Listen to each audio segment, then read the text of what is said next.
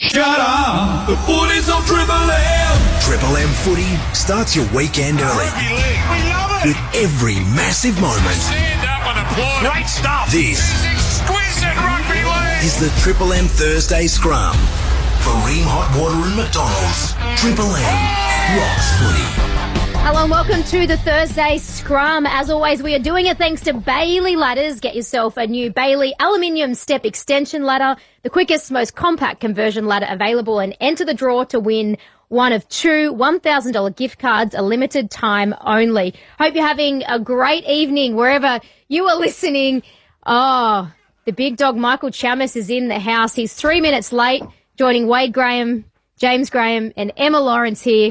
Round of applause for the big dog, Michael Chammas. The newsbreaker. He's broken all the big stories this week, so we thought we better get him on because, how are you, Chammy? Let's go to you first. Bit puffed out running up those stairs, struggling a little bit. But, not fit enough. No, definitely not fit enough. A little bit of traffic on the M4, mate, on the way in. Yeah, got the late call-up, so I just had a little bit of an excuse to get here late. But Charlie didn't plan ahead? No, I was sloppy seconds. I think they tried to get Reedy in, but he couldn't make it. So No, you broke all the big stories this week.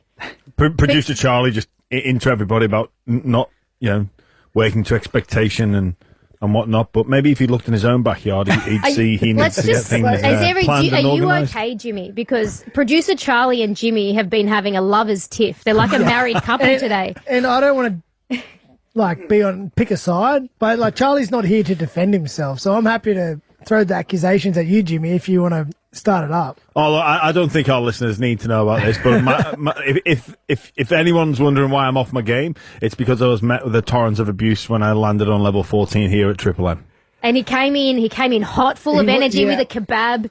And then I did. I was peaking. I came in full of. I was feeling great. I had good interaction with some punters down at the Coles. I was like, yeah, I'm feeling great. So yeah, Charlie just burst that bubble. Are you feeling okay, Wade? Anything you need to let off your chest? No, I'm feeling great actually after listening to you and then your issues and Jimmy and Charlie's issues. I'm just here to mediate and have a good night. I'm looking forward to the round 6 footy. It's great to have Shemmy, even though he was late. We know he always produces the goods. Any personal issues to I air? feel like I've just walked into a therapy session or something. What's going on here? Dead set had therapy for like half an hour before you came. But anyway, let's get to the actual news. The big story this afternoon, broken by yourself, that Joey Manu could be returning to the NRL, Chammy. What can you tell us? Yeah, look, potentially big story. The story says that Joey Manu is considering requesting a release from his French rugby contract. Now, Joey Manu at the moment is playing Japanese rugby for Toyota Verblitz.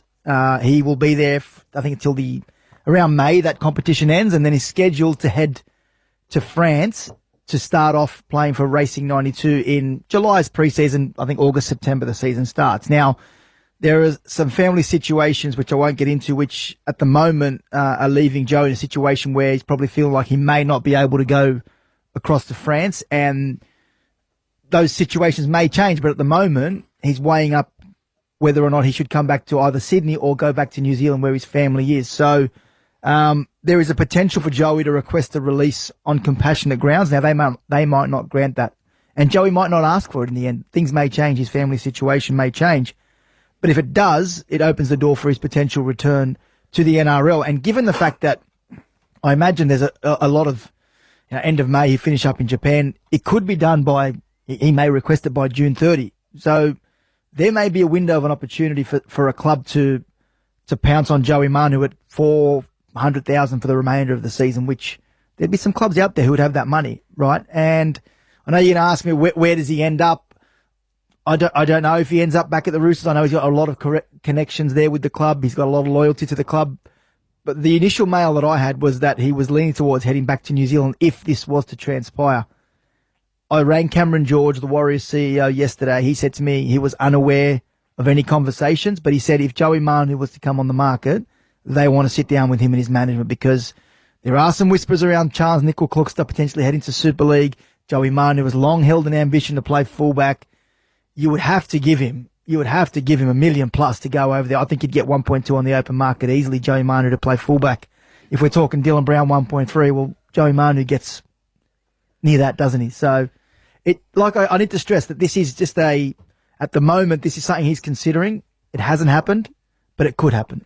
again, like you said, there's a lot of water to go under the bridge, and it's only in the early stages of seeing how Joey comes through this situation. But isn't he on the record saying that he wouldn't play for another NRL club? It was only the Roosters. He only saw himself playing in a Roosters jersey, and that's why, once he sort of closed the doors on an NRL career, he went to rugby. I know rugby was always, a potential for him. He's a superstar athlete, and the hop between codes would never have been too big a jump for someone like that. But I'm sure on the record he said he couldn't see himself playing for anyone other than the Roosters. Yeah, did he say that? I think at the time he did. However, you can understand if his family situation has changed. And also at the time, players will often say that. I think I recall Benji Marshall saying he'd never play for a club other than the Tigers.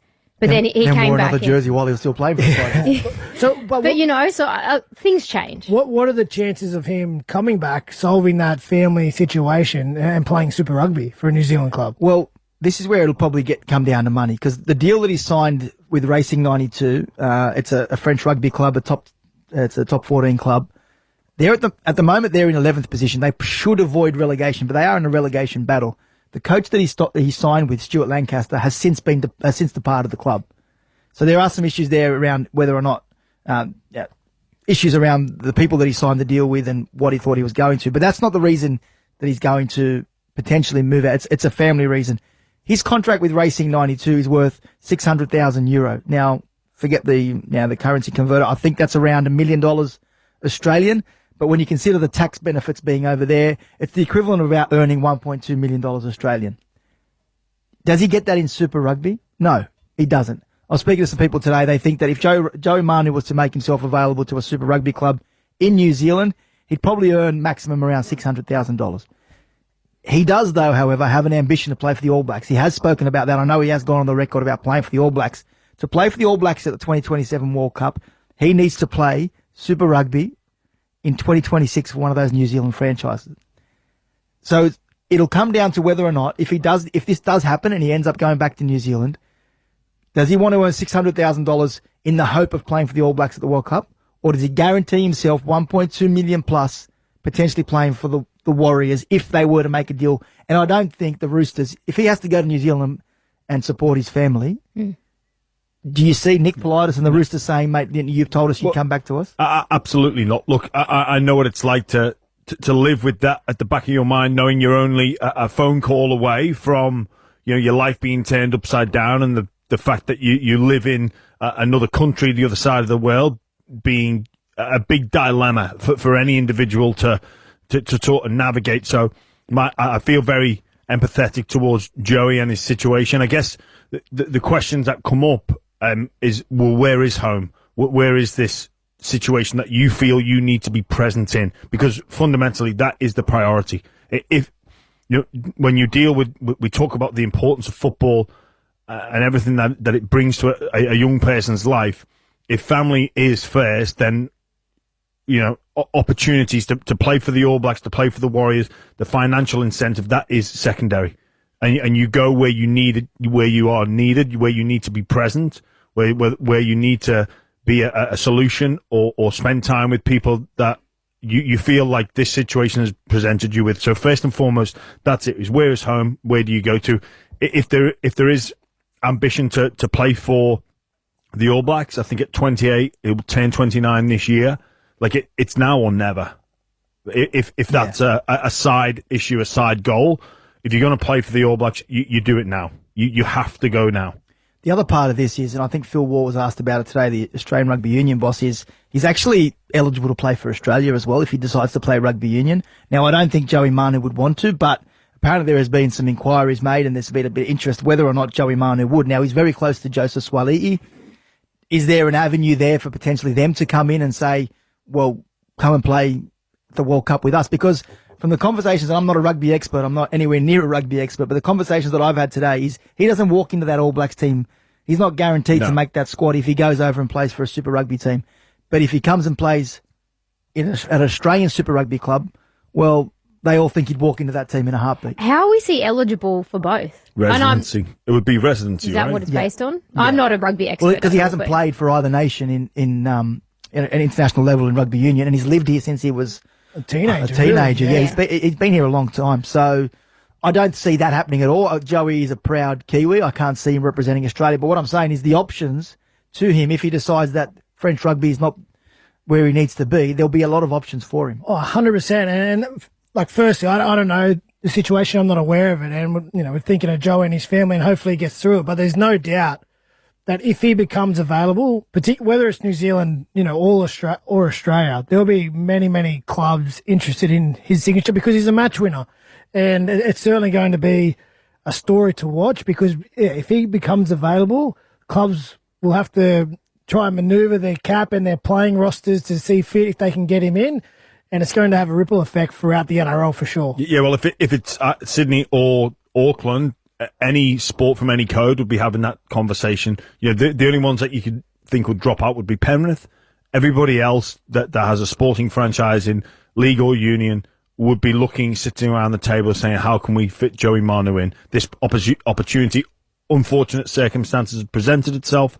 Let's see if we can get Joey Manu to play for us. Well, Trent Robinson was asked about it at his media conference this afternoon. This is what he had to say. No, I didn't know about it. When I heard about it, I was interested in why and how Joey is and what was the reason for it, but nothing from a rugby league perspective from our terms at the moment. This is his home, it always has been, but I'm sure he's got a plan. If he's asked for a release, then he'd have a plan on what he wants to do, and that's not going to be us at the moment there.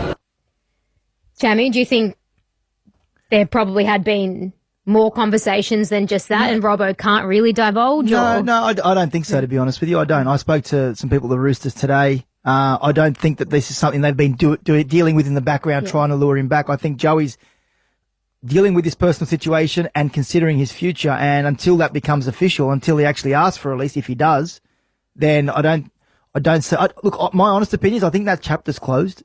I don't see him going back to the Roosters, because if he does go back, he's in the same predicament he was last time, which is he wants to play fullback. Yeah. And Teddy, I think, is signed until the end of 2027.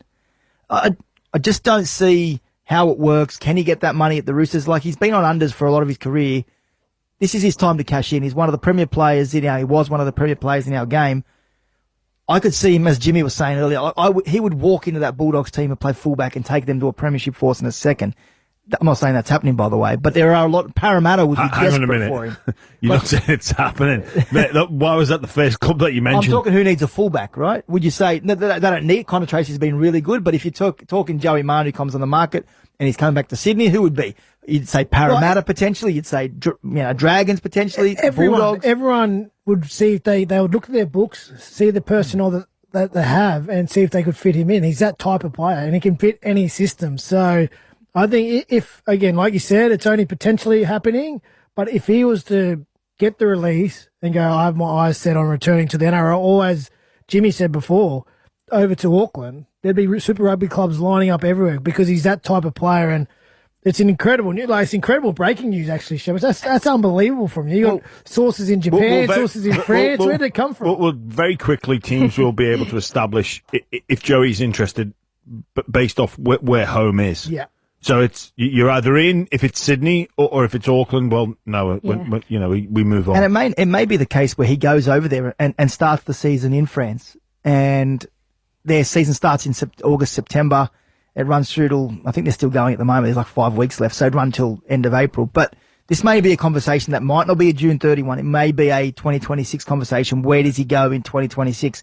And who leaves money aside for him? If he goes to the Warriors, it'd be a phenomenal signing for that football club. Like, he would be. And it's a romantic story to go back home. Yeah. Don't you think? Yeah. And like I said, I don't know what his motivation is. Is it Sydney or is it Auckland? Depends on his family situation. Both are home to him, Sydney and New Zealand. So time will tell. It may be the fact that he goes and finishes out his time over there. He may spend that time there. That may happen. But the reality is there is a situation at the moment where he's considering a release on compassionate grounds, and let's see how that plays out.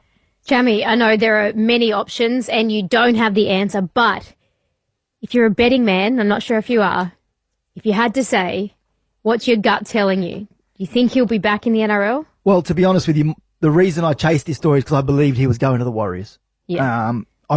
But my conversations with Cameron George, the CEO, He's an honest man, Cameron, and he insists to me that there has been no conversations whatsoever. And I believe him. But the reason the tip that I got was he was heading to the Warriors. I don't know if it'll eventuate that way, but got to be careful around Chamis. He gets tips from everywhere. That's great, mate. Can you tell us your source? Yes. Oh, fair. Thank you. Josh Mansauce, good source. You like that one? Alrighty. Chammy's got plenty more breaking stories this week. The NRL buying a stake in the Super League. We've got more on the whole DCE saga. Hope you're enjoying the Thursday Scrum. As always, we're doing it thanks to Bailey Ladders. Shut up, the footy's on Triple M. Triple M's Thursday Scrum. Triple M NRL Prime Time. Mitsubishi Heavy Industries Air Conditioners Australia. Put your trust in the experts in air. Come and join in on the grand opening celebrations all weekend at 51 Roberts Road, Greenacre, opposite Bunnings. 4wheeldrivesupercentre.com.au. Triple M Sydney Traffic.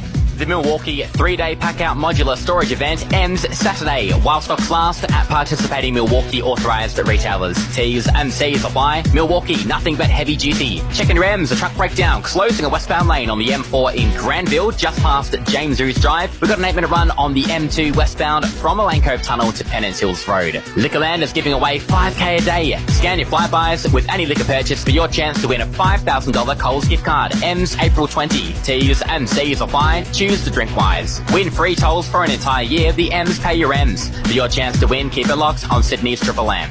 Tomorrow morning from 8, Braith and Astor joins Triple M Breakfast. A long range shot from Anasta. He's got it! Oh, what an attack! He got it! Anasta has nailed it! An innocent takes it to the line and scores for the Bulldogs. Catch Braith and Astor tomorrow morning from 8 on Triple M Breakfast. Get yourself a new Bailey Aluminium Step Extension Ladder, the quickest, most compact conversion ladder available, and enter the draw to win one of 2 $1,000 gift cards. Limited time, exclusively at Bunnings. Fire up for the footy with a Ladbrokes same-game multi. Make quick and informed picks with new last 5 stats. Plus, stay on top of your multi's progress in real time with new Ladbrokes same-game multi tracker. All in the Ladbrokes app. You win some, you lose more. Visit Sydney City Jack this April and the first $3,000 is on us. All new Jack buyers receive a $3,000 bonus when buying a new T9 Ute with 7 years unlimited kilometre warranty, 5-star ANCAP safety rating and too many features to list. Get so much more than you bargained for at Sydney City Jack, Botany Road, Botany or sydneycityjackmotors.com.au. T's and C's on our website, MD 053798. The new Hot Honey Chicken range has dropped at Macca's, featuring the Hot Honey McCrispy, Hot Honey McSpicy, and Hot Honey Dipping Sauce with Chicken McNuggets. Embrace the drip at Macca's. Available after 10:30am for a limited time. Life's tough under Labor. The cost of food is up. Your bills are up.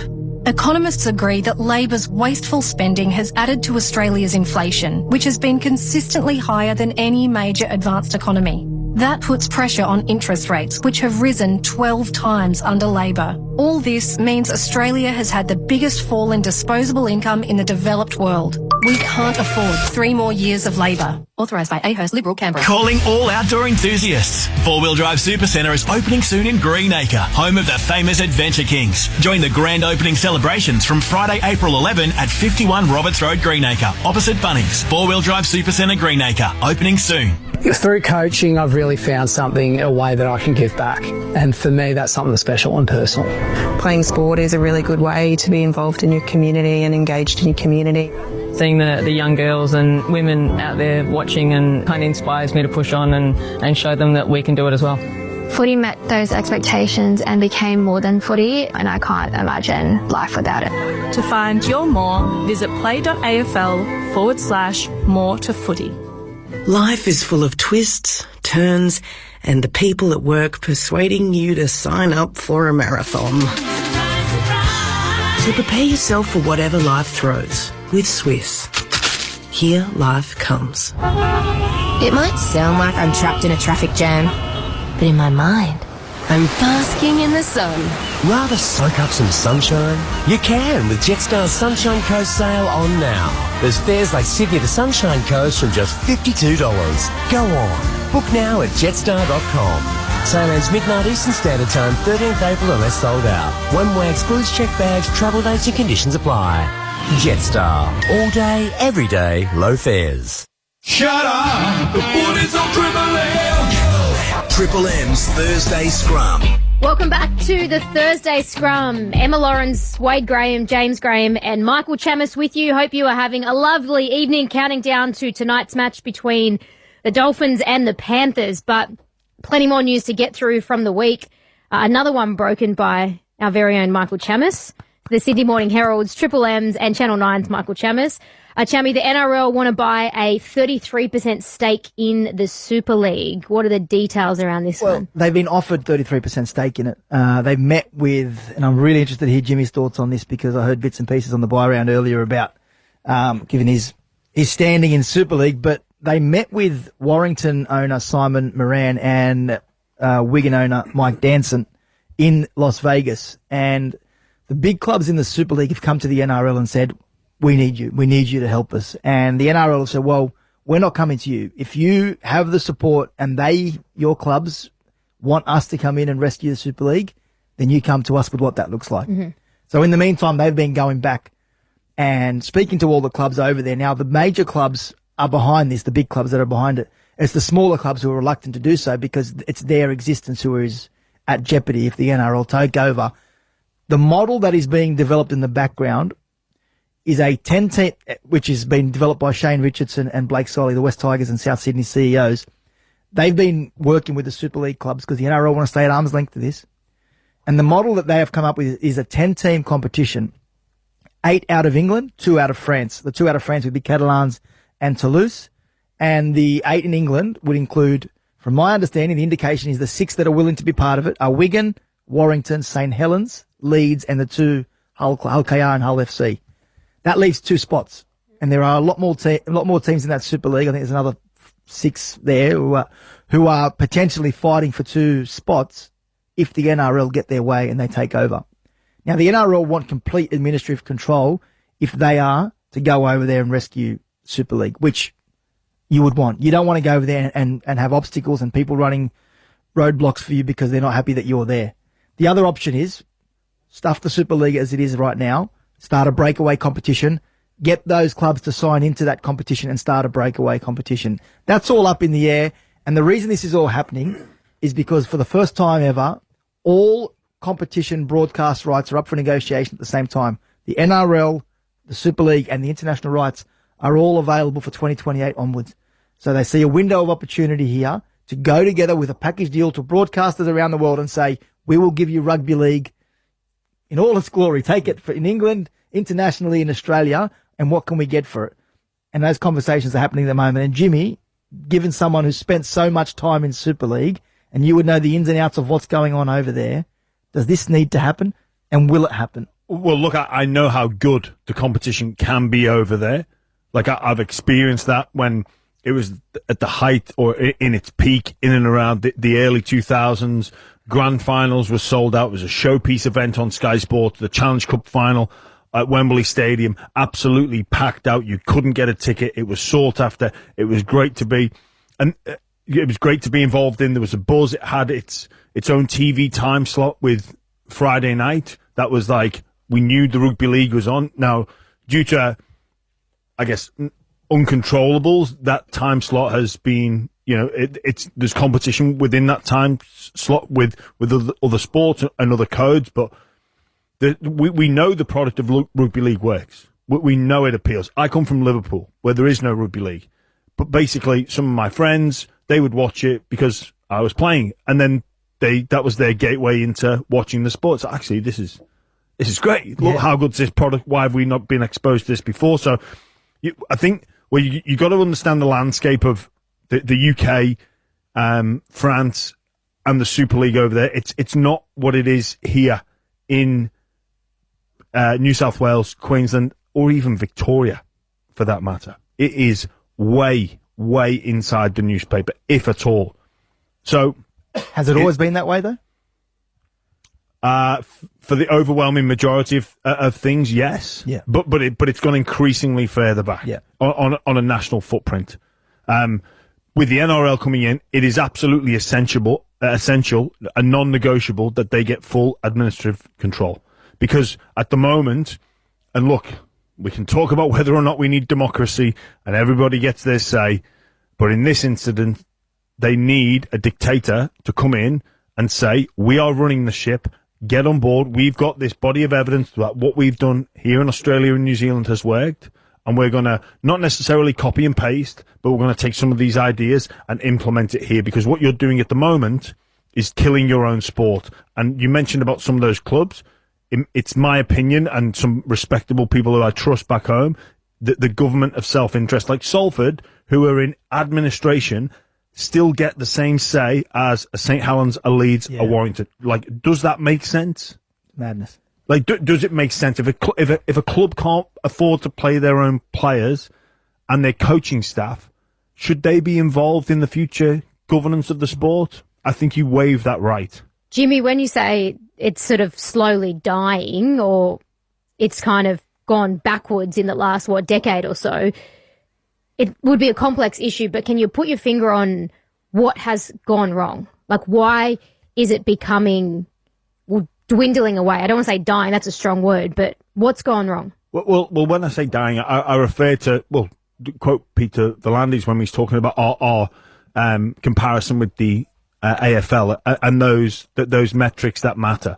The TV viewership figures, revenue, a crowd attendance, all these issues that talk about a sport's popularity, and most of the sports in England are growing, increasing figures. Like player salaries, they haven't increased. People would argue, the marquee player allowance has come in, but there's some people, and I speak to Sam Burgess about this. Like some of the players' contracts, it's actually embarrassing to get them to come in to be full-time athletes and expect them to live and treat their bodies like a full-time athlete with the finances that they get and give everything else up. It's not attractive to be a rugby league player. They're not on the pedestal that they are here. Any young aspiring athlete, even in those towns where rugby league is popular, I want to play where I'm valued, where I get to be a star of the show or whatever it may be. But there's no appeal in terms of what the reason is for that, Emma. I don't know, but I guess the players are delivering the product. The coaches are limited in their resources, like the skeleton staff at St. Helens that look after a professional team. You've got guys there that have to train the first team, the academy, all the juniors. It actually, when I came here to Australia, I was like, wow, how much staff do we have? How well resourced it all is. But back there, they struggle for that. So if the players are delivering, the coaching staff are, with their limited resources, still putting in place positive environments to deliver a product, well, where does the finger go? It goes to the administrators of the sport. So that's why they need the NRL to come in and say, we're taking control. But the question's going to be, and this is, what is in it for the NRL? Why do this if you are the NRL? And the question, the answer I keep getting is because it's to protect the game itself. Because if the game dies in England, we become as irrelevant as AFL is on a global scale, where it's only relevant in your own backyard. And the NRL have made massive inroads on a Pacific front over the last 10 years to watch the English rugby league die. It's not going to help them. What do you think rugby league gets out of taking ownership and controlling the Super League and resurrecting that competition? I 100% agree with that. Like, for rugby league and the NRL to be better, we should want a strong English comp as well, because take away the individual players who have grown up and played in England, Jimmy Graham, Sam Burgess. There's been a number of great guys from a long time ago who have come over and tried their luck over here and made a career. But there's good, healthy competition is good competition. If we have a strong Super League, a strong English game, it's only going to push the NRL and the NRL players to be better as well. And I think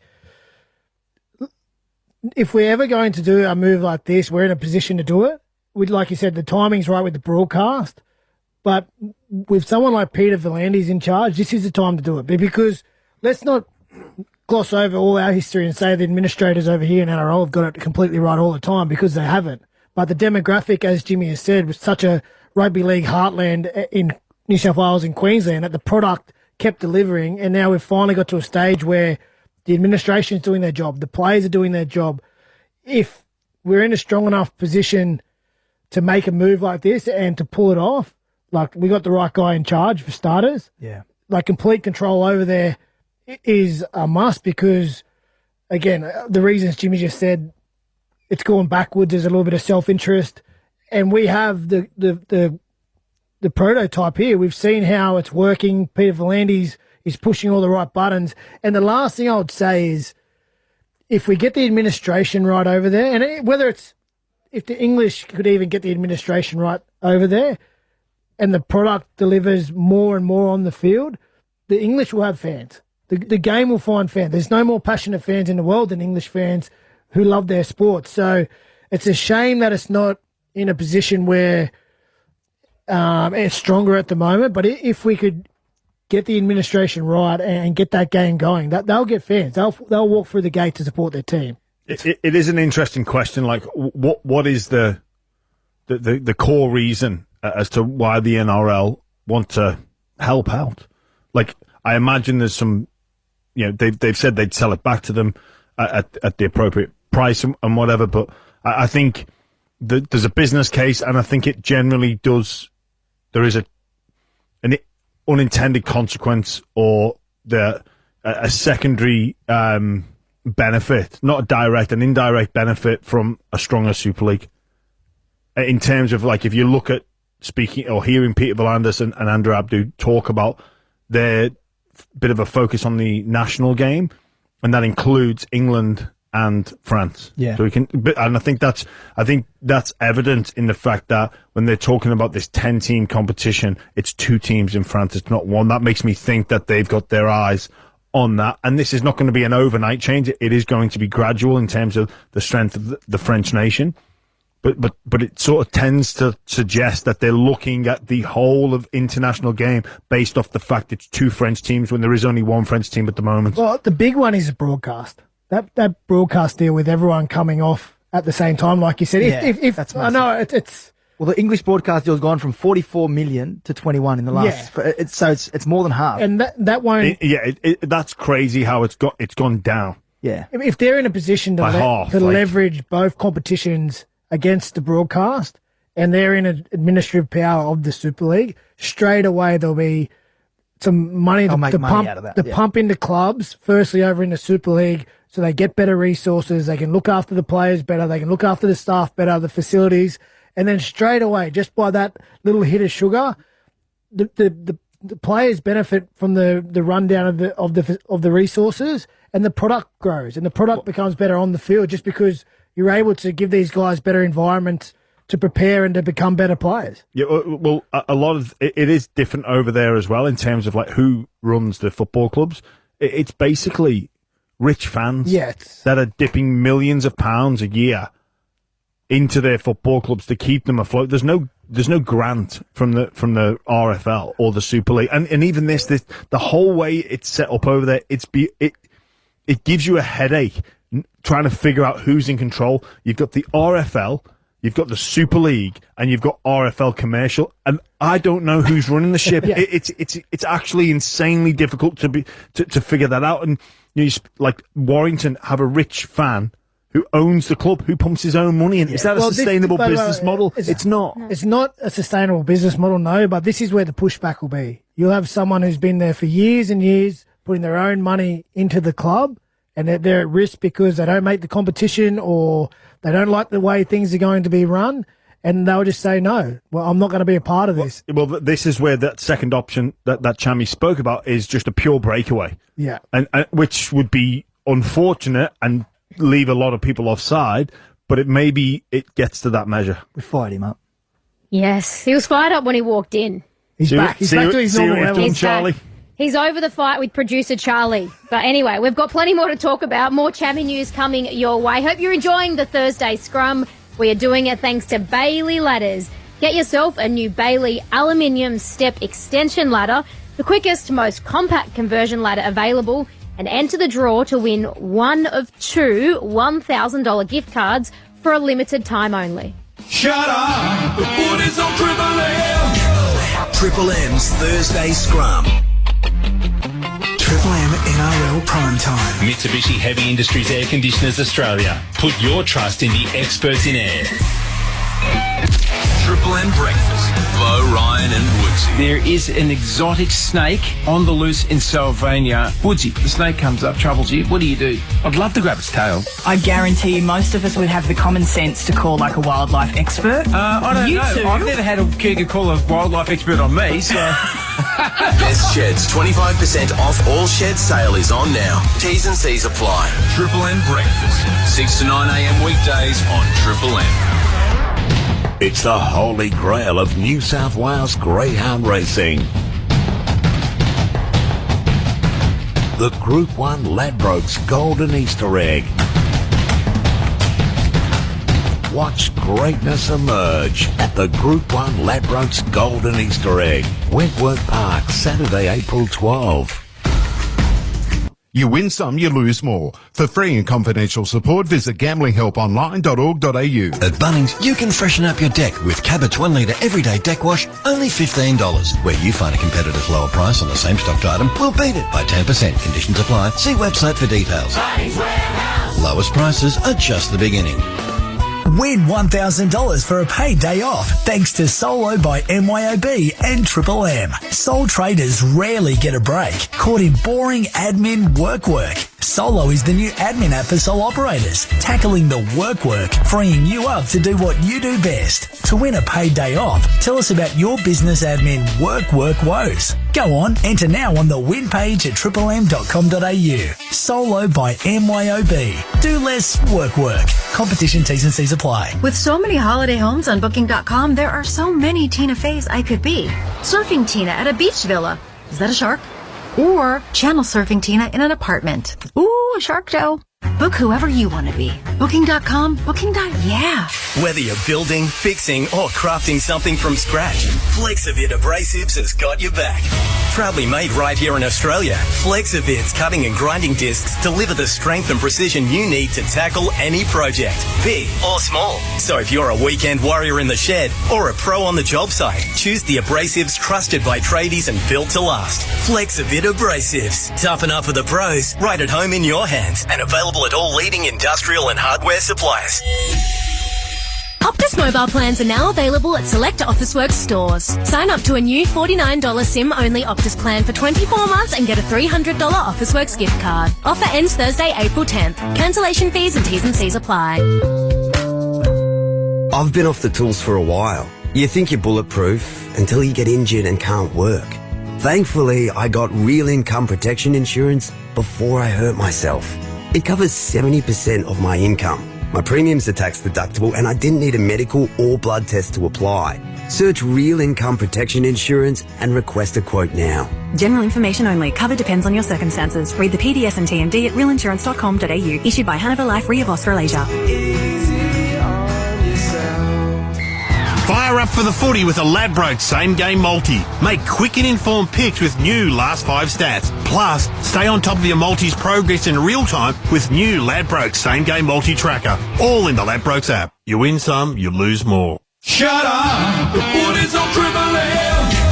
Triple M's Thursday Scrum. Yes, welcome back to the Thursday Scrum. Counting down to our match this evening here on Triple M between the Dolphins and the Panthers. It is live from Suncorp Stadium, and that is where we find Triple M's very own Ben Dobbin. Dobbo, how are you? G'day, Em. Good to hear your voice. How are you? Very well, thank you. So we've got Wade Graham, James Graham and Michael Chamis with us here in the studio. Three of the best. Hello, boys. How are we? Before we get to tonight's match, lots of news doing the rounds up there in Queensland. What's the latest with the Broncos and this cap squeeze? Who is going to be pushed out? Yeah, it's a really interesting situation for Brisbane, and I don't think anybody really knows the full extent of the salary cap except the club, and there's a lot of guessing going on. But what we do know is that there's some high-quality players that are off contract at the end of this season. Now, Brisbane have thrown the bank at the likes of Reece Walsh and Pat Carrigan and Payne Haas over a long period of time to try and secure them. They bought Ben Hunt and they upgraded Ezra Mam. And the one player that is off contract that everybody's talking about is their captain and their number 7 at the moment, Adam Reynolds. And that's probably the big talking point. He was obviously intended on retiring at the end of the season, and his form and the way he from what I've been talking to him, he wants to go on. Now, that's no secret to most people that he has continued to play. But whether or not he remains at Brisbane, well, that's the talking point. Now, for Adam Reynolds to remain at Brisbane, there's going to have to be some serious shifting of players to keep him and obviously keep him in the cap. That's the big question. It's a bit like Kobe Hetherington. Do you keep Kobe Hetherington, who's the starting 13 at the moment, or do you put Pat Carrigan back to 13 and you make sure that this young talent in Xavier Willison comes through and Ben Takura comes through? These are the kind of juggling acts they've got to do. They've got 4 hookers. They're just about to announce that Blake Moser will have signed an extension, and they've obviously want to try and keep Corey Pakes. Well, what does that do for Billy Walters? Does he need to go and look abroad to try and get a 2-year deal to go to the Super League? There is a really complex situation at Brisbane, no different to what Panthers have gone through and some of these clubs like the Roosters are about to go through. But Brisbane, their premiership window is now. So I suppose with this talent pool that they've got, they've probably thought they should have got a premiership by now. Well, they haven't. They got to a grand final. They were very close. But they are going to lose some players at the end of this year. Hey, Dobbo, I know, Renault, their halfback and captain, he's the first name that comes to everyone's list because of his age. But who else? What are the other options up there? What other guys are off contract? Selwyn Cobbo? What about Staggs? Yeah, Selwyn Cobbo. Katoni Staggs will be announced that he's re-signing. He's staying. So now they've got to try and look if they get Selwyn Cobbo. You've got Dean Mariner, who hasn't played much first grade this year. Too. Very good player. So they have got players that are available to them. It's just whether or not they are able to keep everybody. I don't think that they can keep Selwyn Cobbo and Adam Reynolds. And you have got Ben Hunt and Ezra Mam there. So how do you fit Reynolds in there? Now, well, Dom, I was just going to ask, where does Adam Reynolds play next year? I would think he'd stay at 7 if he. So then where does Ben Hunt play? 9. Then where does Moser play? And also, 14. Isn't Ben Hunt on record as saying he doesn't want to play 9 at club level? I'm pretty sure. That was last year when he was younger. Yeah, but he has said this year, Gemma, that when he came here, Michael Maguire said to him that he would be playing 9, and he's gone on record and said that he's fully aware at the Broncos when Ezra Mam's back that that's where he'll be going. That's interesting. So, he wouldn't do it for the Dragons. Well, yeah. Culture. Maybe that's a culture thing, Gemma, at the Dragons. Who knows, mate? Yeah, I don't know. I'm asking you, mate. You're at the club. You knew that. I don't know. But I know that he's very comfortable in playing 9 at Brisbane this year. Well, he was the captain of the Dragons. You'd think he'd have a pretty good say on the culture at the club. But anyway, unfortunately. Hey, Dobbo, when Ezra actually does come back, I think it's Magic Round or close there. Does he have to earn that spot back? Or 100%. Yeah. Like you surely keep Hunt and Renault there if they're still doing well, right? He will go and start in the Queensland Cup for a couple of weeks, and then he would come back in. But I don't necessarily think that if those halves are firing, I don't believe that they'll shift. I think he could potentially be the 14, or that they might make him, like lo and behold, if Corey Pakes is going along very well, why would you shift? And if they've won 4 games at the moment. Who knows what's going to happen by week 12? But they will have some Origin players. And missing some experience, and history will show that Reynolds won't get through the full season.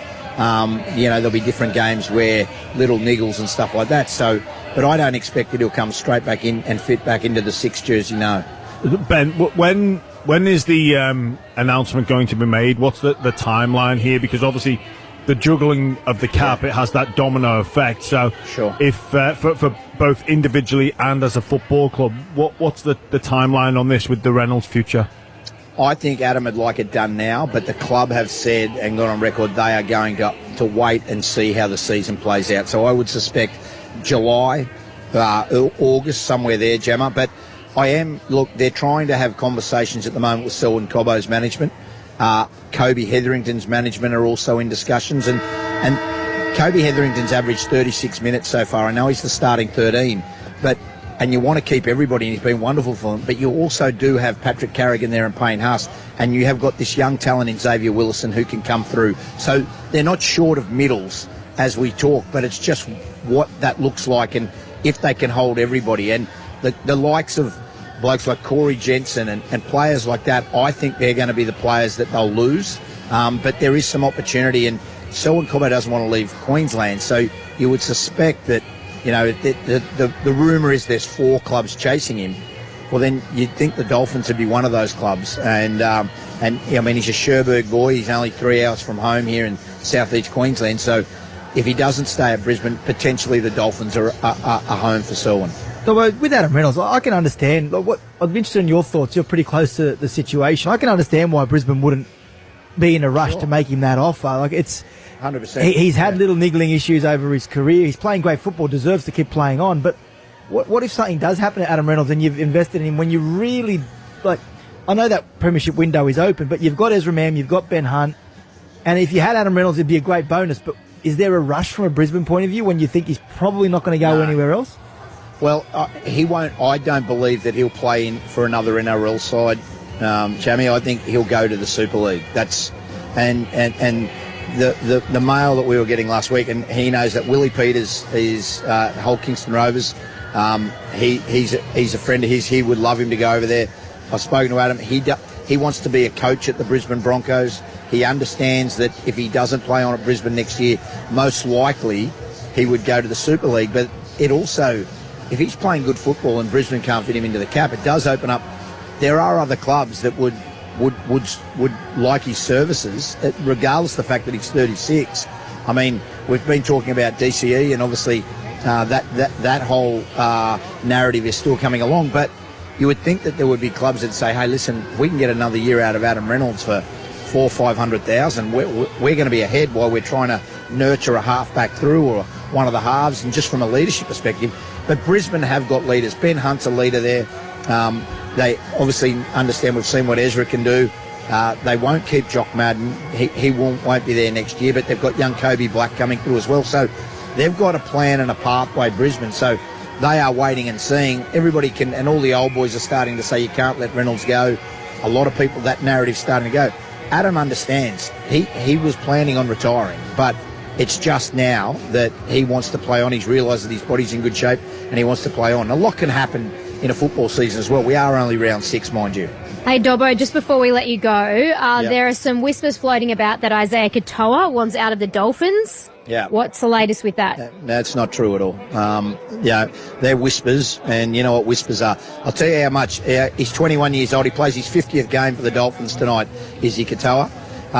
He's that happy. He's that happy there that they gave him an advancement on his contract. He's got a 4-year deal at the Dolphins. He got a pay advance so he could buy a house. He's bought a house. His parents for multicultural round last week. They had the pig on the spit for the whole club. He is very, very happy. His family have moved up here. He's not going back to Sydney, not in the near distant future. He'll see his contract out. And if you talk to the Dolphins, which I did about this today, and I also spoke to his management, all are on the same page. The Dolphins want to sign him. They believe that he is their blue chip marquee player. They want him there for life. He's happy at the moment. I'm never going to say never, but it's not going to happen in the next 4 years. No, I reckon a lot hinges on Christian Wolf's future. I think his relationship with Christian Wolf is fantastic. Was a large reason why he extended when he did. When he could have waited and gone to market extend. I think he's on another around 750, averages out around 750 to 800 over the next 3 years. Yep. And that relationship with Christian Wolf is what made him sign without going to market. But if things don't transpire at the Dolphins and Christian Wolf is a victim of the club's inability to capitalise in this period, I think that is when the conversations will start. I don't think Isaiah Katoa wants out. I think there are clubs who would like to see him out, who would like to bring him to Sydney, and are hoping that these DCE rumours result in him maybe getting some cold feet and leaving. But the Dolphins don't want him gone. He's happy there, but then it's a big but. I think if Christian Wolf isn't able to turn around, that will be the window where this becomes the topic again. So what you're saying is if Christian Wolf gets sacked at the end of the season or next season, then it's a different narrative. Oh, yeah, I think the vultures will begin circling at that point. And then I think Isaiah and his family may have a different... That's probably valid, but... Yeah, that's probably valid. I don't think Christian's under any threat at the present moment, and they are comfortable if DCE comes here. I spoke to Izzy myself about this. He's more than comfortable if Daly Cherry Evans is coming there in the halves with him for a season, which... who knows what that's going to look like, and no one really knows, despite the fact that everybody's saying he's going to the Roosters. Love your work, Dobbo. We'll chat to you again in a little while on the sideline as we count down to the Dolphins and the Panthers. Look forward to it, guys. Ben Dobbin there at Suncorp Stadium. Hope you're enjoying the Thursday scrum. We're doing it all thanks to Bailey Ladders. Get yourself a new Bailey aluminium step extension ladder, the quickest, most compact conversion ladder available, and enter the draw to win one of two $1,000 gift cards for a limited time only. Shut up! The footy's on Triple M! Triple M's Thursday Scrum. Come and join in on the grand opening celebrations all weekend at 51 Roberts Road, Greenacre, opposite Bunnings. 4wheeldrivesupercentre.com.au. Triple M Sydney traffic. The Milwaukee 3-day pack-out modular storage event ends Saturday while stocks last at participating Milwaukee authorised retailers. T's and C's apply. Milwaukee, nothing but heavy duty. Checking your M's, we've got a 10-minute run on the M4 westbound from St Peters to Homebush. A 19-minute run on the M7 southbound from Richmond Road to Prestons. Are you ready to step into Hawkins? Tickets are now on sale for Stranger Things The Experience. Book now at lunaparksydney.com. See you in the Upside Down. Win free tolls for an entire year. The M's pay your M's. For your chance to win, keep it locked on Sydney's Triple M. Tomorrow at Triple M Sydney, we're going absolutely nuts. All I do is win, win, win, no matter what. 6 a.m. Win a meat smoker valued at $1,600. 7 a.m. Oh boy. The Triple M Whisperer is going to blow your mind. 7:30 a.m. Win a trip to Magic Round in Brisbane. 8 a.m. We're paying someone's tolls for a year. And across our $50,000 no repeat workday, we're going to stuff it up. That's right. We will be repeating a song that could win you $50,000. Tomorrow on Triple M Sydney. The Target Big Brand Toy Sale is now on, with 20% off Barbie, Lego and Fisher-Price. Hurry, offers must end April 27. Shop now and get playtime right on Target. Shop in-store, online and on the app. T's and C's apply. Still driving yesterday's ute? Time to turn your old faithful into your new favourite. Trade in what everyone else is driving and trade up to something better. A ute with the latest tech, rugged good looks, 60 years of tough truck DNA and a whole lot more. The Jack T9 Ute. And right now with a $3,000 trade-up bonus. Goodbye old workhorse, hello new Jack Powerhouse. Trade up to a Jack T9 Ute today. Offer ends April 30, does not stack with other offers. T's and C's apply. See jackute.com.au. Welcome back to Ladbrokes Brains Trust. Your next question. Which Penrith player scored a try in 4 of their last 5 games? Your time starts now. Don't waste time guessing when you're building your same-game multi. Fast-track your picks with new stats and insights from the last 5 games. Plus, follow your multi in real time with new Ladbrokes same-game multi-tracker, all in the Ladbrokes app. You win some, you lose more. For free and confidential support, visit gamblinghelponline.org.au. Today on Wake Up Australia, time for Australians not realising how quickly they could compare insurance and energy costs. In fact, you could find savings on Compare the Market while you wait for your takeaway tonight. Who knows how many dinners that might pay for? It pays to compare in a cost of living crisis. Visit Compare the Market today to see the full range of brands and products we compare. Now, Alexander with the forecast. A wave of savings sweeping across the country. Simples. Something had been putting Ruth off her swing. Come on. Turns out it was her old bank. The hoops and catches on my savings account were really stressing me out. Minimum deposits, increasing balances, withdrawal requirements. So when she heard that her first Macquarie savings account has no deposit conditions and a variable welcome rate of 5.1% per annum for the first 4 months. Yes, it all fell into place. Give your money momentum. Search Macquarie Savings and say, yeah, I bank with Macquarie. T's and C's apply. Repco Penrith grand reopening event this Saturday with giveaways, raffle and more. Plus, in-store exclusive offers this weekend and rewards members earn double points. Get 30% off Bowden Tone and 20% off brake pads and filters. T's and C's apply. Repco gets you going. Giving up smoking can be a real challenge. Those nicotine cravings can hit at any time and sometimes they're pretty hard to resist. The thing is, your willpower is like a muscle. The more you use it, the stronger it gets. But sometimes you need a little extra help to keep them at bay. Nicorette Quick Mist relieves nicotine cravings fast. And Nicorette Quick Mist Smart Track comes with a tracking app, so you can track your progress. Help give more power to your willpower with Nicorette. Always read the label and follow the directions for use. Stop smoking aid. Shut up! The footy's on Triple M! Triple M's Thursday Scrum. Yes, welcome back to the Thursday Scrum. Wade Graham, James Graham, Michael Chammis and Emma Lawrence. We are doing it all thanks to Bailey Ladders. Chammy, as if you haven't had enough attention this evening, let's talk about another one of your stories. Jamal Fogarty heading to Manly. It's looking very likely that will happen. What is the latest? Yeah, it is. It's the Raiders have decided not to take up the club option in his deal. It's around $650,000. Would have given him another year at the Raiders. They want to keep him, the Raiders. They want to give him a 1-year deal, just not at that 650th mark. I think they were looking at maybe around 500,000. So if he can get a 2-year deal, they have a great relationship with Jamal Fogarty. They respect him. If he can get a 2-year deal, they're not going to stand in his way.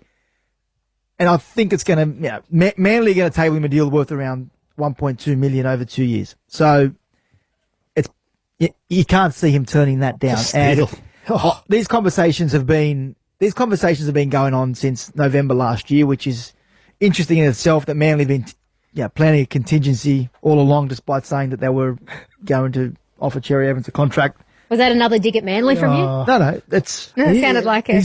He's a part of a smear campaign against Manly. I'm just pointing out the facts that they said that they were going to wait until round 6 to offer DCE a contract. This is your theory, right? But when we wrote that Jamal Fogarty was their target since November, it became clear, well, maybe the round 6 wasn't just a figure thrown out there, that maybe they were waiting to see if Jamal Fogarty and Canberra would take up that club option. So anyway, it's going to happen. It looks like it's heading down that path, and Jamal Fogarty will go to the Seagulls. Do we think it's a good signing? I think it's a steal, as Jimmy said, for the price that they got him for. Like, look at Dylan Brown just signed that massive deal. I know Jamal's older than him, but I feel like he's a better halfback. And I get that they have a great relationship with Jamal Canberra. And they said that they only wanted to sign him for 1 year, maybe not at that price, but if there was an opportunity for him to go get some more money and an extended deal, they were happy to see him go. But, boy, I would have loved them just to meet in the middle somewhere and get him for 1 more year. I know they have young Ethan Sanders, who they have is highly touted to come into that team next year and be the 7, but it's a big jump and it's hard for any young half to come in and steer the ship around. And Ethan Strange, he's a fantastic young player, but he's a 5'8", he's a ball runner. He's not going to do much of the organisation, and it's just a lot to put on a young halfback's shoulders. And we've seen this scenario play out before with NRL teams and clubs. You only have to look back at South Sydney when they let go of Adam Reynolds, because they have the young next halfback who they have prime ready to go to come in the club in Lachlan Ilias. And when that number 7, when he becomes the man, it doesn't matter how old you are. If performances aren't going your way, you're going to feel the pressure and feel the consequence of that. And it's hard for a young half to fight through his apprenticeship under those circumstances. And you lose a little bit of confidence. It's good to have a steady head there in and around the group who can show him the way. And I just think Jamal would have been perfect for that fit. I don't know if there's any other good 7s out there they can get in that role. Like Adam Reynolds, of course, may be on the market. I don't really see him moving to Canberra for that sort of position. But, yeah, I think if they could have met in the middle, it would have been a perfect case scenario for both parties. But it's a great pickup if Manly get him done. I think he's a fantastic player. It sort of points to, with Sanders, he's been brought to the Canberra Raiders with a bit of a promise and an avenue of first grade. Like, hey, we're going to get you out of the Eels system and into our system with, okay, you're going to be our half in 2026. And that's probably a promise they had to make to him. And with Strange and Sanders together, that's a combination that I think the powers that be at Canberra would be viewing as a combo that can grow old together, and know each other's game inside out. And no, I agree with him. I agree with Jimmy for sure. It's just it's hard. Jimmy's lost it together. I love it, Jimmy. Like you know more than anything how hard it is when you're at the furnace to grow in that confidence, to grow that combination. Because yes, there will be some good games and there will be some moments. There might be good months. But there's going to be the hard times, and fighting out of those hard times, that's where you need a steady head, someone who's been there and done that before. I agree with you, Wade. I think, though, they would look at it as the future. Yeah, I agree with that. Let's have patience. Let's give them time. And it would be an exciting combination for a young 6, a young 7. They've brought in Brayley to sort of steer the ship, that hard-nosed dummy half that would help them in that sense, gone away from the excitement of a Starling, which, he's all guns blazing, love watching Starling play, but he's probably not that organizer, that cool head, where maybe that's why they've signed Brayley, because we can't have young players with a Starling that's just dynamite, who's playing out of his skin, by the way, but would he complement a young half pairing? Probably not. That's probably why they've gone in that direction, I feel. I thought you were going to grow old with Josh Reynolds with the Bulldogs, to be honest with you. That was disappointing when that didn't happen. No, I know, but he unfortunately his loyalty got tested, didn't it, by the Tigers. Let's hope the Thursday scrum crew grows old together and we stay on this for many, many years to come. And our salary keeps going up, and there's no salary cap here at Triple M. Hope you're enjoying the Thursday scrum. We're doing it thanks to Bailey Ladders. Shut up! The footy's on Triple M! Triple M's Thursday Scrum. The sporty Mitsubishi Triton GLXR from $56,490 drive away. With 2.4 litre bi-turbocharged power, it can tackle any load. Wado, how good is that? So good. With 3.5 tonne towing capacity, it can tow confidently and safely. Back with Australia's first rock-solid 10-year warranty, 10 years cap price servicing and 4 years roadside assistance. The Triton is a game changer. And Wado, remember, nothing can frighten a Triton, but terms and conditions do apply. Triple M NRL Prime Time. Mitsubishi Heavy Industries Air Conditioners Australia. Put your trust in the experts in air. Dive into the minds of investigative journalists and researchers to uncover well-kept secrets with Listener's lineup of investigative podcasts. Download the app and search Uncover. Triple M Sydney Traffic. The Milwaukee 3-day pack-out modular storage event ends Saturday while stocks last at participating Milwaukee authorised retailers. T's and C's apply. Milwaukee, nothing but heavy duty. Checking your M's, we've got a 10-minute run on the M4 westbound from St Peters to Homebush. A 19-minute run on the M7 southbound from Richmond Road to Prestons. Are you ready to step into Hawkins? Tickets are now on sale for Stranger Things The Experience. Book now at lunaparksydney.com. See you in the Upside Down. Win free tolls for an entire year. The M's pay your M's. For your chance to win, keep it locked on Sydney's Triple M. Triple M Breakfast. Bo, Ryan and Woods. I'm going to steal the dog I'm puppy sitting at the moment. You can't do that. I think it's happier You almost with me. lost it, Kat. I did almost lose it, but it came back very happily. 18 floors up. Yeah. It was a cry for help. I was smothering it, and I do understand the way it feels, but I think it's come around. Poor dog went to the rooftop and said, goodbye, cruel world. Best Sheds 25% off all shed sale is on now. T's and C's apply. Triple M Breakfast. 6 to 9 a.m. weekdays on Triple M. Enough is enough. Tradies, if you've had your power tools pinched, Flex Tools are stepping up to the plate with the Flex Tool Fix. Head to flextoolfix.com.au and tell us your story. You could win a 9-piece Flex 24-volt kit that'll get you back in action. No mountains of paperwork, no strings attached. Search flextoolfix.com.au now. The new Flex 24-volt range. More power without the wait. Flex. Demand more. At Bunnings, entertain for less this Easter with a Jumbuck Mini Electric Spit Roaster, only $88.90. Where you find a competitor's lower price on the same stock item, we'll beat it by 10%. Conditions apply. See website for details. Lowest prices are just the beginning. Meatstock is back in Sydney. 3 insane days of barbecues, fans and bedlam. May 9th to the 11th at Sydney Showground, featuring a huge lineup of the best barbecue experts and pitmasters. There'll be Australia's largest barbecue smoker and stunning live fire pits to captivate all your senses. Plus the Rod and Custom Car Show, Fire Kitchen, Better Beer Beard and Mo Wars, and Australia's strongest men and women. Setting the whole weekend on fire is epic live music on the Jack Daniels stage, including Bliss and Esso, Yuli, and much, much more. Tickets selling out fast at meatstock.com.au. What if you could trade in your current big brand news? You know, the one that every second person is driving? And get yourself into something brand new that no one's seen coming. A ute with the latest tech, rugged good looks, 60 years of tough truck DNA, and a whole lot more.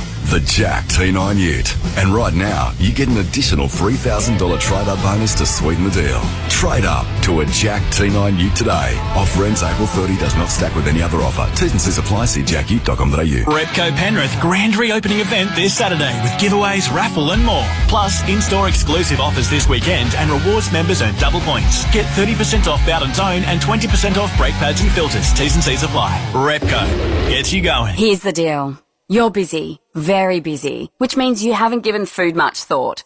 And worse, hunger is fast approaching. What do? A, cry for help? Help! Or B, tuck into a tasty ready-made YouFoods meal. YouFoods meals are delivered fresh, no prep needed. Just heat, eat and enjoy.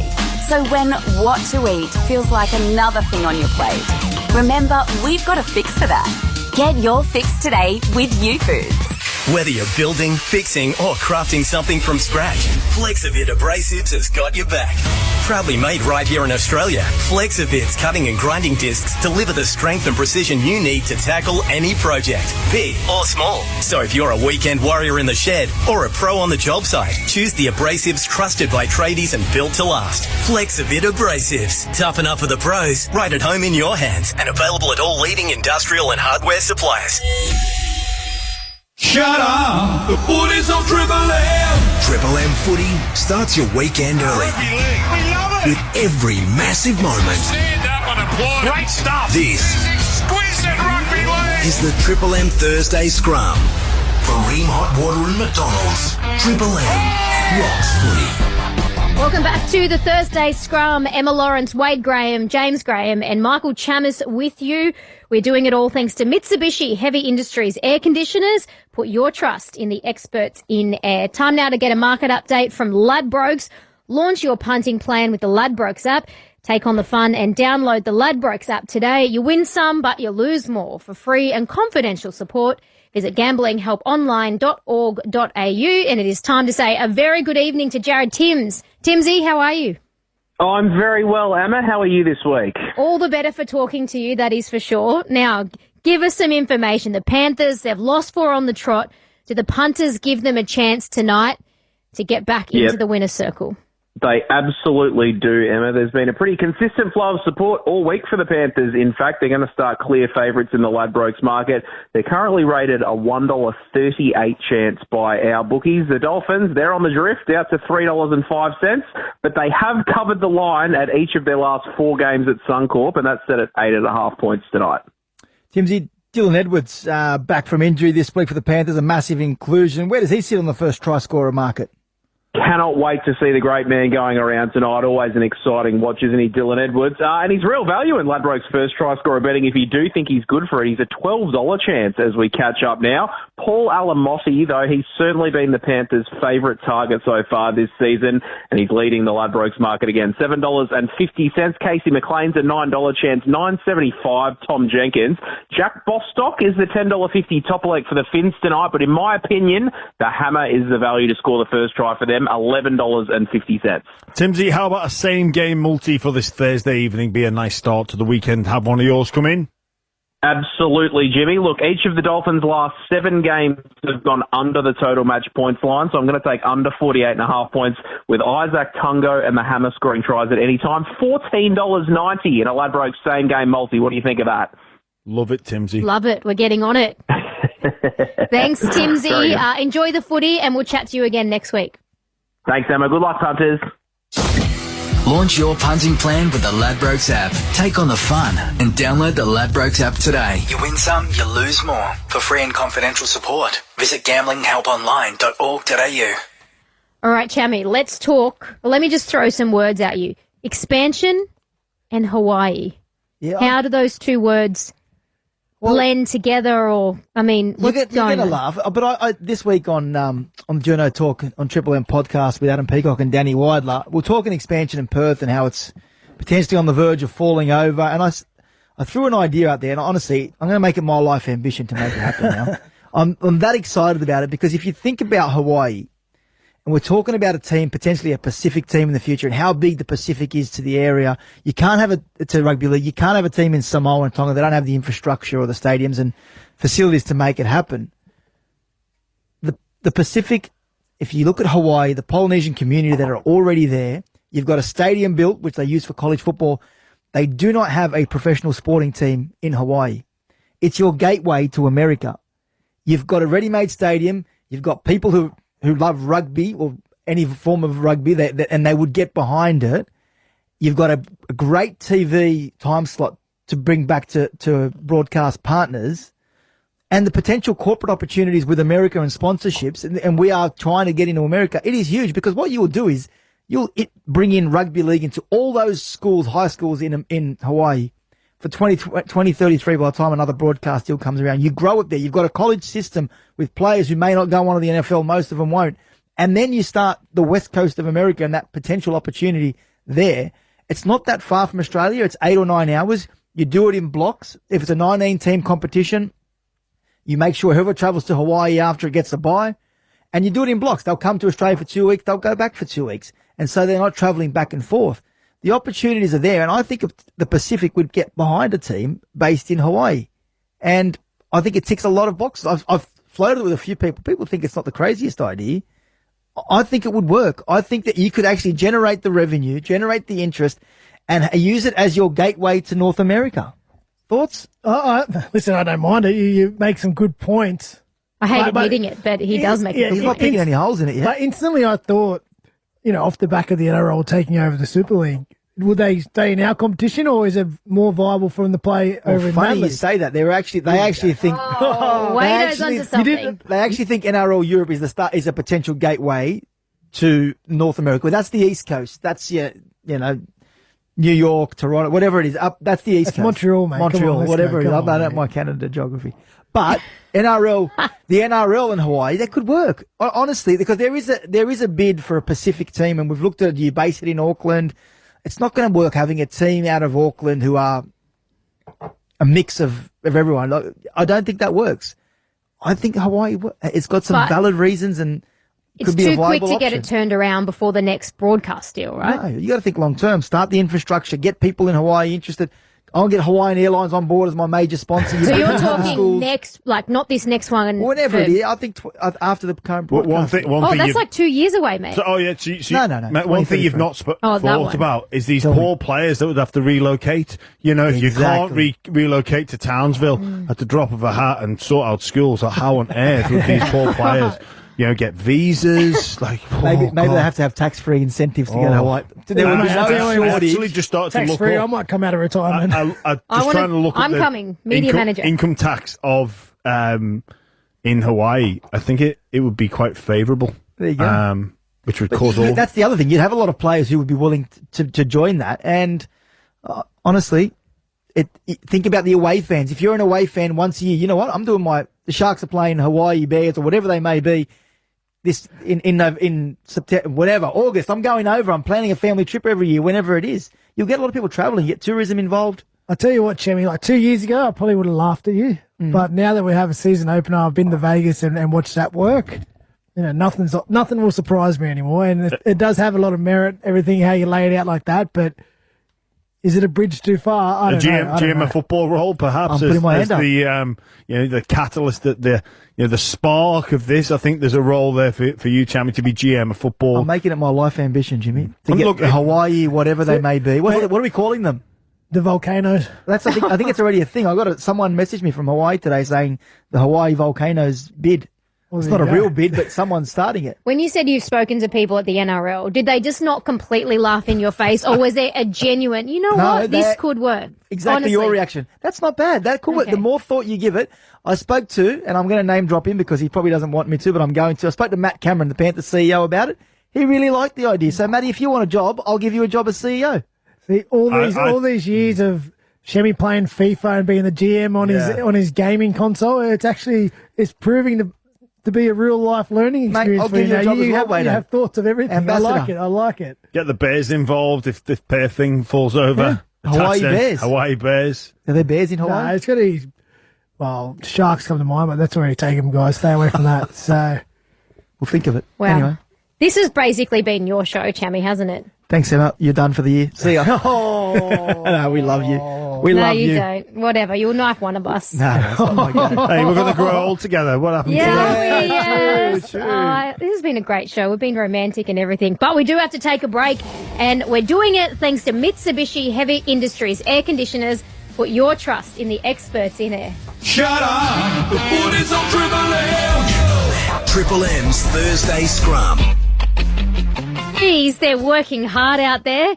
And to all you C-Bus members kicking back, enjoying the game, Just know that your super fund is working hard for you too, securing strong long-term returns for the retirement that you've earned, Wado. Cbus Super, making hard work pay off. Read the PDS and a TMD to decide if Cbus is right for you. Past performance is not a reliable indicator of future performance. Triple M NRL Prime Time. Mitsubishi Heavy Industries Air Conditioners Australia. Put your trust in the experts in air.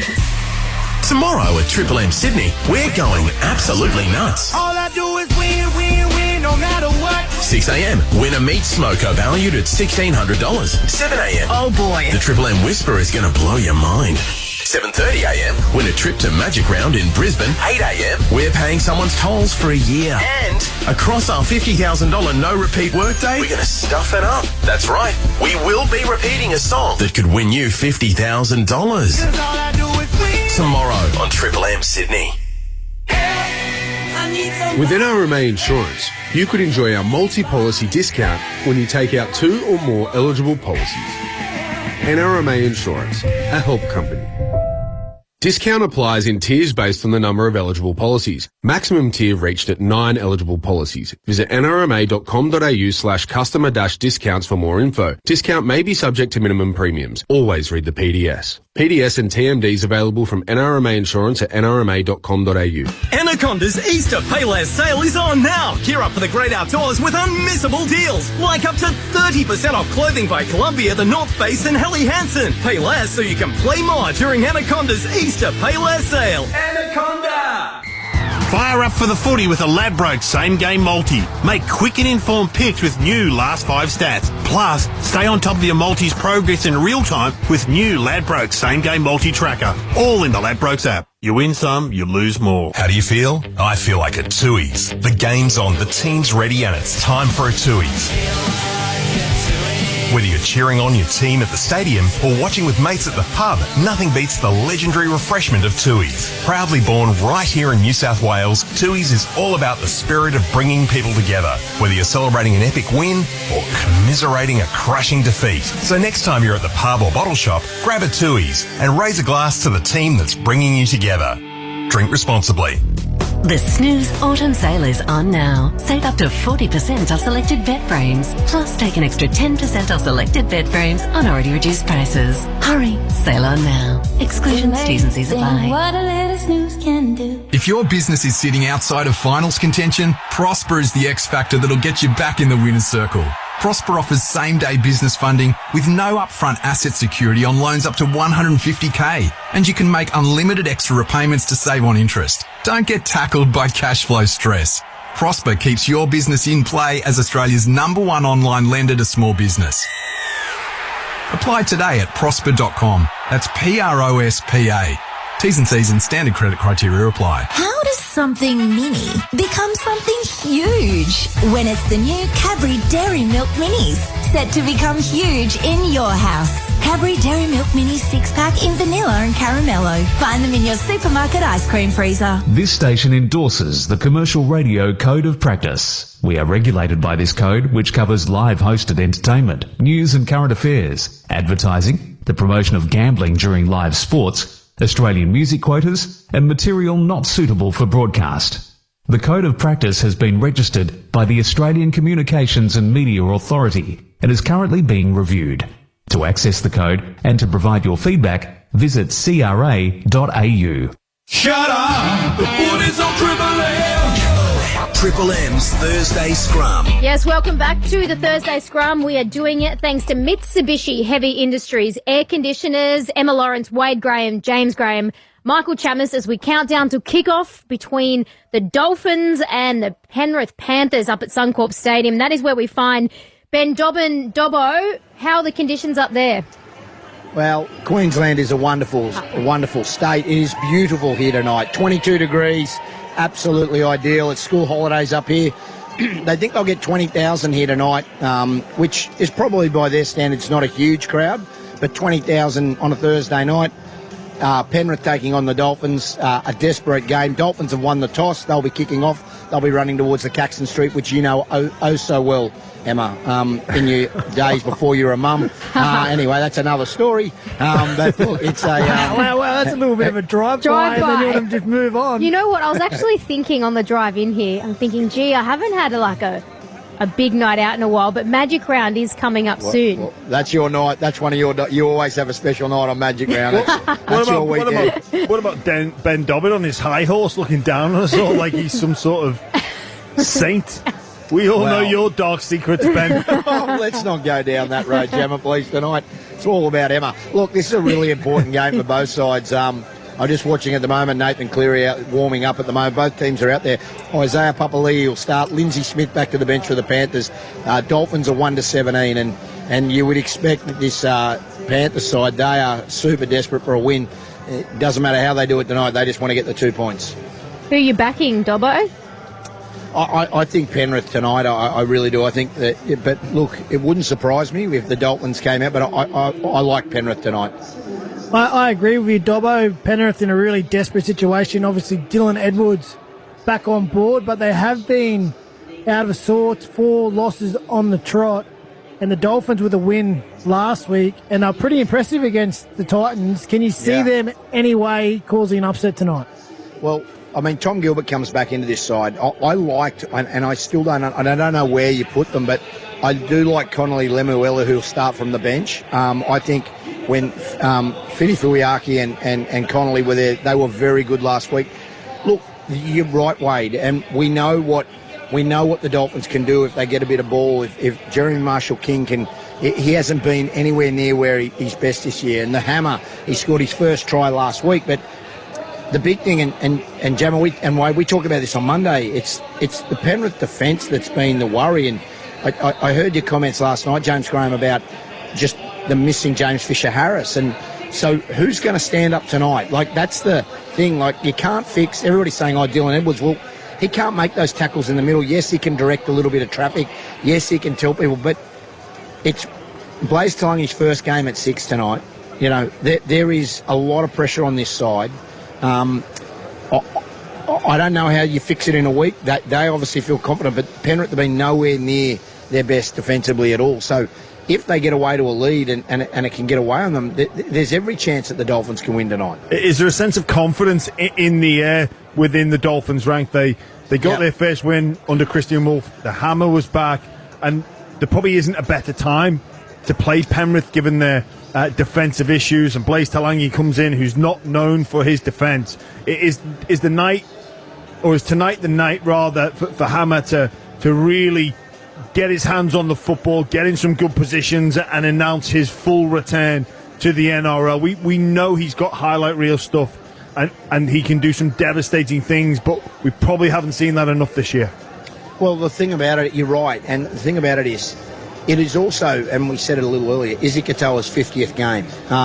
They haven't got a rich history, the Dolphins as a club, but Redcliffe. But I was just talking to some of the players a little earlier, and they said, mate, it's Izzy's 50th tonight. That alone. So they want to make it a bit like what Melbourne do. When people get to milestones, this is a milestone game for this club tonight. So for the Dolphins, and Christian Wolf talked about it, they need to kickstart their season. Yes, they had one win, but they need to beat the Panthers tonight. That's their aim. And I agree with you. Hammer is back. Where we see the Hammer tonight, if he pops up through the middle of the ruck and they can get away early, I think we're going to see some points scored, no question. Look, I like Penrith tonight just for the sheer desperation, but it would not surprise me one iota if the Dolphins went on with this tonight and just picked up where they left off. Well, Dobbo, love your work as always. We'll chat to you again in about, 25 minutes or so for kickoff, and I'm very much looking forward to seeing you at Magic Round, Dobbo. It's been too long.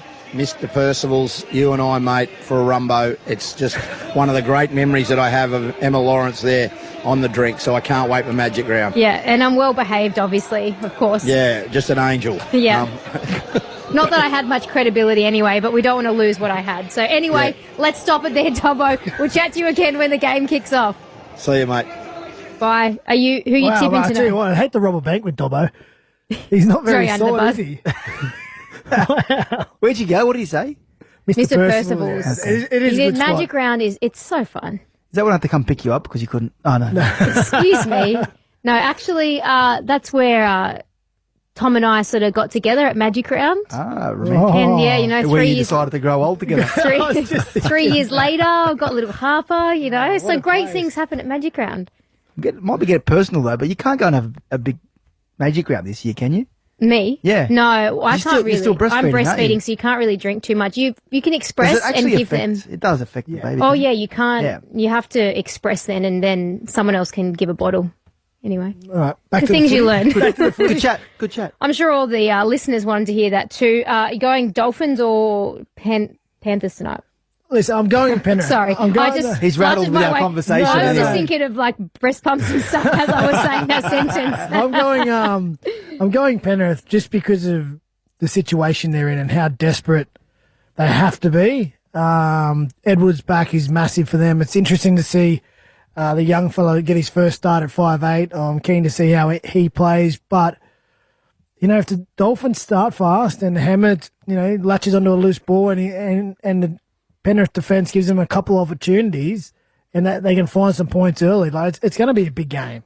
I can see an upset. As crazy as that sounds, Penrith losing 5 in a row, they're out of sorts at the moment and they're searching hard for that team we know they are. Penrith need to strip it back and play boring football. Set for set, grind, focus on defence. Yes, Talangi's come in, who's a renowned attacking footballer based off what we've seen of him, and that's common amongst most young halves anyway. But they'll need to do some job protecting him. I think that's where, had it not been for Dylan Edwards coming back into the side, I would have gone with the Dolphins, but I think Edwards makes the difference and just slightly puts it in favour of the Panthers. So you can see an upset, or you think Penrith I think, you know, recent form says no for Penrith, but they've got this 5-year history. It's hard to ignore. And that always puts them back in the box seat. Always. Shemus, you got anything for us? Or no, you've broken up tonight. Jimmy just has a really serious look on his face, so I got lost in his eyes. Anyway. Growing old together. Can't wait to grow old with the Thursday Scrum crew. We're doing it thanks to Mitsubishi Heavy Industries Air Conditioners. Put your trust in the experts in air. Shut up! The boys on Triple M! Triple M's Thursday Scrum. Triple M NRL Prime Time. Mitsubishi Heavy Industries Air Conditioners Australia. Put your trust in the experts in air. Tomorrow morning from 8, Braith and Asta joins Triple M Breakfast. A long range shot from a left. He's got it! Oh, what a kick! He's got a kick! And Asta has nailed it! An intercept takes it to the line and scores for the Bulldogs. Catch Braith and Asta tomorrow morning from 8 on Triple M Breakfast. Get yourself a new Bailey Aluminium Step Extension Ladder, the quickest, most compact conversion ladder available, and enter the draw to win one of 2 $1,000 gift cards. Limited time, exclusively at Bunnings.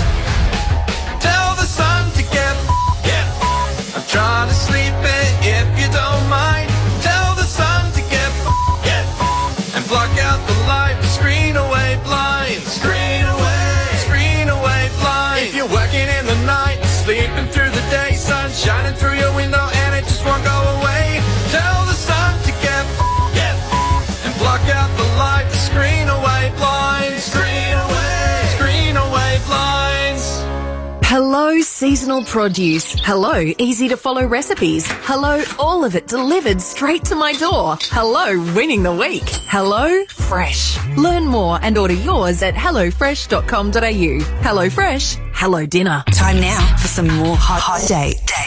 Bunnings can help you get ready for the Easter break. From completing those DIY projects to setting up to entertain. Check out their wide range in-store or online at bunnings.com.au. Hot dates. At Wild Bean Cafe, you'll get delicious golden chicken bites for only $1 each. You'll love them, but be quick, everyone else will love them too. Available at participating BP stores. Wild Bean Cafe drives you cravey. Hot dates. Pencil them in. With NRMA Insurance, you could enjoy our multi-policy discount when you take out 2 or more eligible policies. NRMA Insurance, a help company.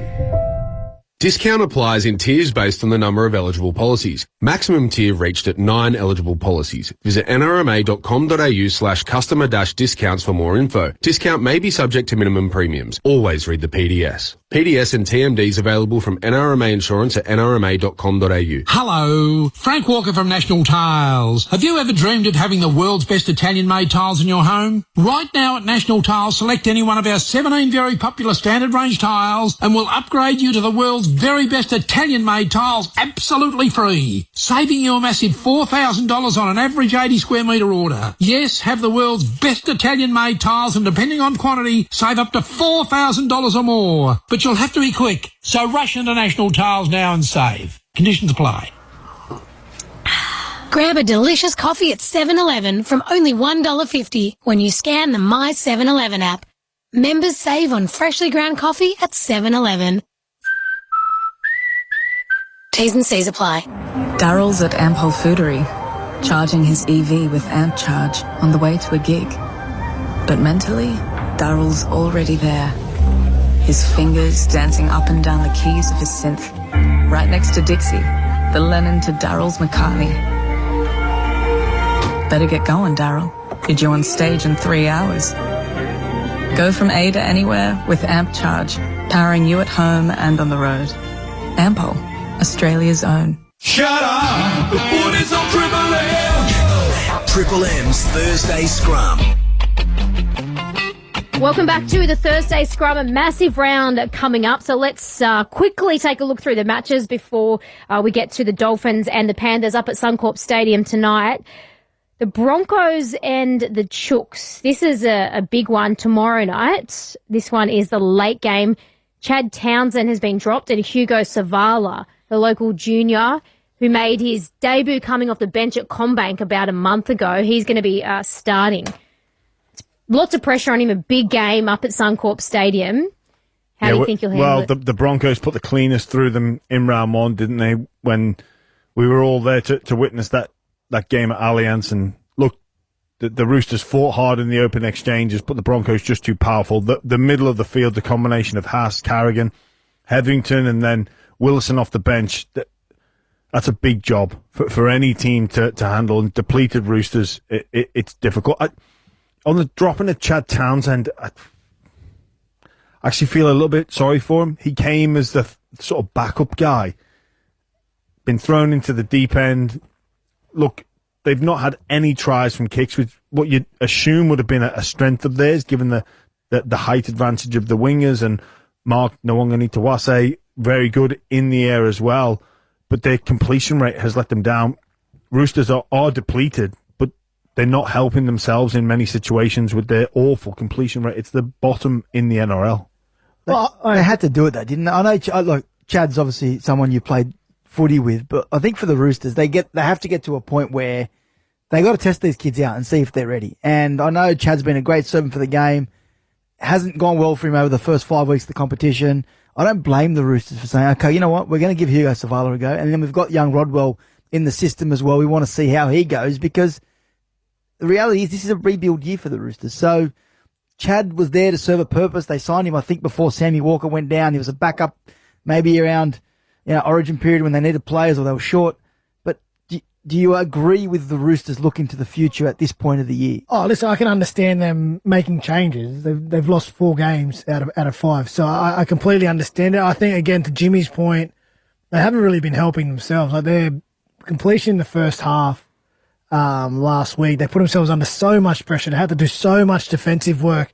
And then they actually get to lead and an opportunity to ice the game. That's where I think Chatty could have been better in where he gave the ball to the opposition and how he led that team around. And obviously it's not off one performance. It's been accumulative over the years so far. But the worry is when you make changes, particularly to your halves, sometimes you take a couple of steps backwards before you move forwards again. And the Roosters are at a stage now where going backwards, it can almost put a line through the season. If they don't find results in the next couple of weeks, they're going to have a lot of work to do in the back end, and it'll be interesting to see how they turn up against, again, the Brisbane Broncos at Suncorp. Yeah, difficult to make your debut in these circumstances when you look at where the Roosters are at, on top of the fact they're going up to Brisbane Broncos to play against this pack that are just relentless, and with these outside backs, it's a big call from Coach Robinson. And we've got what are you laughing at, Chammy? I just wanted to know Wado's thoughts. Waiter's gone to get his Uber Eats. Leave him alone. We're a team here. We're heading to Perth for a double header. I was going to ask him if he's Sharkies. Well, we know he'd be back in the Sharkies. Jimmy, are you? Sharkies, Sea Eagles? It's a very interesting game. Very difficult one to call. Battle of the Beaches. Would have liked to have seen it here in Sydney. I do like that when it's either at Shark Park or at Brookvale, but it wasn't to be. For me, the Sharks and their travel schedule has been horrendous. Like Vegas back, Townsville back, now over to Perth. I think they may pay the price for that. It's a good double header. And Canberra as well. Like, and Canberra's not that far, but yeah. I think they're expecting 40,000 in Perth. They always get a good crowd, don't they? They love it over there. There's a little bit of talk. I've heard little whispers about boycotting it. They're upset about the NRL looking like walking away, but I'm looking forward to the doubleheader. I think that Perth is so important to rugby league, and hopefully they get out there and support those teams. But Sharks, I think this is the game where they get their season back on track. We know you're going to back the Sharks. Yeah. Do you have anything to add that we're not going to expect? I was just going to say it's an enjoyable place to go and play because it's something so different, and particularly when it's a double header. Now, I know the Sharks are the first game. That's always a bit interesting because of the time difference. It will actually be an early start for them. They'll be out of the hotel by probably 9:30 or 10 on the way to the game. But when you're that second team and you roll into the stadium as the first game's underway, the crowd's going, the sun's out, it's afternoon footy, it's a cool experience as a player to get over there and play at a different venue. Rabbitohs, Cowboys, the big story for this one, Latrell Mitchell in the halves. So some suggested, you don't like it? No, I can't wait. Oh, you can't wait, yeah. I can't wait for it. I think Jason Demetrio said on Triple M during the week at some stage that when he was coaching Souths, he always saw Latrell eventually moving into that 6 role at some stage. Yeah. Do we like it? I like it. I've always loved when a fullback moves to 6 and it's just been... Even the idea of Tommy doing it, or back in the day, I think when I think Jared Hayne went from 1 to 6 at Para, and there's been a few movements of 1 to 6, and you just get so excited about these game winners and what they can do with a bit more ball in their hand. And I think with Latrell Mitchell, that responsibility and just having that ability to throw a ball when he wants to or get involved, I think it's going to be great to see for South Sydney. Yeah, I'm with you. I like it. It's a big round here on Triple M, but first things first, it is the Dolphins and the Panthers tonight. Dan Ganane is your caller for this one. We're doing it all thanks to Mitsubishi Heavy Industries Air Conditioners. Put your trust in the experts in air. Shut up! The foot is on Triple M! Triple M's Thursday Scrum. Triple M NRL Prime Time. Mitsubishi Heavy Industries Air Conditioners Australia. Put your trust in the experts in air. Tomorrow morning from 8, Braithen Astor joins Triple M Breakfast. A long range shot from Anesta. He's got it! Oh, what a kick! He got a kick! Anesta has nailed it! An intercept takes it to the line and scores for the Bulldogs. Catch Braithen Astor tomorrow morning from 8 on Triple M Breakfast. Get yourself a new Bailey Aluminium Step Extension Ladder, the quickest, most compact conversion ladder available, and enter the draw to win one of 2 $1,000 gift cards. Limited time, exclusively at Bunnings. Why do millions of Australians use Instant Scripts for their healthcare needs? Being able to talk to an Instant Scripts doctor anytime, day or night, helps us feel better already. Requesting a medical certificate is easy. Getting my script tonight is so simple. Over 2 million Australians have turned to Instant Scripts for their healthcare needs. Our doctors are here for you 24/7. Visit us online at instantscripts.com.au. Terms and conditions apply. See website for details. The Snooze Autumn Sale is on now. Save up to 50% off selected mattresses. Plus, take an extra 10% off selected mattresses on already reduced prices. Hurry, sale on now. Exclusions, T's and C's apply. What a little snooze can do. This April, win big while you DIY with Mitre 10's Win Your Shop Back promotion. Every single day, in every single store, one lucky winner's going to score their shop back in Mighty Rewards points. With up to 42 million points to be won, why wait? Shop in store or online from April 7 to 17 for your chance to win. But hurry, it's exclusive to Mighty Rewards members, so sign up if you haven't. That's mighty helpful. Mitre 10. T's and C's applies. Members 18 plus only. New South Wales Authority. TP 00127. SA permit T25 503. Repco Penrith grand reopening event this Saturday with giveaways, raffle and more. Plus, in-store exclusive offers this weekend and rewards members earn double points. Get 30% off Bowden Tone and 20% off brake pads and filters. T's and C's apply. Repco gets you going. Meat Stock is back in Sydney. 3 insane days of barbecues, bands and bedlam. May 9th to the 11th at Sydney Showground, featuring a huge lineup of the best barbecue experts and pitmasters. There'll be Australia's largest barbecue smoker and stunning live fire pits to captivate all your senses. Plus the Rod and Custom Car Show, Fire Kitchen, Better Beer Beard and Mo Wars, and Australia's strongest men and women. Setting the whole weekend on fire is epic live music on the Jack Daniels stage, including Bliss and Esso, Yilly and much, much more. Tickets selling out fast at meatstock.com.au. Win $1,000 for a paid day off, all thanks to Triple M and Solo by MYOB, the new admin app for sole operators, giving you time back and a chance to win a paid day off. Enter on the win page at triplem.com.au. Competition T's and C's apply. With NRMA Insurance, you could enjoy our multi-policy discount when you take out 2 or more eligible policies. NRMA Insurance, a help company. Discount applies in tiers based on the number of eligible policies. Maximum tier reached at 9 eligible policies. Visit nrma.com.au/customer-discounts for more info. Discount may be subject to minimum premiums. Always read the PDS. PDS and TMDs available from NRMA Insurance at nrma.com.au. Broken bricks, falling fences, damaged doors. Gorilla Glue. Of course. It's incredibly strong and 100% waterproof and bonds, well, virtually everything. Gorilla Glue. For the toughest jobs on planet Earth. Farine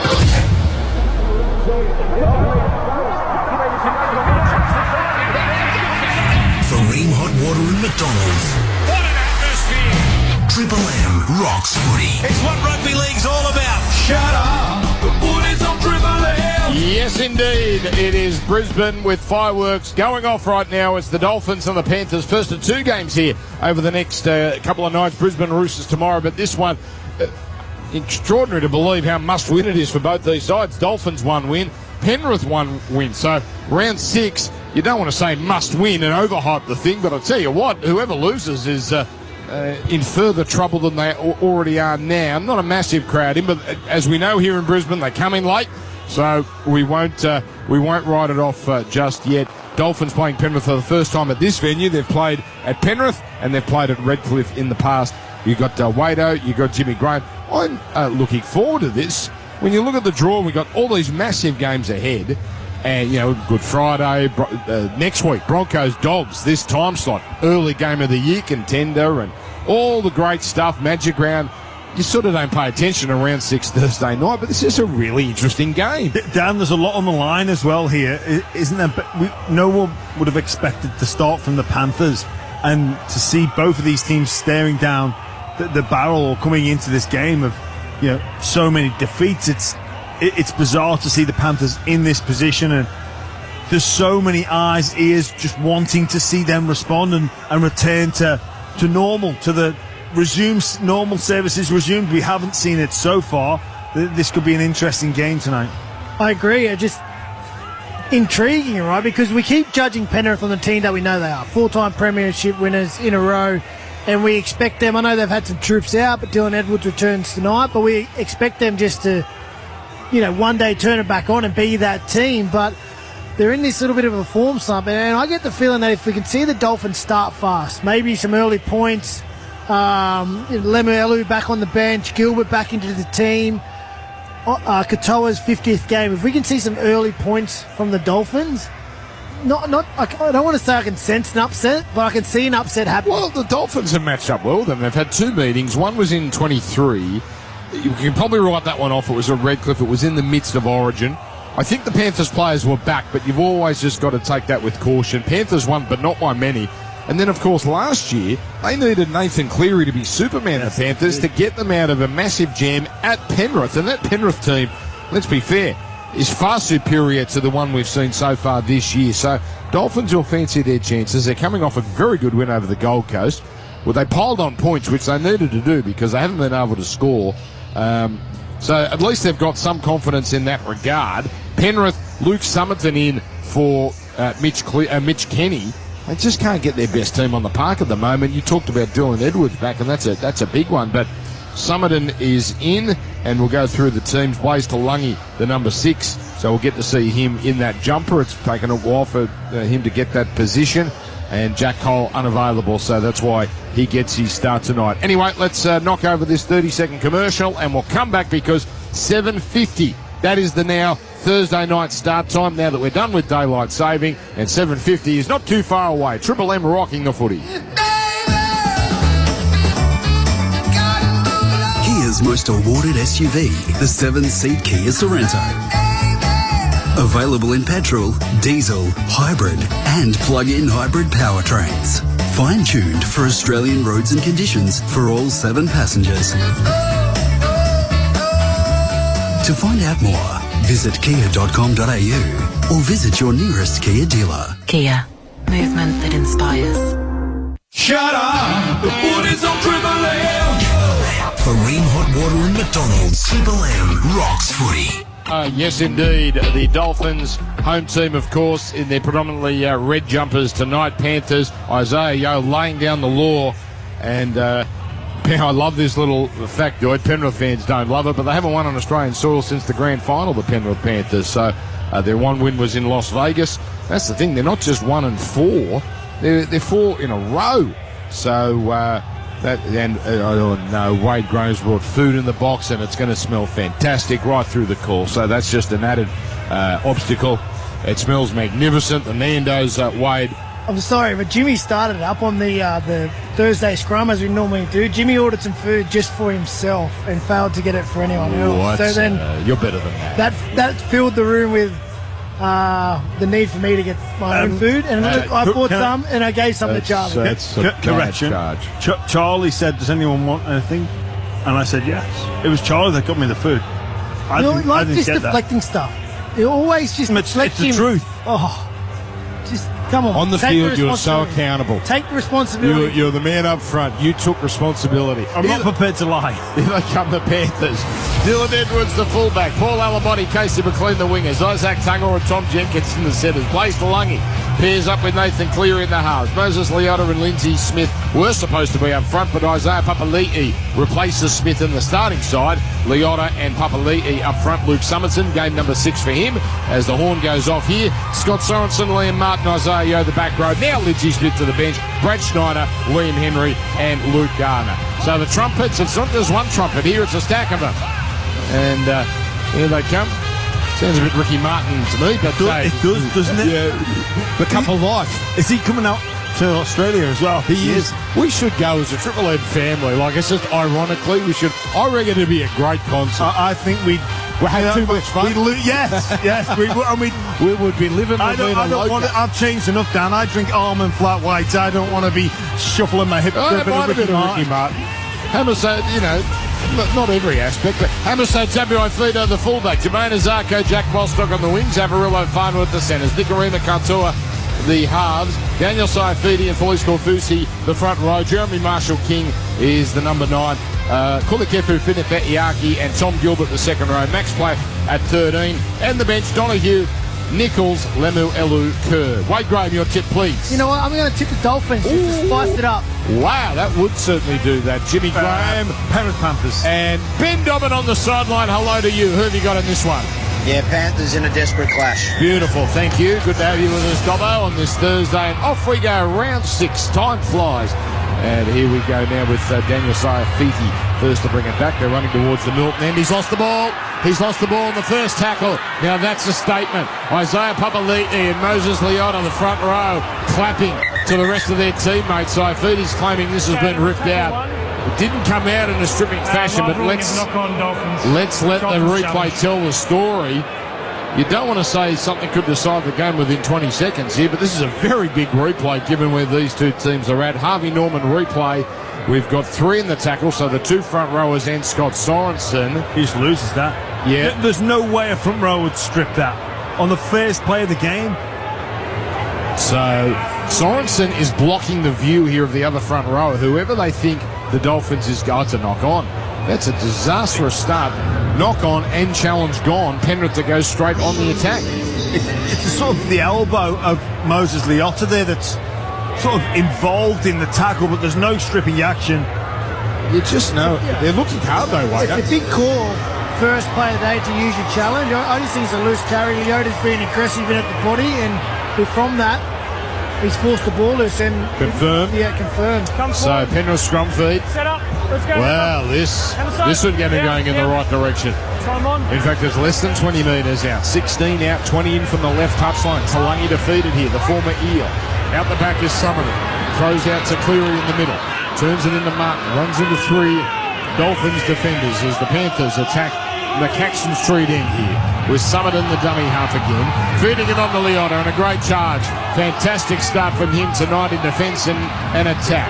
With Summerton going left this time to Yo. Dumping it infield to Papali'i. 6 more tackles. 6 more tackles for offside the Dolphins. Papali'i running into the defence in front of the post. Back to Summerton now. From dummy half he goes to Cleary. Switch of play. Edwards onto Tungor. Tungor, though, he goes himself, or it looked like he might have been clipped high. Ref lets it go. 10 away, right upright. Summerton gets it onto Yo. Yo to Cleary. Cleary keeps it going to Lungy. Lungy out now to McLean in the centres. McLean in the centres. There's been a swapsy, and he's claimed here in jersey 5. 5 out, left side. Comes to Cleary. Goes to the right to Yo. Double pump, triple pump. Goes himself, knocked over. Leota ran in front of Yo there, and that spoiled whatever they had planned. 2 tackles left. Goes right side. Cleary to Martin. Great tackle down low from Nicarima. Cutting down Liam Martin with 1 tackle left. They're left of the right of the post. Now they go left. Cleary dinks a kick. It's a nothing kick. They allow Sorensen to take it 5 out. He fashions a pass. It comes out for Talangi. Still the last out to Jenkins. Jenkins goes from the line and he's smashed in the touch. That is a fantastic rearguard action from the Dolphins. What do we got here? They're going to check. They're going to check. Tackle 6. Just check that he goes out before he goes down. Yeah, there's no try here, but this is just an anomaly where Grant Atkins is going to take advantage and see where this has come out. Is it a 20-metre tap? And I'll tell you what, the Hammer's got his hand in it, but no stripping action. That's short of the line, it looks like, but a great save from the Dolphins. Yeah, they put themselves under pressure with that early error, but defence just answered all the questions Penrith could throw at them in that set. A great couple of individual tackles in the middle. Isaiah Yo showing going. A big one from Nicarima on Liam Martin and navigated that first online goal defensive set quite well. Cleary would be very disappointed with his kick there, but the defence even up to that point was very good. No score, 2 gone, as now they switch or they spread here, and a pass from Nicarima is knocked down. It's taken by his teammate Farnworth, and it definitely was off a Panther, so 6 more tackles. Marshall King out of dummy half, and the marker has done a fantastic job. Tungor swinging him around there. Often that results in a penalty for not being square, but the ref's satisfied. Dolphins stuck in their 20 on tackle 2, Saifidi. This feels like a different Penrith side defensively tonight. A lot of intensity, albeit in the first couple of minutes. Now they go to the right. Katoa with a show and go. Impressive, but cut down by Sorensen and also Leota up top. 19 short of halfway. Comes down to Kafusi. Great one from the veteran. He's gone 15 metres and he's dragged them for plenty of those 15. Short of halfway, just short of halfway, comes to Saifidi, to Nicarima. Rowder goes to the Hammer. Farnworth's in the clear. Hammer on the inside. Try time. Hammer is away. Oh, what a start. Dolphins save it at the end. Hammer scores at the other. And forget everything the idiot commentator said about the Panthers and their great solid defence. They opened up like a can of John West tuna, 4-0. Well, Dan, it was great defence to start the set, and then this is just a simple, sweet play out the back to the Hammer. Isaac Tango had 2 great involvements to begin that set. Is skinned by Farnworth on the outside. He was just unsure of what he wanted to do, come in. He sort of overcompensated for Nathan Cleary, which gave him that space on the outside for Farnworth to take advantage of, and then it's a simple draw and pass. The Dolphins, with their first use of the football wave, they've gone and they've scored a try.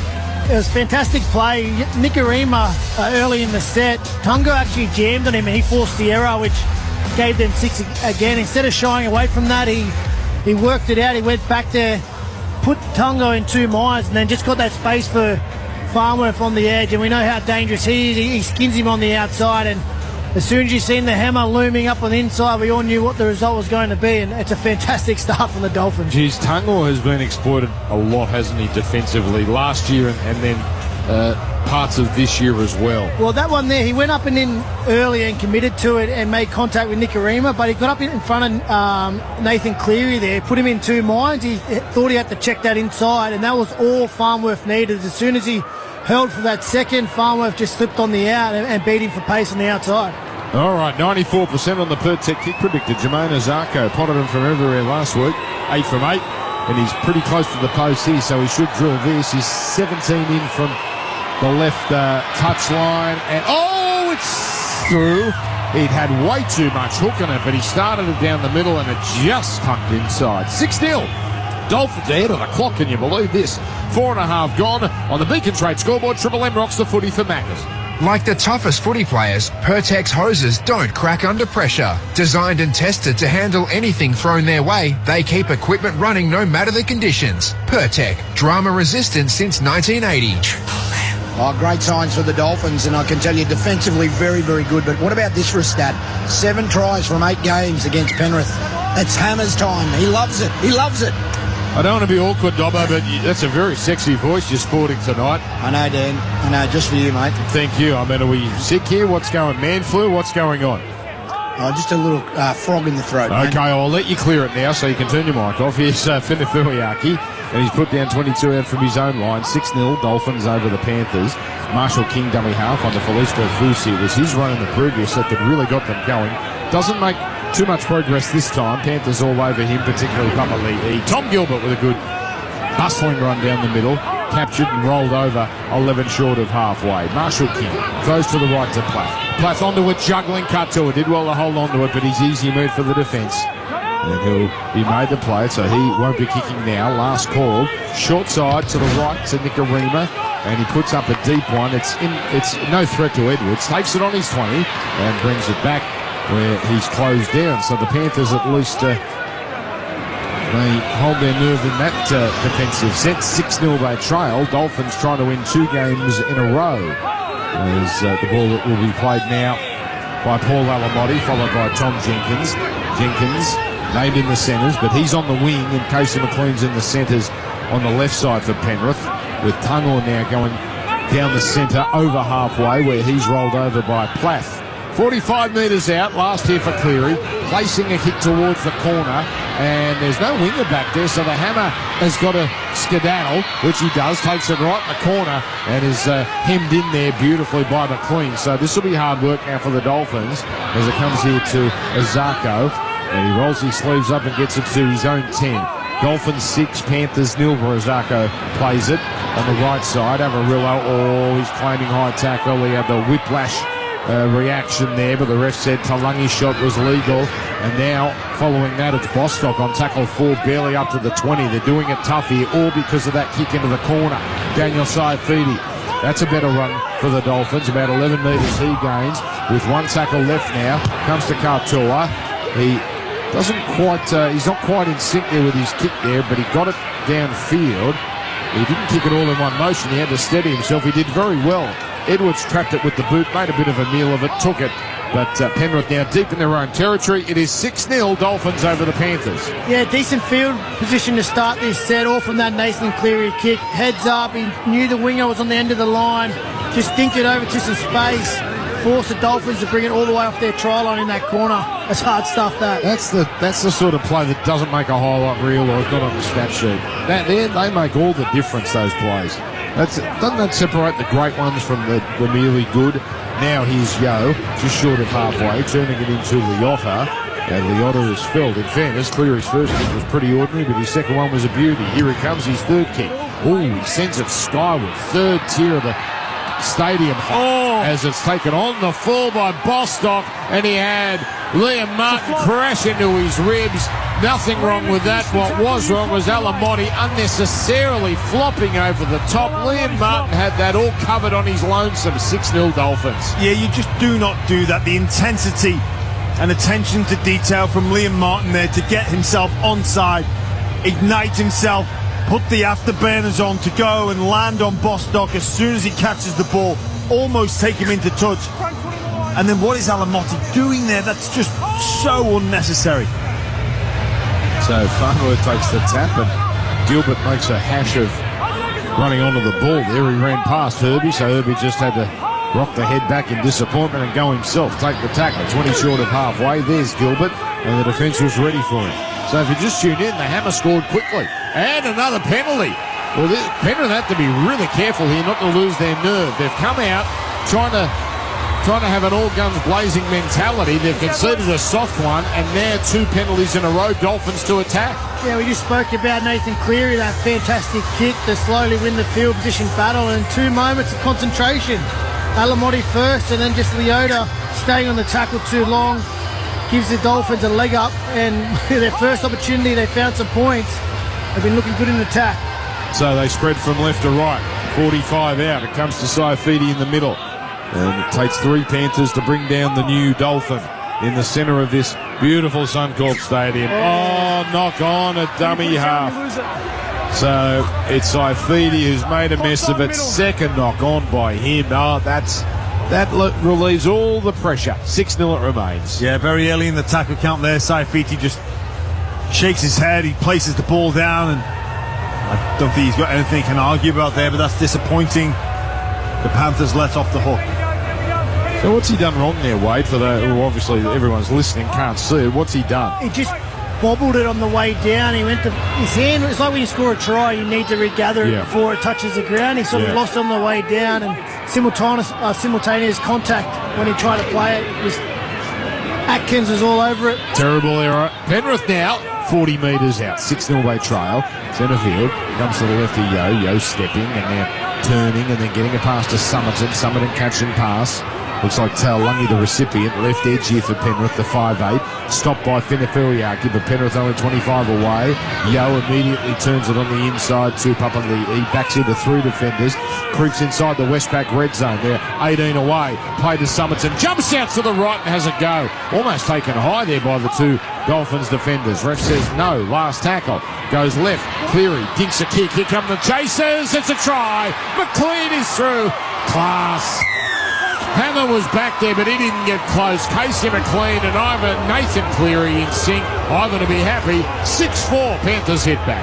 Yeah, all comes about from that error in the play the ball. They've had a number of issues in incorrect play the balls. The Dolphins this season, one of the most penalised sides for roll balls, but this is just a simple knock on. Brilliant kick from Cleary. Just split the distance between 2 of the back 3, the fullback and this right-hand side winger, Jermaine Osako. And it's the Hammer that's really should be involved in cleaning that up. But McLean, playing in the centre position, gets over there, Wade. Pinpoint kick, as you said, Jimmy, just the one place where the Hammer couldn't cover. He's one of the quickest men in our game. He just couldn't quite get there, although, I thought he's probably entitled to have a dive at the ball here, Jimmy, and bat it out the back. I'd be interested in your thoughts as we see him coming across. Yeah, he's cruising. Do you think? I'm with you, Wade. I think he's got to dive and leave his feet there. He starts on the left-hand side of the ruck. Panthers recognise that and switch to the right-hand side of the ruck, their left-hand side. And it is a great kick from Cleary. And like I say, split the difference. But you'd be disappointed in that, the Hammer, and his coach will let him know he needs to dive and make an effort for that ball. So Cleary next to the post. By the way, the Triple M 18th man has been invoked, and early in the game Ben Dobbin has been substituted. The voice is shot. Adam Jackson comes in.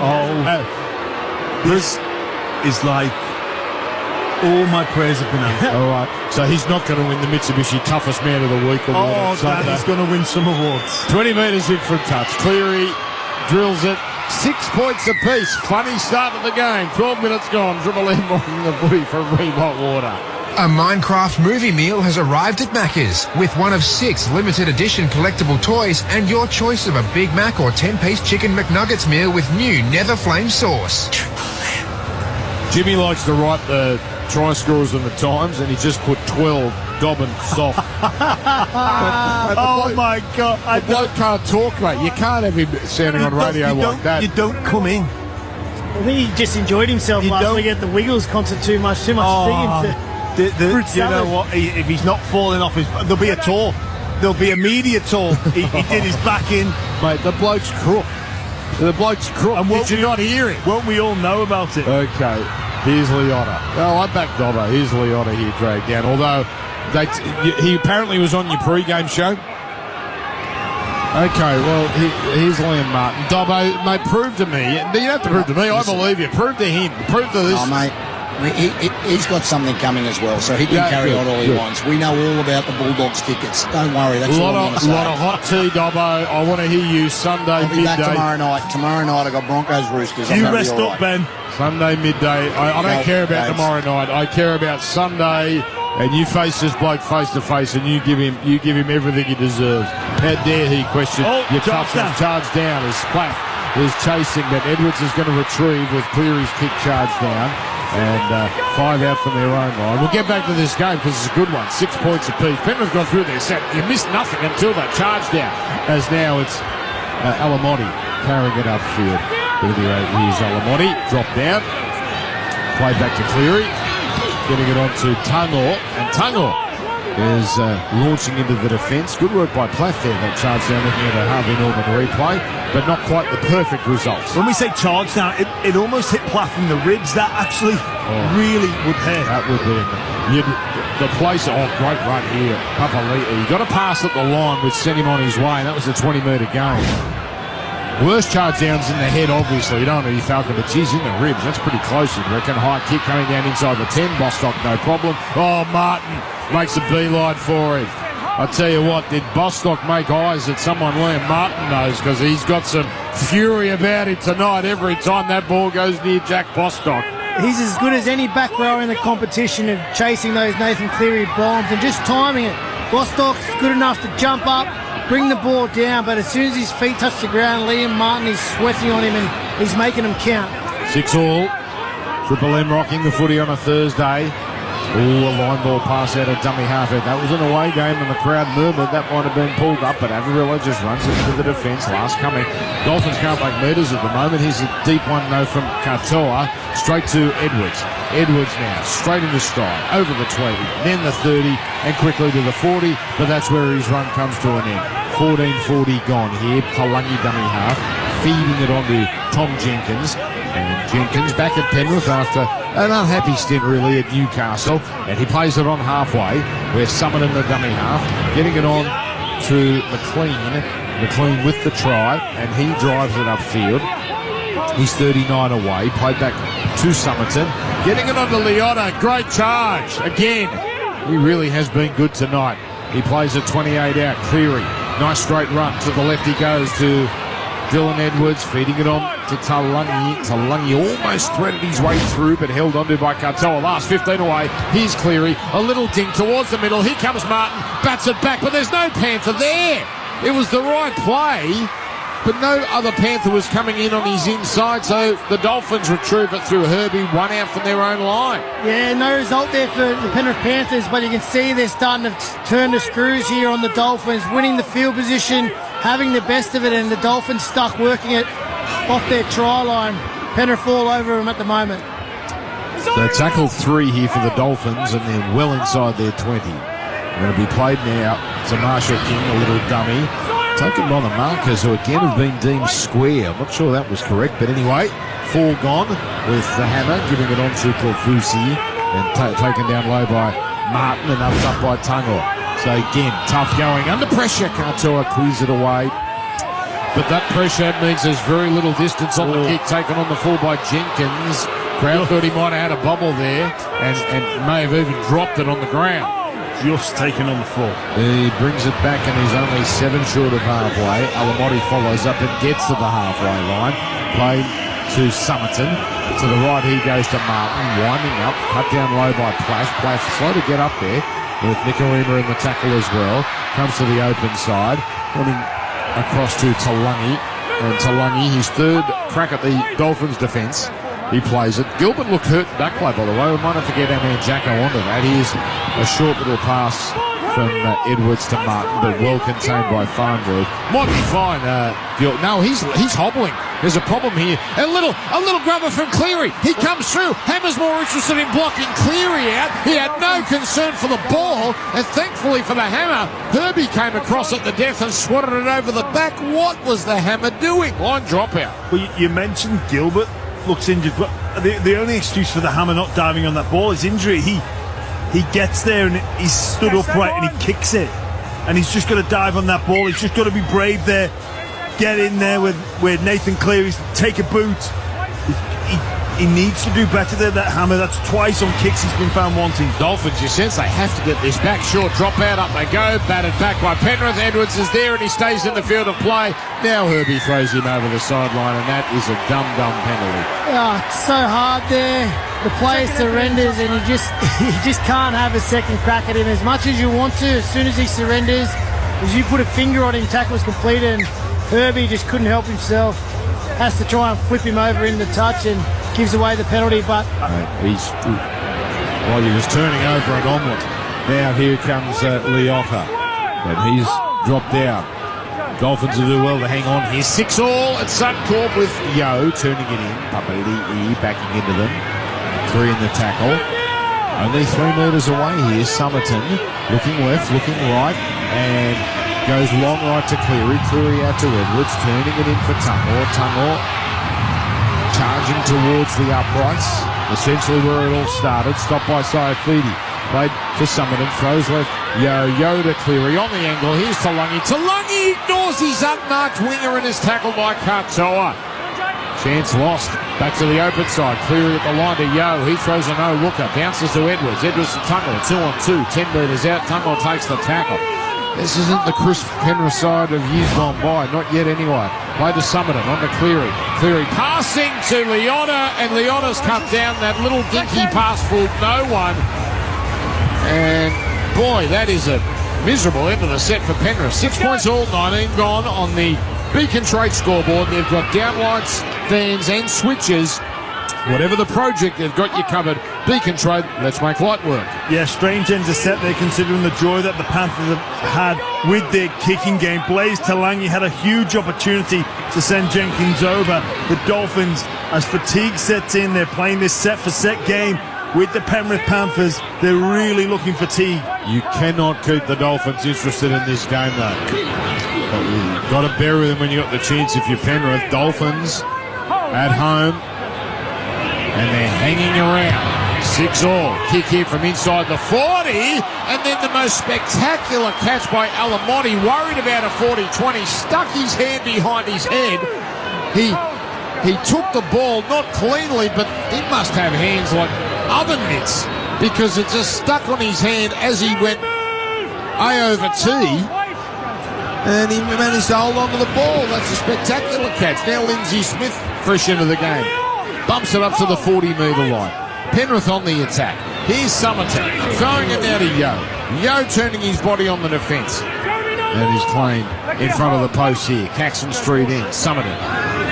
He gets it on to Cleary. Cleary double pump out to Edwards. Edwards into the line. Then a short ball to Martin. Lovely read there by Gilbert and Farnworth.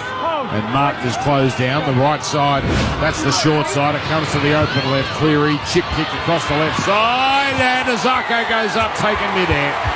Great catch, courageous catch. Jenkins couldn't help himself.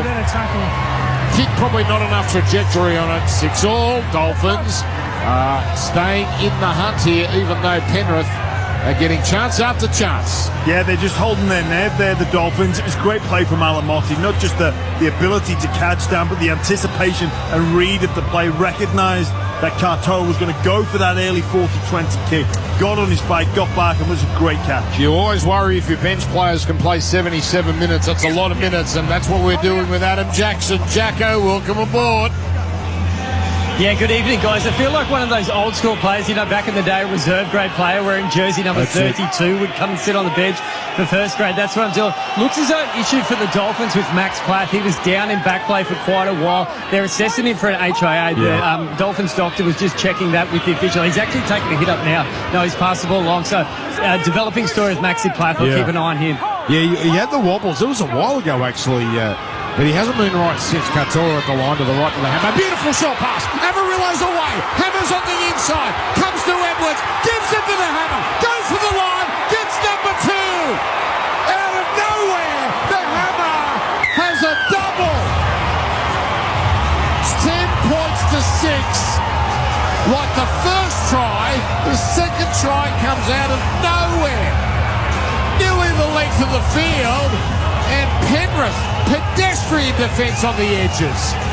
Wow, you just said it, Dan. When you get an opportunity, you need to try and put these Dolphins away. Penrith, all the field position, all the possession. Dolphins, one chance. They shift the ball right. Katoa deep into the line. Hammer on the outside of Talangi. Just gets the centre and puts Avarella away. And then that man again, supporting on the inside. As soon as he gets the football, you just know he's off to the races. And just like that, 60-metre tries from the Dolphins. They're on top here after Penrith had better possession and better field position. Yeah, they're really having some joy with that early shift option in their yardage game here, the Dolphins, on both sides of the ruck as well.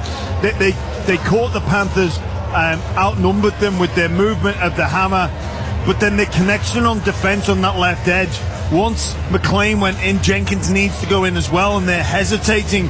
And with players like the hammer, Avarillo, Farnworth, Asako on the edges, Bostock as well, you're going to be exposed. It was almost a carbon copy of the play, but this time it was the right-hand side of the field as opposed to the left-hand side. Penrith Panthers, 4 defenders, their centres, wingers and halves have got some real issues at the moment. Both edges, that's never a good sign. Cutting them apart. Wow, 10-6. 88% for Jermaine Asako. Very friendly numbers there because he's a little wider. Although, no, he's not. He's only 19 in for a touch. He should get this one. He had a lot of hook on the first one from the other side of the field. This one, beautiful. 12-6.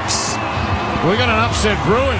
Dolphins in front of the Panthers. Triple M rocking the footy for Ream Hot Water and for Macca's. Hot water needs replacing? Go for one that's steady, hot and strong. You know who we're talking about. Built tough for Aussie conditions and manufacturing right here in Australia for over 80 years. When it comes to water heating, ask your plumber to install a Ream. Yeah, Hamiso Tabuai-Fidow, one of the few players in the NRL in recent years who's actually liked playing against the Panthers. That's now 8 tries in his past 8 games against Penrith, the most he scored against any club in the NRL. And what that's done is really got the crowd involved. You can hear the buzz through the effects smoke. Only about 20,000 here tonight.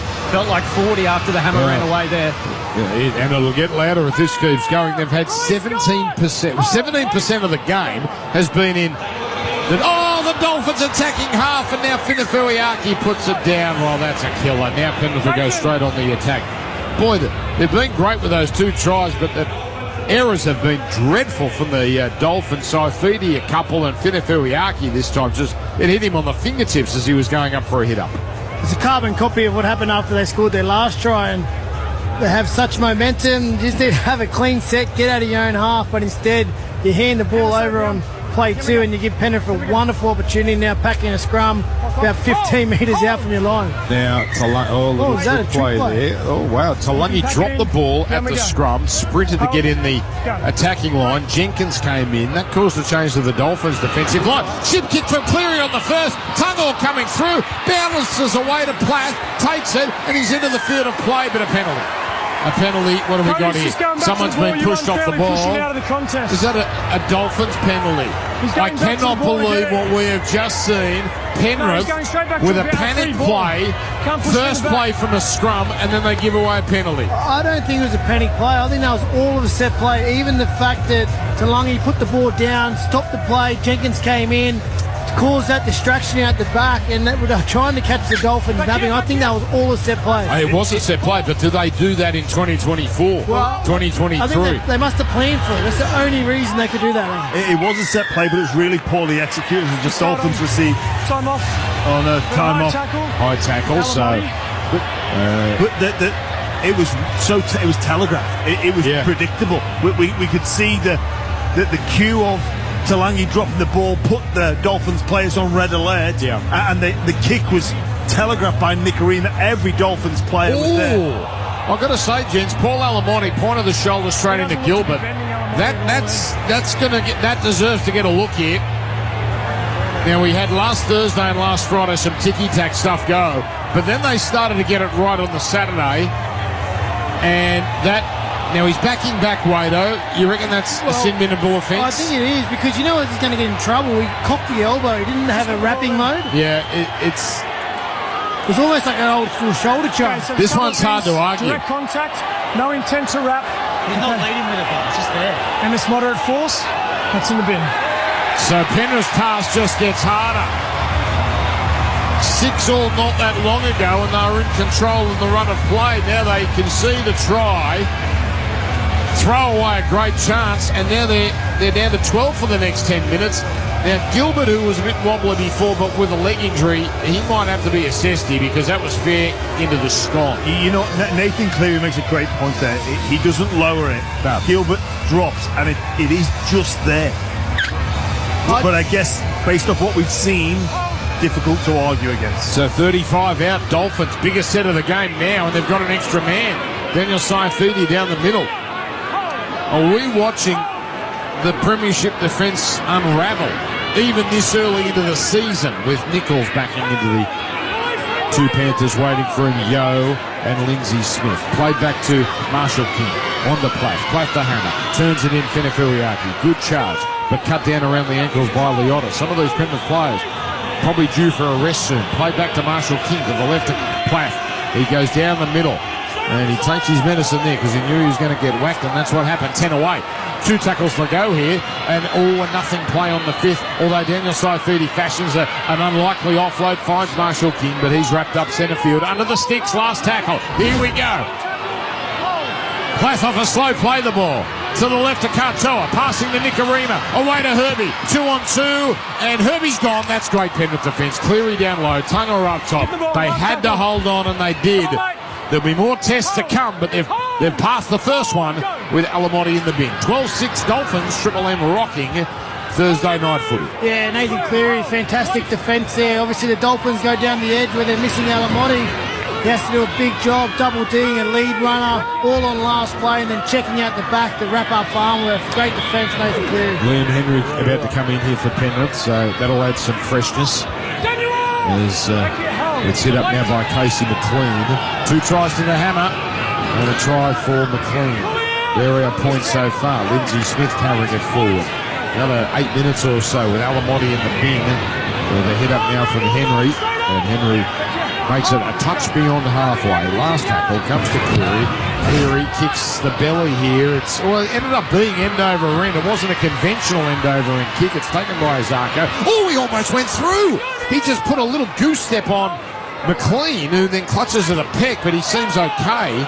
And McLean just got a little fingertip touch, and that was enough to bring Zarko down. Avarillo hits it up down the sideline, and it's followed up by Tabuai Fida. So now they're looking to get things happening quickly here, the Dolphins, with the extra man. Marshall King goes left to Plath, keeps it going. Nikorima on the final. They isolate Tungal. Then the pass to Bostock. Down the sideline he goes. Tungal from behind makes a tremendous tackle. But now the Dolphins on the attack. 25 out. It's Farnworth dummy half. Loose pass to Nikorima. Onto Hammer. Gives it to Katoa. Out it goes Avarillo. Avarillo goes through. They're going to score. Avarillo got there.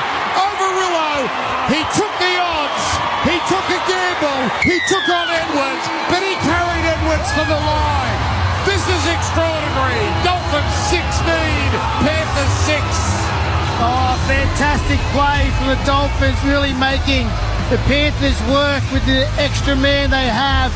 They go shift left early, Nikorima deep into the line, Farnworth, Bostock make a break, and then they go coast to coast. Nikorima, their hammer, Katoa, deep into the line, out the back to Avarillo, and Avarillo just pins the east back, beats McLean for speed. He almost had the winger coming inside, second-guessed himself and just took on Edwards to the corner. I thought he might have bungled it, Jimmy, but he was good enough to plant the ball down with one hand with Edwards coming across. Oh, what skill. What a finish that is from Avarillo. At the end of the move, it was actually Josh Kerr that enforced him to run, who was out at sea and lost. Got in front of Avarillo, which enforced that run option. He shows it inside to Azarko. Dylan Edwards didn't fall for it, but brilliant attack against 12 players. They're just pulling the Panthers apart, making them work overtime. This doesn't only fatigue Panthers in the moment, but it will fatigue them later in the game with this numerical advantage. Wow, this season. Just, it's difficult to describe what we're witnessing for the whole of season approach, Dan, with this 4-time premiership winning outfit. I think this time 2 weeks ago, when South were doing this, and they were up 28-0, I think we were thinking the same thing. But then Penrith came back and they were one ref's decision away from perhaps winning it. I think we thought, okay, let's not go too early. As Azarko bending it back and kicking it.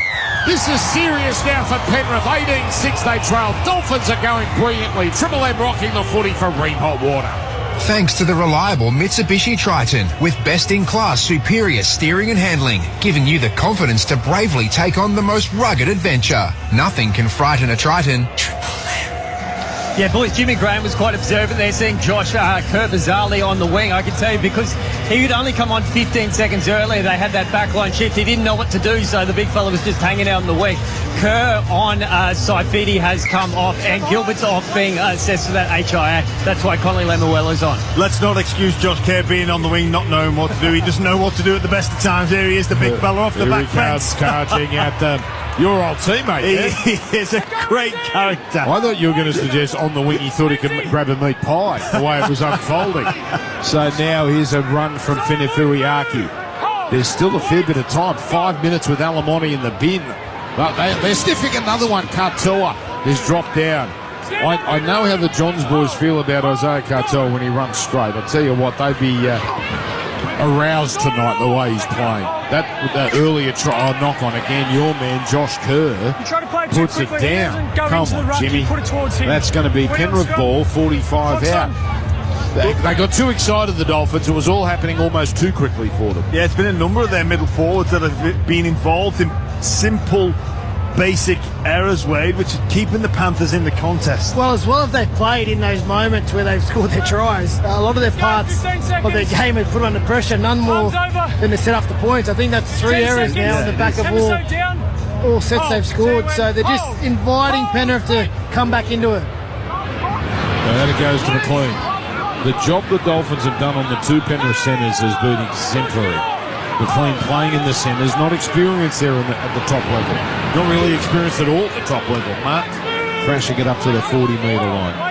8 minutes to go in the first half. 8 and a bit. Here's Yo turning it in. Lindsay Smith running into Nichols and Marshall King at Platt. And Smith fights his way to the 30-metre line where he'll play it in front of the sticks. Summerton fires it out to Cleary. Turns it back for Dylan Edwards. Shakes off Nichols, but not Marshall King or Finifuiaki. So that's 4 gone. Played now for Summerton. Throws to Cleary. Runs a nice straight line. Then giving it on to Henry. Well read though. Lemuelu was on him the whole way. Henry made the play at last tackle. Cleary short side, a little bobble. Then he gets a grubber into Tungor. He kicks it straight into Bostock, who I think put the ball down. And yes, that's the way the referee has called it with the help of a touchy. Again, messy for Penrith, but this time at least for them, they get a result, 18-6. And at worst, they're taking off some time with Alamonte in the bin, but they'll get a chance to score. Yeah, the juggle just cost him there, Nathan Cleary. He swung down that short side, looking to play back in, but the juggle forced him to go to the out. He fashions a little kick, and Bostock is reasonably unlucky. It was a ricochet as he reached down to pick it up. Just Tungo all over him, forcing the error, but big set coming up for the Dolphins.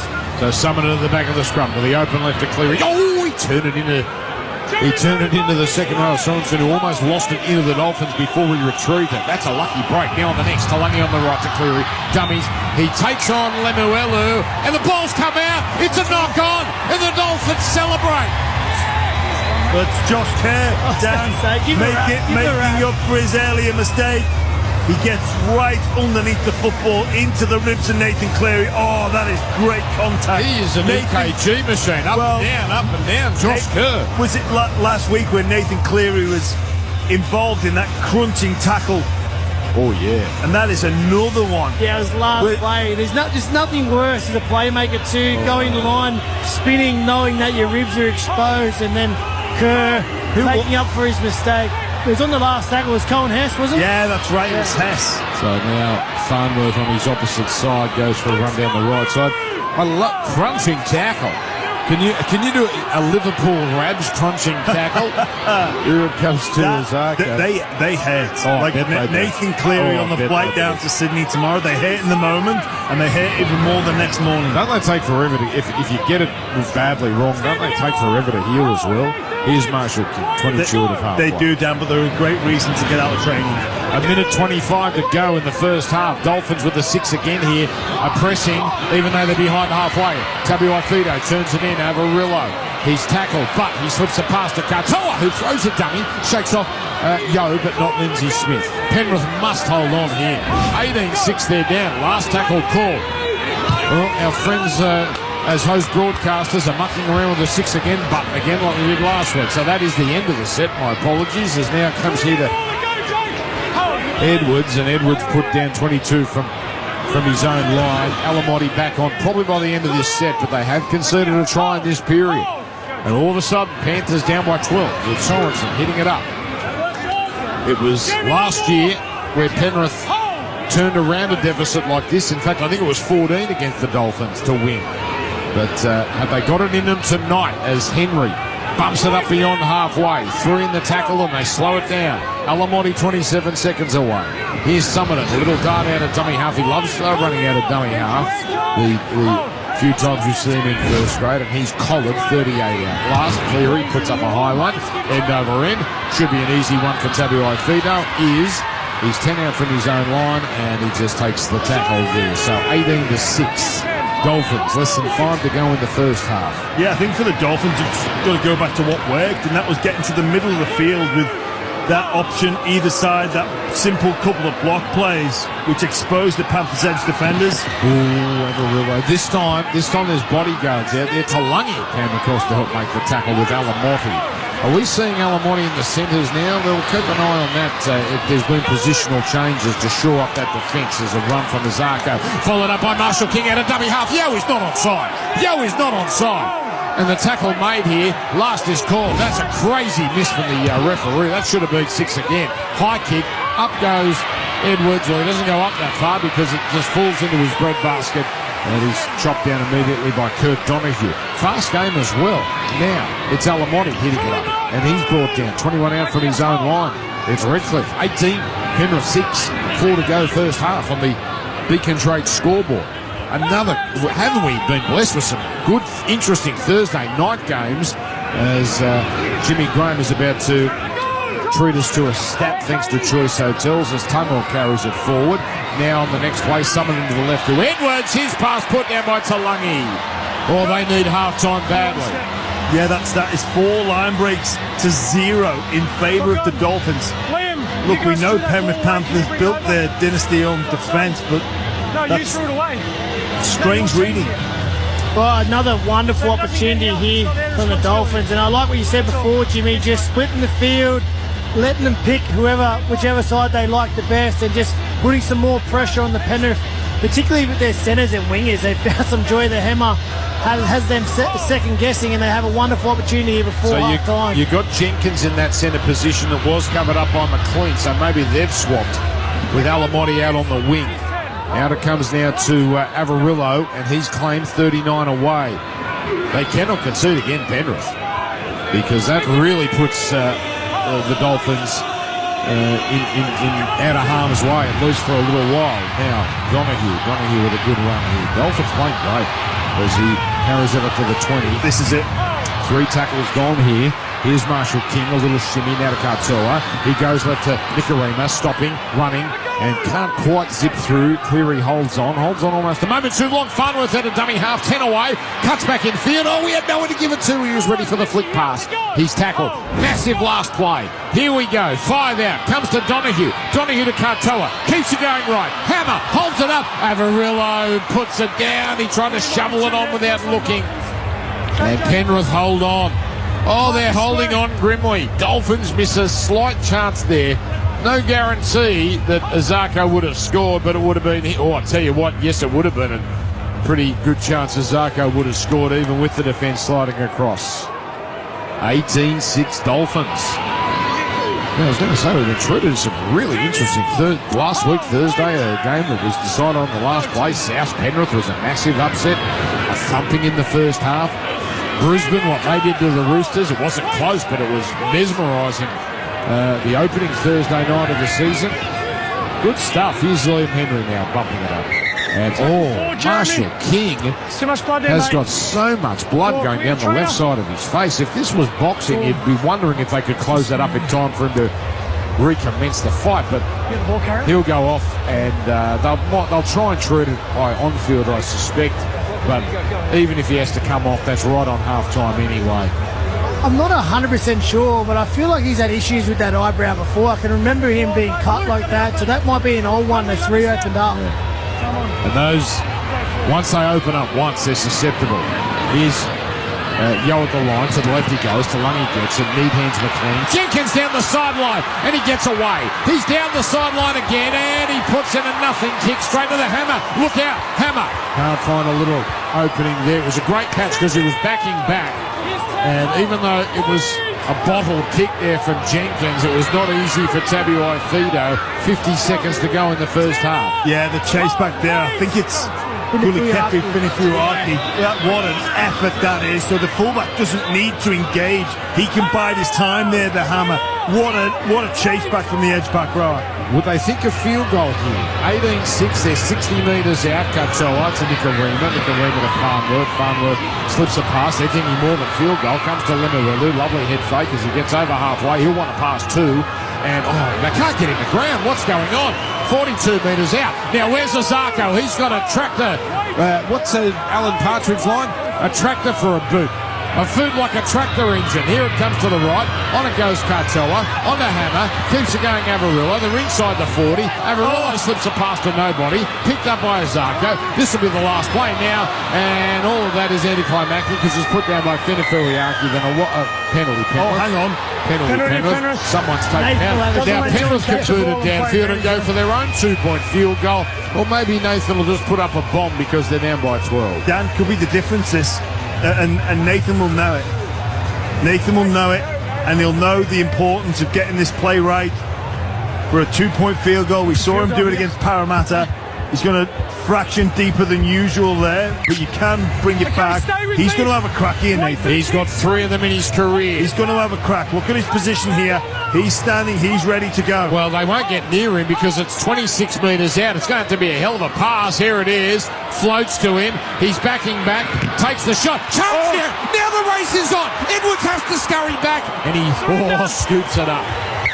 What an incredible first half. And they're standing here at Suncorp because the Dolphins are 40 minutes away from a monumental upset. 18 points to 6. The Premiers are on the ropes. Not just tonight, but their season is on tenterhooks. Dolphins looking for back-to-back wins.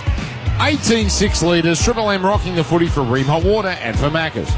Shut up! The footy's on Triple M! Triple M rocks footy. Tradies, big jobs, small jobs, tough jobs. Beacon Trade's got the lighting, fans and electrical to get it done. Join up at beacontrade.com.au. Tomorrow morning from 8, Braith and Astor joins Triple M Breakfast. A long range shot from Anesta. He's got it! Oh, what a kick! He's got it! Anesta has nailed it! An intercept takes it to the line and scores for the Bulldogs. Catch Braith and Astor tomorrow morning from 8 on Triple M Breakfast. Get yourself a new Bailey Aluminium Step Extension Ladder, the quickest, most compact conversion ladder available, and enter the draw to win one of 2 $1,000 gift cards. Limited time, exclusively at Bunnings. Tell the sun to get I'm trying to sleep if you don't mind. Tell the sun to get and block out the light, screen away blinds. Screen away blinds. If you're working in the night, sleeping through the day, sun shining through your window and it just won't go away. Tell the sun to get and block out the light, screen away blinds. Screen away blinds. Can something be mini and something huge? It can, when it's the new Cadbury Dairy Milk Minis. They'll be huge in your house. Cadbury Dairy Milk Minis, 6-pack in vanilla and caramello. Find them in the supermarket ice cream freezer. The Kia Cerato set the bar as Kia's most popular small sedan. Now, the new first ever Kia K4 raises it. Best in class second row legroom, ultra wide screens, and a GT line that comes turbocharged. Enter Kia's biggest small sedan, the Kia K4. Small sedan, big personality. Test drive today or find out more at kia.com.au. Kia, movement that inspires. I need With NRMA Insurance, you could enjoy our multi-policy discount when you take out 2 or more eligible policies. NRMA Insurance, a help company. Discount applies in tiers based on the number of eligible policies. Maximum tier reached at 9 eligible policies. Visit nrma.com.au/customer-discounts for more info. Discount may be subject to minimum premiums. Always read the PDS. PDS and TMDs available from NRMA Insurance at nrma.com.au. Tradies, while you're getting behind the footy, Beacon Trade's getting behind you with everything you need to light the Australian home.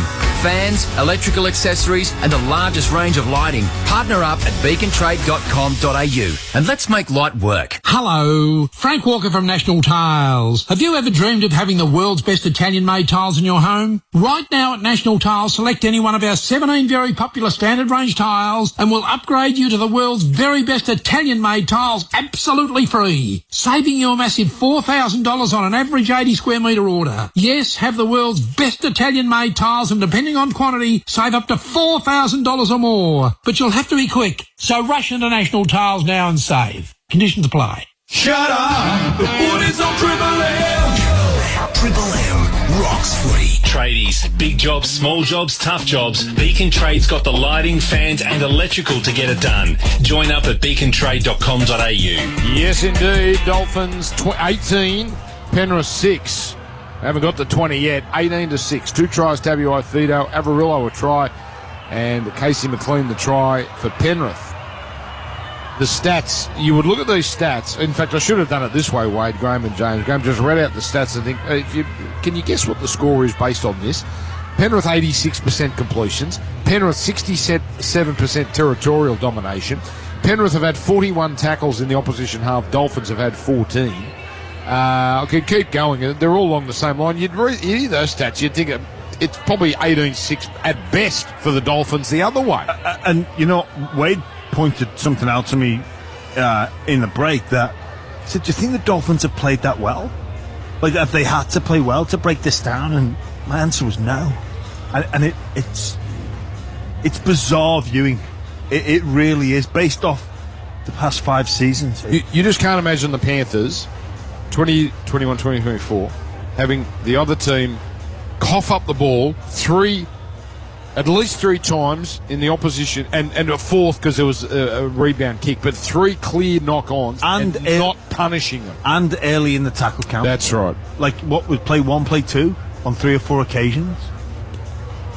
Well, and with all that field position, they haven't really even looked that great in attack. Penrith, like their 1 try came off a great Nathan Cleary kick for McLean, which we both argued the hammer could have almost got there and knocked it out, and they've had plenty of opportunities down the right end of the field, but they just haven't been able to put it together. And then with the Dolphins, they haven't even been that great in terms of extravagant plays, pulling them apart everywhere. It's just been basically the middle of the field. They pick a side and run a block shape, and Hammer's caused enough problems on the outside to get the centres interested on both occasions, and then put his centre away on the outside. And it's just, again, it's bizarre because we keep talking about this Penrith team. We know what they can do. We know what's happened in the history and the past 4 years, but they're just nowhere near that at the moment. And yeah, it's hard to know where to put your finger on it because they've dominated all the stats that you need to dominate to win a game of football. And the Dolphins have been able to score 3 tries basically from over halfway. It's unbelievable. Dolphins have only led 2 games this year at the break. Last week where they won, and Tigers, they should have won, but they led 18-6. That's no knock on the Tigers. Tigers are fantastic, but Dolphins let that one slip.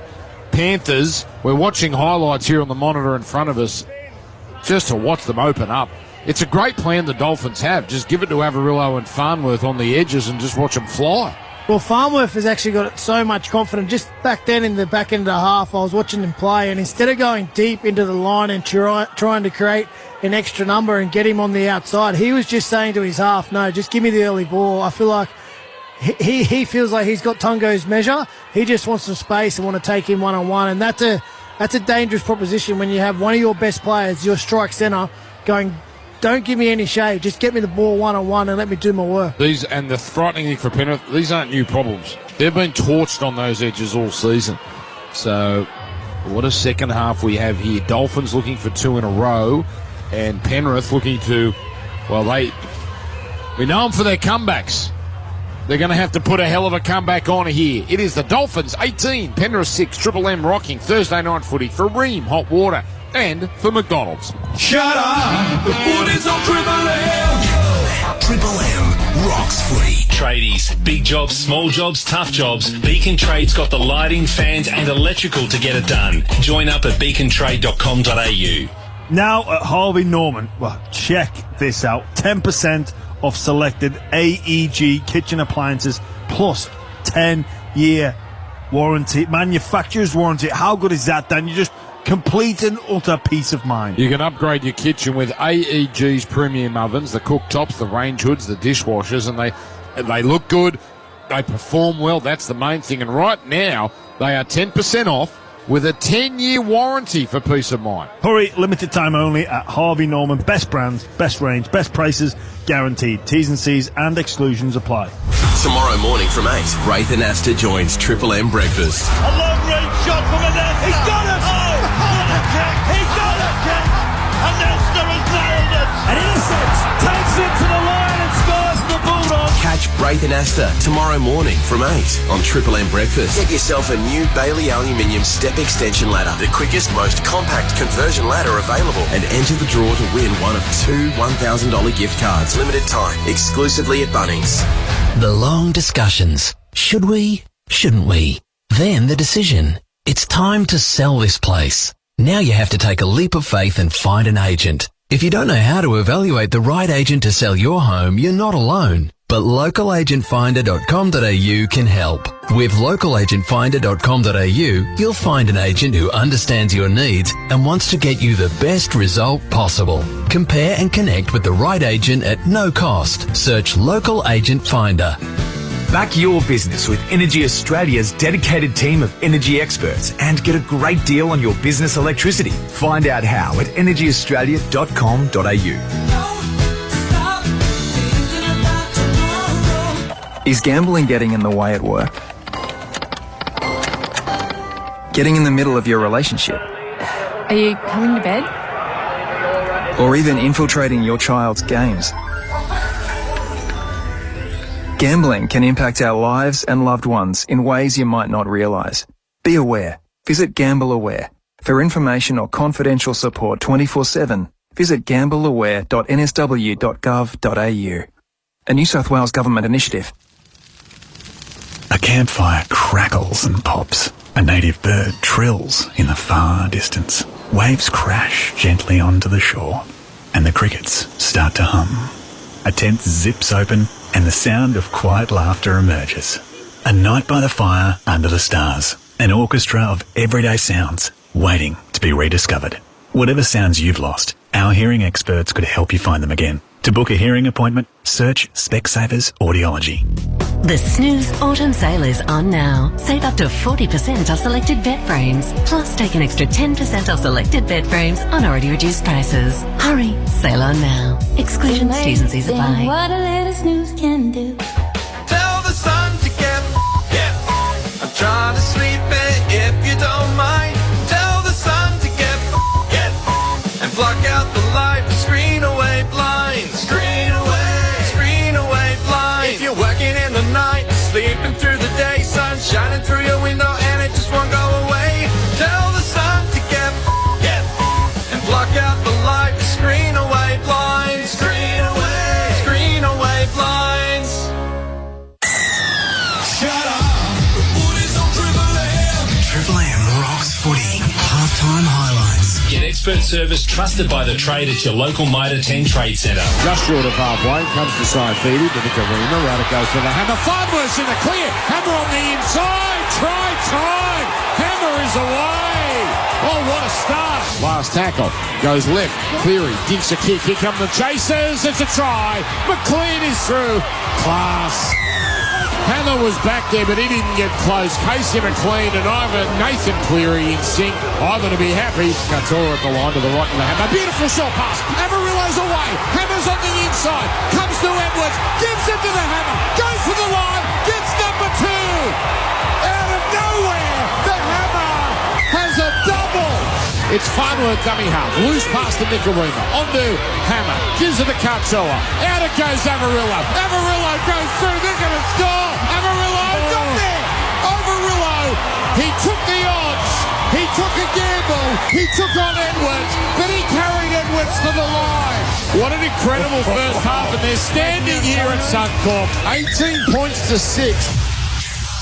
Well, some of the support staff furiously reaching for their investment accounts trying to get on this game. That's it's fine, but that would suggest the people behind the scenes think Penrith are a chance. What do you think, Jimmy Graham?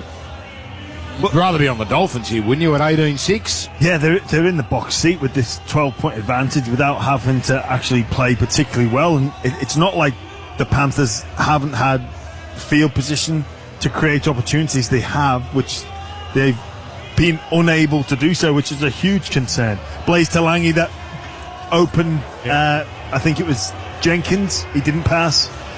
If they execute one opportunity, they'll be right back in the mixer. What about you, Wado? Dolphins from here?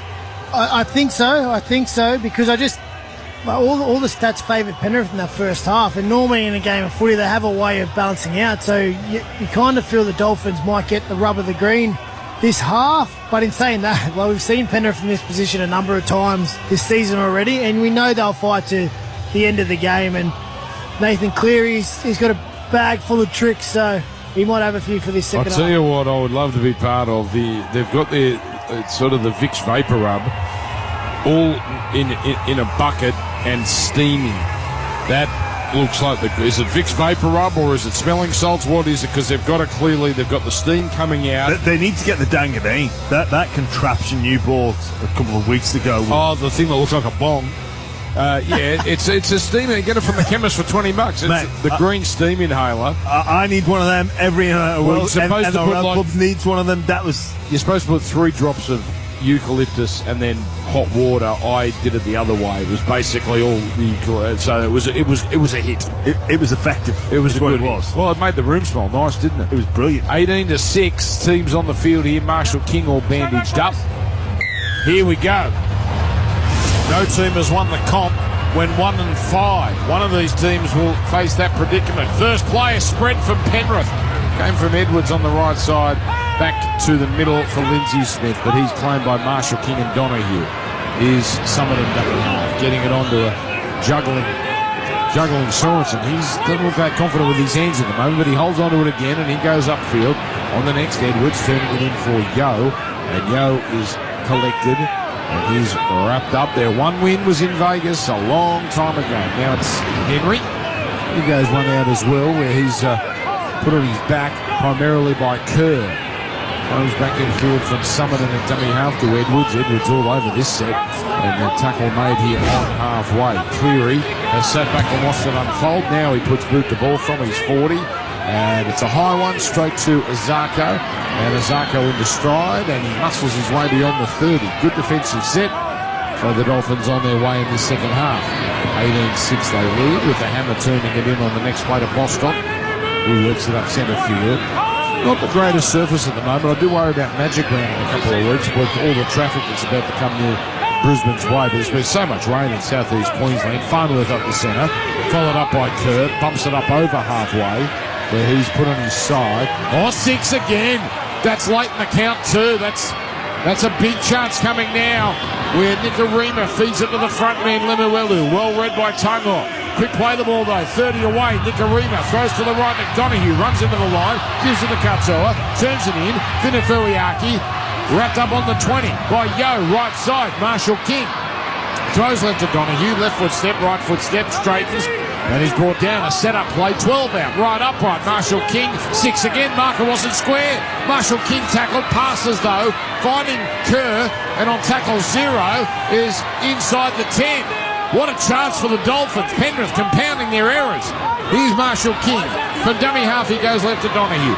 Turns it in here to Nichols, and Nichols just bumps it upfield.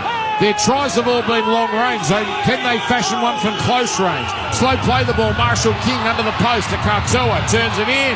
Crash play. And going close is Lemuelu. But now he's stopped 3 metres out. Edwards and Cleary combined, 6 more tackles. Lemuelu milked that, but he milked it well. As now a hit up for Nichols. He backs into them, and he's only half a metre out. Left upright. It's all one-out stuff, though. Comes to Donahue. He does brilliantly to catch it on the half volley. Short pass. Manny gives it to's almost away. Fenefuiaki. Penrith holding on grimly. Tackle made 2 out. Marshall King on the third. Katoa to the open left. Kerr around the corner. Try time. Lemuelu is in. Dream start for the Dolphins in the second half. What a ball. What a ball that was. There was no stopping it. And Lemuelu, who only just came into the game shortly before half-time, gets the Dolphins to 22-6. Yeah, in what is technically the first set that the Dolphins have had in this second half, but they gained 2 or 3 sixer gains late in the tackle count. Just sheer numbers of tackles needed to be made, and it's Josh Kerr into Liam Martin, into Nathan Cleary, tracks him in to the contact, gets a right arm free, pops it over to Lemuelu. I really like that ball from Josh Kerr, Wade Graham, but what a start to this second half. Well, a dream start from the Dolphins. A great defensive set to start that second half, and then they just held all the ball.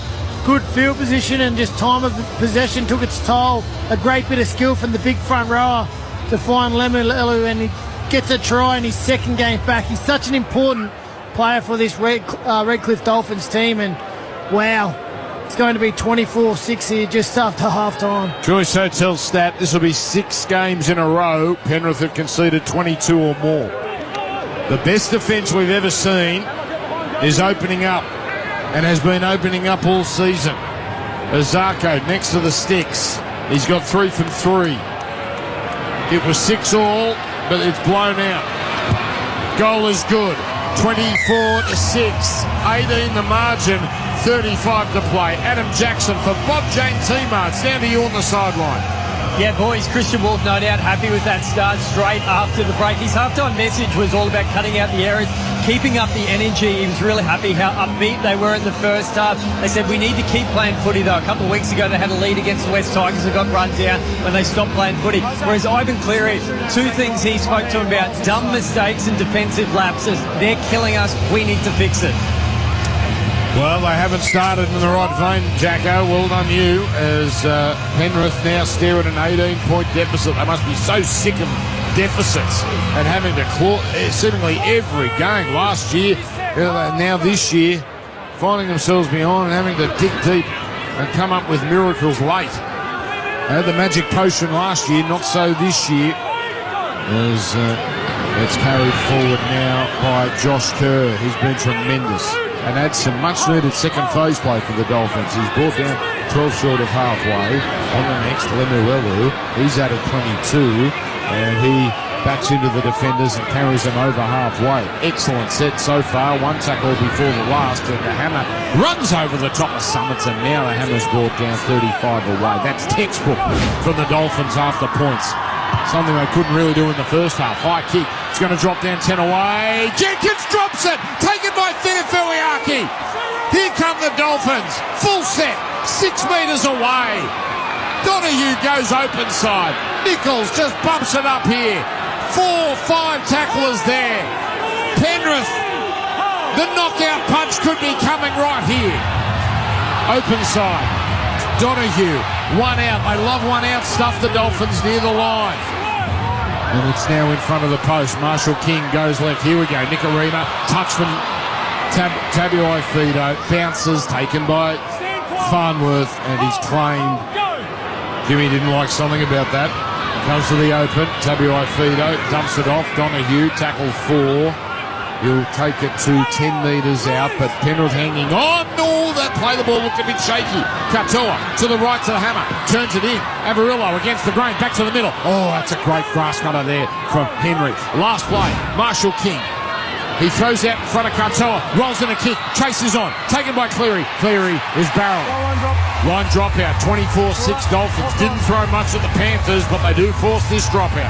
Didn't throw much. But Penrith, they're under pressure, another set. And just that ball from Marshall King on the 5th play to Katoa. Just rifled it out in front of him, allowed him plenty of time to catch, assess where he wanted to kick it and put that little dink through. And now the short kick out from Nathan Cleary. Here we go. It's got the 10. It's a good one. Up they go. Oh, it's falconed off the Dolphins. Penrith have got it back. They needed that. Edwards to Yo. Wild pass. Cleary. Hospital pass on the try line to Tungo. Tungo to Alamotti. Alamotti runs down the right sideline. And it finally is claimed. But desperate times, desperate measures for Penrith. They were throwing risky passes on their try line. Now they're well away from that as we look at a replay for Harvey Norman. And mistiming his jump there was Zarko. And if it didn't Falcon, it hit his elbow. So Penrith escape.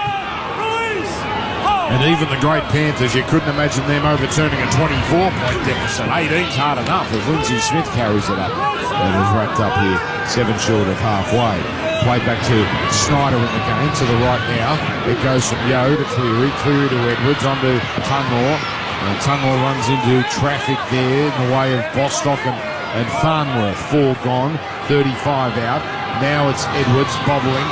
And that just kills the momentum of this one, so he's going to take the tackle centre field. What's Cleary got here? Last tackle, 35 out. Bit of pressure on him. Good work, Dolphins. High kick though. Bostock takes it. He's got leap. Oh, hang on. Was there an escort? I think there was. It's a Penrith penalty. Have we just seen the momentum shift here? And now Hammer gets into it with Liam Henry. You've got to go back to the ball and take up a position. You failed to do that. So Grant Atkins there was all over that, and now Penrith 12 metres out. And a late shot, that's what the Dolphins didn't like. Bostock was on the ground and Henry took advantage and whacked him. But it's Henry now with the ball. Does the comeback start here? They're in front of the post, 7 away. Summoner is off and Snyder is in. And it goes left from Snyder. Away now to Yo.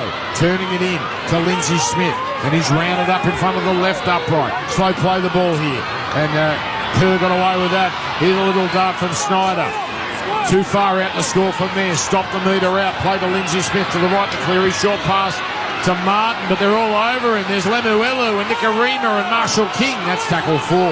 8 metres away. Martin not happy with the treatment he got there. Comes from right to left. Yo out to Lindsay Smith. Flicks it back. Finds Yo. Yo out to Talangi. Talangi drew in a defender. Then, he threw it on to McLean, who's then forward rolled into the ground. That looked a bit dangerous. Zarko making the tackle. You do throw him over. He ends in a dangerous position. I know it's not deliberate. It is dangerous. I'm going to be right. That's fair. It's not a spear tackle. It's a forward roll. It's a bizarre tackle. But you can't do it. McLean doesn't need to flip. It's not Osaka that flips him. It's not Osaka that flips him. He flips himself. Yeah, he won't be suspended. You wouldn't think. But anyway, Osaka on report. Penrith repeat set. They set their attackers up here. Centre field under the post. Snyder away to Cleary. Turns it into Martin. The outside-inside, Dolphins have been all over it. Martin then throws it out to Smith, who just palms off a defender before he's wrapped up quickly. Still under the post. Here's Snyder to the left of Cleary. Cleary on the Talangi, takes them on, and he can't burst through. Lemuelu, good contact. First to meet the Penrith 5'8". Played to Snyder left side. So the open right to Yo. Double pump. Then he gets an offload away. Snyder pushing away to get it on to Smith. 6 more, so they get a new set here as it comes to Edwards, and he's brought down 11 away. Then he's pushed off the ball. Should have been 6 more. Might matter. Cleary on. Here's Tungo away. Alamotti. Oh no!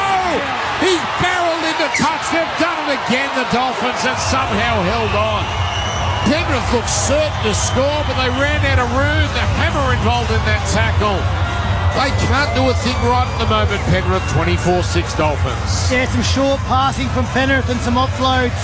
Caught the Dolphins' defensive line a little short. Alamotti goes for the corner, and Jimmy, we may be critical of the Hammer early in that first half about getting his body into positions that he might not like, but the fullback did his job there, come across in cover and made sure Alamotti went out in goal. Yeah, it was great work from the Hammer there, but I'm noticing something different about the Dolphins' approach to defence and their system this week. It is very, very different from what we'd seen in the opening rounds of football. The Dolphins they're almost defending like the Bulldogs do, where they go up and they don't quite make a decision. They sort of paddle and then wait for the play to unfold and then react, where in previous weeks we've just seen them on a mission, on a single mission to just one role, but they've reverted back to decision making. It's brilliant defence from the Dolphins. He had to bring up the Bulldogs, didn't he? Now 45 away.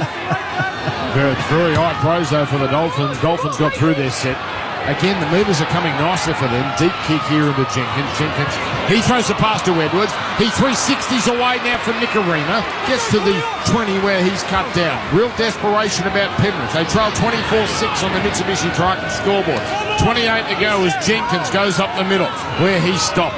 Played here to Snyder. Snyder's added some spark. And he runs out of dummy half. Makes some good meters before he's claimed. 3 in the tackle. Line ball pass should have been called forward. Hasn't been. Comes down to the right side, Cleary, onto Edwards. Edwards throws it out to Tungle, right edge, and he's going to be wrapped up here. And every time they've done that, Jimmy, you've spotted it well. Every time they've gone into the edge, there's Dolphins all over them. Now to the open side, to the left, to Cleary on tackle 5. He goes across the 30-metre line. Throws it with Talangi. Hasn't happened for Talangi tonight, and he goes nowhere here, because he's got 3 Dolphins that just won't let him move. Last, Cleary, high kick. Chasers need to be good. Not much of a chase, although Mark coming through. It's off a Penrith hand, batted back to Edwards, on to Cleary. Hurries a kick. It's squirted off the right edge of his boot and goes into touch. Tungle can't get close to it. Now what's going on? Penrith going to challenge something here. Cleary's not happy. Are they going to challenge the bomb and whether a Dolphin touched it? Right? It is dead play, so they can do it, but no, they're not going to do it. Dolphins ball. Yeah, clearly Liam Martin contesting every single time. He gets the hand to it, takes the ball backwards, but the second kick of Cleary, there's just nobody in attendance. So 24-6 Dolphins. That's on the Mitsubishi Triton scoreboard. Hope you're enjoying it. Thursday night footy. Thanks to Macca's and Ream Hot Water. You've got Wade Graham, you've got Jimmy Graham, your Seabus super experts making hard work pay off. Now we'll hit up here. Sees the Dolphins close in on halfway. This is Tom Gilbert back in the game.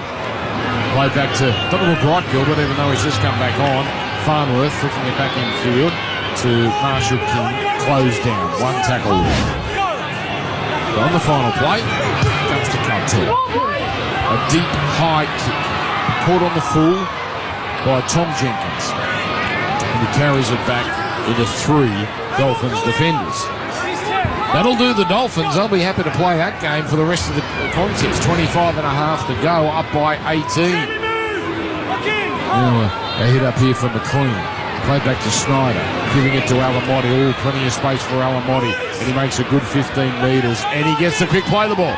Here's Snyder away to Edwards, hunting in the middle of this Suncorp Stadium. Engaging with Marshall King, shaking him off, then getting past another. An exceptional run.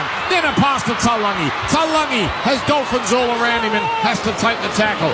19 away though. Penrith rolling. Cleary wants it short side. He gets it. Now he changes direction, flicks it into Talangi. Hot potato to Snyder. On it goes to Smith. Smith to Edwards. Edwards, he out-duels Nicarima for the ball. Nicarima trying to intercept it, and Edwards is tackled. Last, 8 away. Smith, Cleary on the right, gets it. A long pass, an awful pass. One of the worst we've seen from Nathan Cleary. It goes into touch. 24-6, the polish is just not there. Wow, we just don't associate passes like that with Nathan Cleary. It's a great set from the Panthers. The effort of Dylan Edwards to make that break up the middle of the field. But what about the attention and the effort from the Dolphins players there, Wade Graham, to get numbers in the picture, to scramble and just keep on turning up for one another? Oh, it's what it's about, and I actually think that Nathan Cleary pass was on, but most of the things they've done tonight just haven't been able to execute. Dolphins carting it up. What's doing down on the sideline? Bob Jane teammates, Adam Jackson. Yeah, a couple of changes down here on either benches. Sorensen has come off. That's why Agana is on. And Max Plath returns with Connolly Lemuelu coming off. Dolphins only used 4 interchanges, so they've still got 4 to go for this last 20 minutes.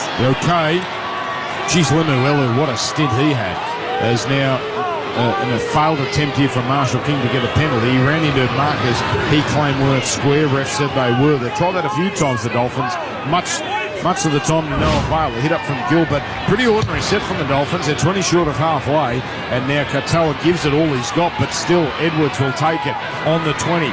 Races up to the 30, and by the time he'll be made the play, he's close enough to the 40.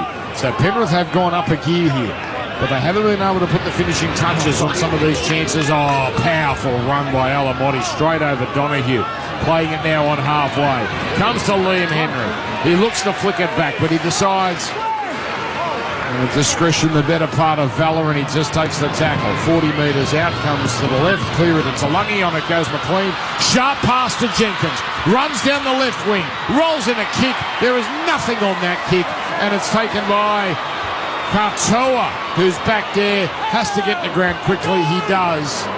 But he'll play one out from his own line, and most importantly, Dolphins have it back. Well, again, just the urgency from the Dolphins, and we see some expensive play. Comes out here to Avarillo down the wing, but he steadies and comes back in field. Gets him some much-needed territory, though. Yeah, just the urgency. Penrith, they make a break down that left-hand edge through Jenkins, but players, numbers in the pitches. Katoa back there, as soon as Jenkins puts it on the foot, he's there to clean up the ball for his team. They're really growing in confidence for this second half. They sure are. Farnworth bustling in the tackle. His 10th run. Avarillo, 14 runs, 149 metres in the choice hotels. He's been great. Here's Daniel Saifidi. When he's held onto the ball, he's been hard to handle, as he was on that play. Gets it to halfway. Last, a drilled kick into touch. Now it's rebounded straight off McLean into touch, but I don't believe it's played at. And this will end up a very good result for Penrith, because there was no distance on that kick. That's a very conservative kick here from Isaiah Katoa. Still 21 minutes to go, and he's looking for the touchline. So interesting there from the youngster. In fact, it might have rebounded off to Lungy. Either way, Penrith ball 15 short of halfway. Yeah, probably just feeling the heat. Penrith have turned it up a gear, and they're winning that field position battle again, making easy metres. Thought he could get it in the touchdown field, give his forwards an opportunity just to walk down and set the defensive line. Instead, Penrith, great field position. You just wonder if 24 is enough for the Dolphins. Here's Henry. Henry working it upfield, because if Penrith get one, they'll get a cent for a couple more quickly. And Henry made the play as Edwards sweeps across to the left, gets it now off the Cleary pass to Taulagi. Oh, horrid pass from Taulagi. It's dropped by Penrith. Now, they could challenge here, because that was like a contested ball. It was a dreadful pass. But did it come off Dolphins' hands or Penrith hands? No, Penrith are conceding. It's going to be Dolphins' ball. Yeah, I think they realised, Dan, that was just their mistake. And look, you can't knock the Panthers for a lack of trying, but their execution has been off today. You know, we mentioned that line break stat at the opening 35-minute mark, and I do need to give some credit for the Dolphins' defence. It's clear that they've changed their approach. It's not as one-dimensional defensively, but the story is the Panthers, really. Yeah. That step Bostock just pulled off the scrum, that was Freddie-like, that left foot. That was a wonderful individual play. So here's Plath now playing it off the next play, and then Daniel Saifidi crashing into three defenders over halfway here. It'll be played back to Marshall King. Getting it on to Nichols. Nichols carrying it forward. Who's, with any part of you, not necessarily now, but the next few minutes, think, I'll pot a field goal here, make it 25-6 later as Katoa gets it on as Nicolima delivers out to Hammer, and he's wrapped up. Haven't seen much of Hammer in the second half, but boy, he made his mark in the first half. Nicolima goes to the air. It's going to drop down about 10 metres out. Won't be easy for Edwards. Farnworth got there first. He managed to curl it around his body. It came to Nicolima, gave it, who then put a kick in, and Alamotti takes it and miraculously stays in the field of play. But Penrith are stuck in the corner. Here come the Dolphins to load up. And now a heavy tackle. Almost forces a line dropout. Tungor somehow stays in, and he needed help from his teammates. On the next, here's a charge which goes nowhere. Luke Garner. They're one out from their own line on tackle 3. Down 24-6. Loose pass. It's taken by Amarillo, and he's under the posts. Remarkable. Penrith imploding. Dolphins soaring. But hang on. What's the problem? It's going up as no try. Adam. I think that he passes We're it. no try. He hits the defenders in the rough, which actually interferes with the pass. It's obviously post-play How the ball, many so we can times rule on have we it. seen players in this Interferes with the pass. situation? So Snyder, has he done this on purpose? Katoa with his knees up and the pass. Yeah, it's hit him. It's now. Wait, I don't know. He's just sitting there. It's not a spirit of the game. Or are they going to say that Snyder knew he was there and he should have done better? I think Penrith are going to get this. Replays here for Harvey Norman. Boy, oh boy. So an escape for Penrith. 18:44 to go. They're going to get a penalty. I just said that the scrum play, Bostock was no try, comes down. It looked like Freddie, didn't that look like the Darren Lockyer try?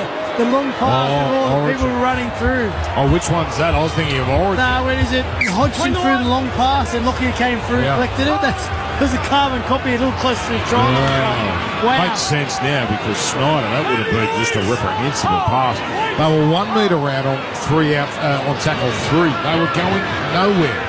So they've been given a reprieve. And they put it into touch and they crash it forward. Leota on tackle 2. Followed up now by Papali'i. And he's met and filled quickly. Just short of halfway. 24-6 Dolphins. Cleary with a nice straight run. Now throws to Edwards. Beautiful pass puts Martin away, but not full on. Plath brings Martin down. Martin thought he was going to hair down that right side and perhaps go all the way. Comes down to the open left. Edwards, another pass that hits the ground. Bounces neatly though for Jenkins. Jenkins takes it, but all they can do is swivel into 3 defenders. Last tackle, anything at his back or score. Comes to Cleary. High kick. Chasers have been pouring through. Leota leading them. Tunnel coming through. It's allowed to bounce. That's risky. Batted back by Penrith. Comes to Edwards. Chip kick sideways. Taken by Alamotti, and then he drops it. So he got up there, took it, but then as he thought about getting a pass on, he puts it down. They're ahead of the clock in terms of the lead. 18 up, 17 to play. And Dolphins continue to hang on, and Penrith continue just to lack that certain something on last tackles. Just their defence again, Dolphins holding them in good stead. Every time Penrith go to shift, they're just up there, nice and aggressive, but square, letting the play unfold.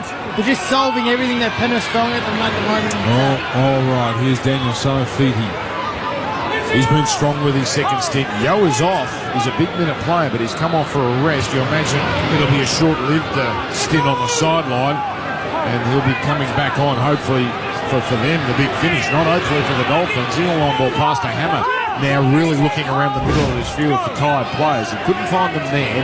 He's brought down 5 short of halfway. Katoa kicks high and deep. And plenty of height on that, so Jenkins will take it. But the Dolphins chasers are there to meet the youngster just outside the 20. Kolfusi about to come back into the game. Jacko telling us they plenty of changes up their sleeve and they're using them now. The hit up comes here for Alamotti.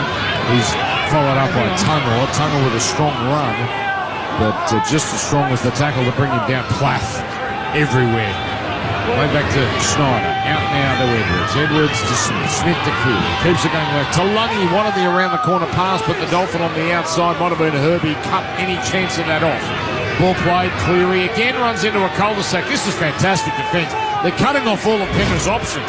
Last, Cleary won't be kicking. It'll be Tulungi. What's he got? He's got a deep kick. Straight down the throat of Hammer. Oh, look out. Hammer sizes it up. Who does he want to take on? Tulungi. Past him, but not past Isaiah Yo. So that was a short-lived stint on the bench. Now it's carried forward by Azarko. Penrith running out, 15 to go, but they need to get a move on. They're down by 18. Comes to Bostock. Bostock is filled here. 12 short of halfway. 5 penalties apiece. Doesn't feel like there's been that many stoppages in the game. Good hit up for Fusi, almost to halfway. And they've cleaned up their errors, the Dolphins. That's made it harder for the Panthers. Saifidi, excellent run again. And he's knocked over. 42 away. Nicarima wants it on the last. He's going to put up the high kick. Platt is going to chase. Now, It's going to be an easy catch for Edwards. Plath is there, but Edwards runs away from him, away from another. Then throws to Jenkins. Jenkins puts the foot down. He can't quite shake off Averillo. Desperate tackle, and Averillo's hurt making it as the butt crack of Jenkins is there for this Suncorp crowd to see. And they are stand and applaud, and they can appreciate a good buttock when they see it. Boy, it needs some sun. Now comes across here to Yo, and Yo goes down the right side. And he's brought down near halfway. What are you laughing at, Jimmy? Mate, if you had bred that white, everyone would be telling you how unhealthy it would be. Another loose pass, and it's taken by the Dolphins. Mate, that was tip-top like. Here's Hammer swivelling in the tackle. But he's brought down here. Well, he's a kinger, so you know all about that. You can't get some really anywhere. Now it's a carry. What's wrong with Jim? Hey? Pull his pants down. Well, I don't know. I mean, he'd have a backyard. I mean, Teddy's looks pretty tan. We see it every second bloody week. 30 away the Dolphins. They might be putting the nails on the coffin of the Panthers here. Herbie chiming in, but chopped down by Alamotti. Penrith, surely a field goal can't be far away. I know modern teams don't think of that, and then Farnworth bucking his leg like a horse. High kick, here comes the Hammer. He's leading the chase. Up he goes, and Edwards gets there first. Looses are behind him. Oh, when he stopped. And it's a penalty to Penrith because the claim is he was thrown back into the end goal, but I'm not sure he wasn't there already. You know, all teams need to do in this situation is not tackle the footballer. Dylan Edwards is performing a voluntary tackle in that situation. Yeah. Just don't. But you know what you're allowed to do is jump on him and hold him as long as you want because it's a surrender tackle. Yeah.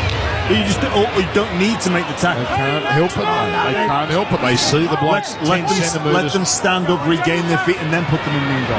By the way, how good is white bread? I haven't had it for years. But there is nothing like a fresh loaf of sun-blessed. Oh, my God. Here it comes now to Yo, back to Cleary, to the outside of Edwards. Edwards getting it on. Papali'i running down the right edge. But the answers are there for the Dolphins defensively. 24-6 Dolphins. Yes, 18 the margin. Here's Cleary. He's dumbing and going himself. They're all over him. And he'll be made to play at centre field on tackle 4, where it's picked up by Schneider. Fires it left to Talangi. Runs a nice straight line. Gives it to Edwards. On to McLean. McLean almost breaks through. Or Averillo slipped off and then came back to make the tackle. Last. Comes down to Talangi. He sharks Schneider out of it. Stabs a kick. It's heavy. Someone's got to get back there, and the Hammer does just in time. 12 to go. Line dropout coming. 24-6. Yeah, the ball's been in play for quite some time in the last sort of 10 minutes, and it's been toing and froing. And I feel as if the Panthers are just starting to win the energy battle, just a fraction. And just the Dolphins have had to be desperate. 10 seconds! I agree, Jimmy. Just falling over a couple of tackles. Penrith just making a few extra metres. A big opportunity here. They'll go short. Can they get the ball back? Penrith have got to get this back. Here's the kick. Goes to 10. It's high. It's a contest. Batted back. Penrith now how to play that. Comes to Alamotti. And Alamotti's wrapped up. They scored a try from the grand final, if I'm not mistaken, to Mitch Kenny off a similar play. No try this time, but they're on the attack and they need points quickly. Liotta charges at the right upright. Down low, Korfusi. Up top, Lemuelu. It's played back now to Schneider. It's now or never for Penrith. Yo to the line. Then on to Talangi. Talangi to McLean. Beautiful step on Averillo. He's starting to give Averillo nightmares. Gilbert is there as the backstop to make the tackle. Right on the left touchline. 5 metres out. Slow play the ball. Flung in field. Talangi to Cleary. Cleary stutter steps. Then gives to Yo. Yo on to Schneider. Keeps going right to Edwards. Shot past Tugler, who is drilled by Bostock right in the midsection. And that's got the crowd pumped up. 2 tackles left. It comes to Lindsay Smith. Big gap opens up, but it's cut down just in time. Last, Schneider. 5 away to the left of Cleary. On to Lungy. Basketball's it. Knocked down by Azarko. Clever play. That was an obstruction in the build-up. Like a clear obstruction. Like blatant obstruction. Talk about that for Bostock. Drill. Drill, baby. Drill down. That's the tackle of the year so far. Just up under the ribs, was waiting for him to to come into him, and Bostock, he saw it coming from 20 metres away. What didn't help was Nicarima came in the other way and accidentally the head of Tungle straight into the knee of Nicarima. We've got time off here. Avarillo's on the ground now. He doesn't look right here. Is he favouring a shoulder or an arm as we watch the replay? Obstruction. That is a clear obstruction from Blaise Talangi out the back of McLean there. But the Dolphins, I know they've got a healthy lead, but they're clinging on here, Wade. Yeah, well, not that you want to see a player go down. He's holding his shoulder, but the Dolphins, they needed that break. A chance to get some water, catch each other's eyes, reconnect, and go, come on, boys, we've got one set to defend here, and we're still in good control. Penrith are way off this year, but they're the only team you'd give a reasonable chance at taking this down to the finish. 18 down, 10 to play. They are the masters of the late comeback. Have they done this late change again? Yes. Done this late change that Talangi there places the ball down, puts 6 on the right-hand side of the field. So here they come. What's the set play? It's nothing. It's just a dump off here to the number 15, Papali'i. He'll play at centre field. Penrith haven't scored for an eternity. Now it goes left to Lungy. Nice straight run. Pops it to Smith. Didn't know it was coming from him. He somehow held on to it. Hot potatoes it back. Out it goes to Papali'i. He shuffles it back 15 metres. Snyder then loses it sideways. It's not a knock-on, even though the crowd wants one. Snyder doesn't know what to do, so he stops touch football style, and then is dropped down 19 away. Stop pointing your finger like that. Now it comes to the open side. Yo, bumps it up to the 10 just to settle things down. 9 minutes to go. 18 the margin. Play to Snyder centre field. To the left of Cleary. Stepping and straightening. Great tackle down low. Who was that? That was Plath, of course. Play now to Snyder. Flat pass to Yo. Gets it back to Smith. On to Edwards. Delays the ball for Papali'i. Dolphins all over it. All the subtleties from Penrith, Dolphins are just swallowing up. Last tackle comes to Smith. Smith to Cleary. Long pass. Out it goes Jenkins. Inside McLean. Rolls in a kick. Chases on. Hammer nonchalantly gets back there and bats it out the back, and that's more time off the clock. Right drop out, but time running out. 8.5 to go. 24-6. Some more pressure to come for the Dolphins as we see young McLean may have picked up an injury, but Jimmy, I must say, their defence was comfortable. I know they had that little bit of a break, but everything that Penrith throws at them, they just seem comfortable, on point, making their reads, communicating, and just Penrith were struggling to find a way through. Yeah, look, it was a timely injury check with the shoulder of Avarillo, wasn't it, Wade? It bought some time. It did. You could tell they were on the ropes. Jimmy the skeptic. And but they look good defensively. That said, I know like that early error from the very start of the game, they look comfortable in their goal line. But 70 minutes later, they still look comfortable in their goal line. Yeah, they're going to go short again. Same spot as Zarko, and plenty of Panthers there. Up they go, and back it comes. Edwards takes it 30 away. So Penrith have got that down pat. When they're the attacking team, the short dropout comes to Liotta and he just hits it up. 8 minutes to go. Don't forget, they've got to kick all the goals as well. Now it comes here to Smith, and Smith just works it up the middle. Got to score tries first, though. That's their main concern. Smith, 19 away. Talangi, he floats to the right. That's where Cleary is. Cleary really running now and taken down. Plath again. Right upright. Play now here to Snyder. Snyder drops it behind him. Talangi takes it. I thought he was taken out there by Lemuelu. Should have been a penalty, Penrith. No. 4 tackles gone.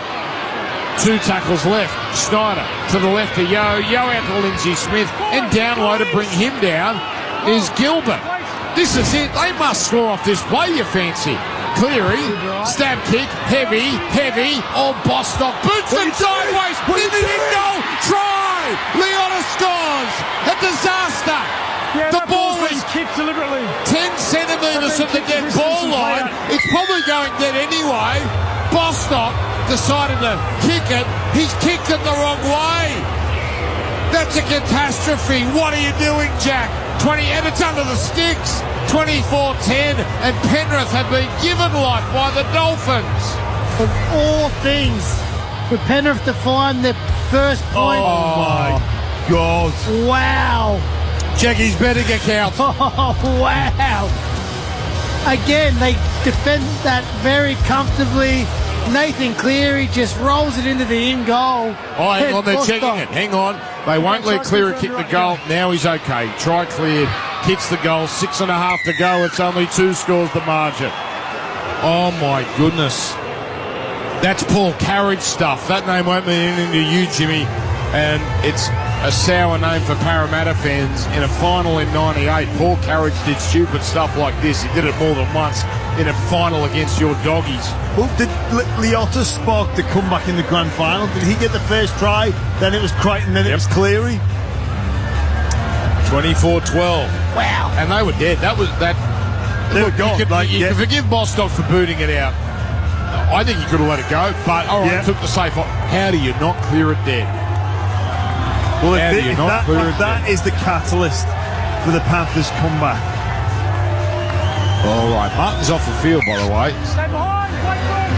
I wonder if he's okay, if they'll bring him back for the finish if they can. I don't know if they've got any changes left, actually. But anyway, here we go. Penrith from the kickoff. Sprint from right to left. Snyder to Lindsay Smith. Oh, he had to get back into the field and play, and he almost didn't. He had to nestle against the goalpost. 6 minutes to go. 24-12 Dolphins.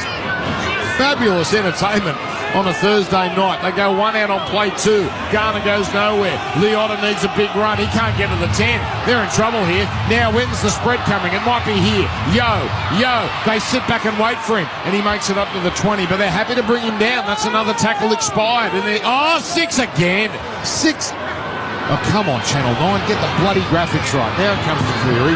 He goes himself and he's brought down. Who sacked that person? Now on the last. Here it comes to Lungy. Biggest play of the game to this point. Little chip kick by Snyder. Edwards comes through. Takes it. Puts in the kick again. Jenkins is chasing. So is Hammer. The race is on. It's back in the end goal. It's not grounded.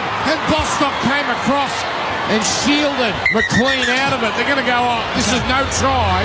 Atkins just wants to see who it came off. I fancy Hammer, but it's no try. Why did he kick it? Put a no try. Edwards. Just review grounding. 3-on-1. There's no knock on the first one by Penrith. And then here. So, this is all about who gets the ball back, but you're right. So, Hammer and Jenkins 5 for the ball, 5 away. Comes off Hammer, but it's back off him anyway. It's off the legs at worst of Jenkins. Live ball into the in goal. What are we checking here? Hammer's lost it behind him and Jenkins hits his leg. So there's no indiscretion there. It's who takes... Oh, hang on. Did it touch Hammer? I think it's come off his leg. It's come off his leg. But then there's another contest here. Yeah. So Hammer, it's off him last before it gets into the in goal. McLean thinks he's going to score. Bostock comes across. It's so far off the Dolphins. Oh, an air swing. And then Bostock touches it out. Now, that one you can't blame him for, but that's going to be Dolphins ball. Sorry. That's going to be Penrith ball by a dropout again.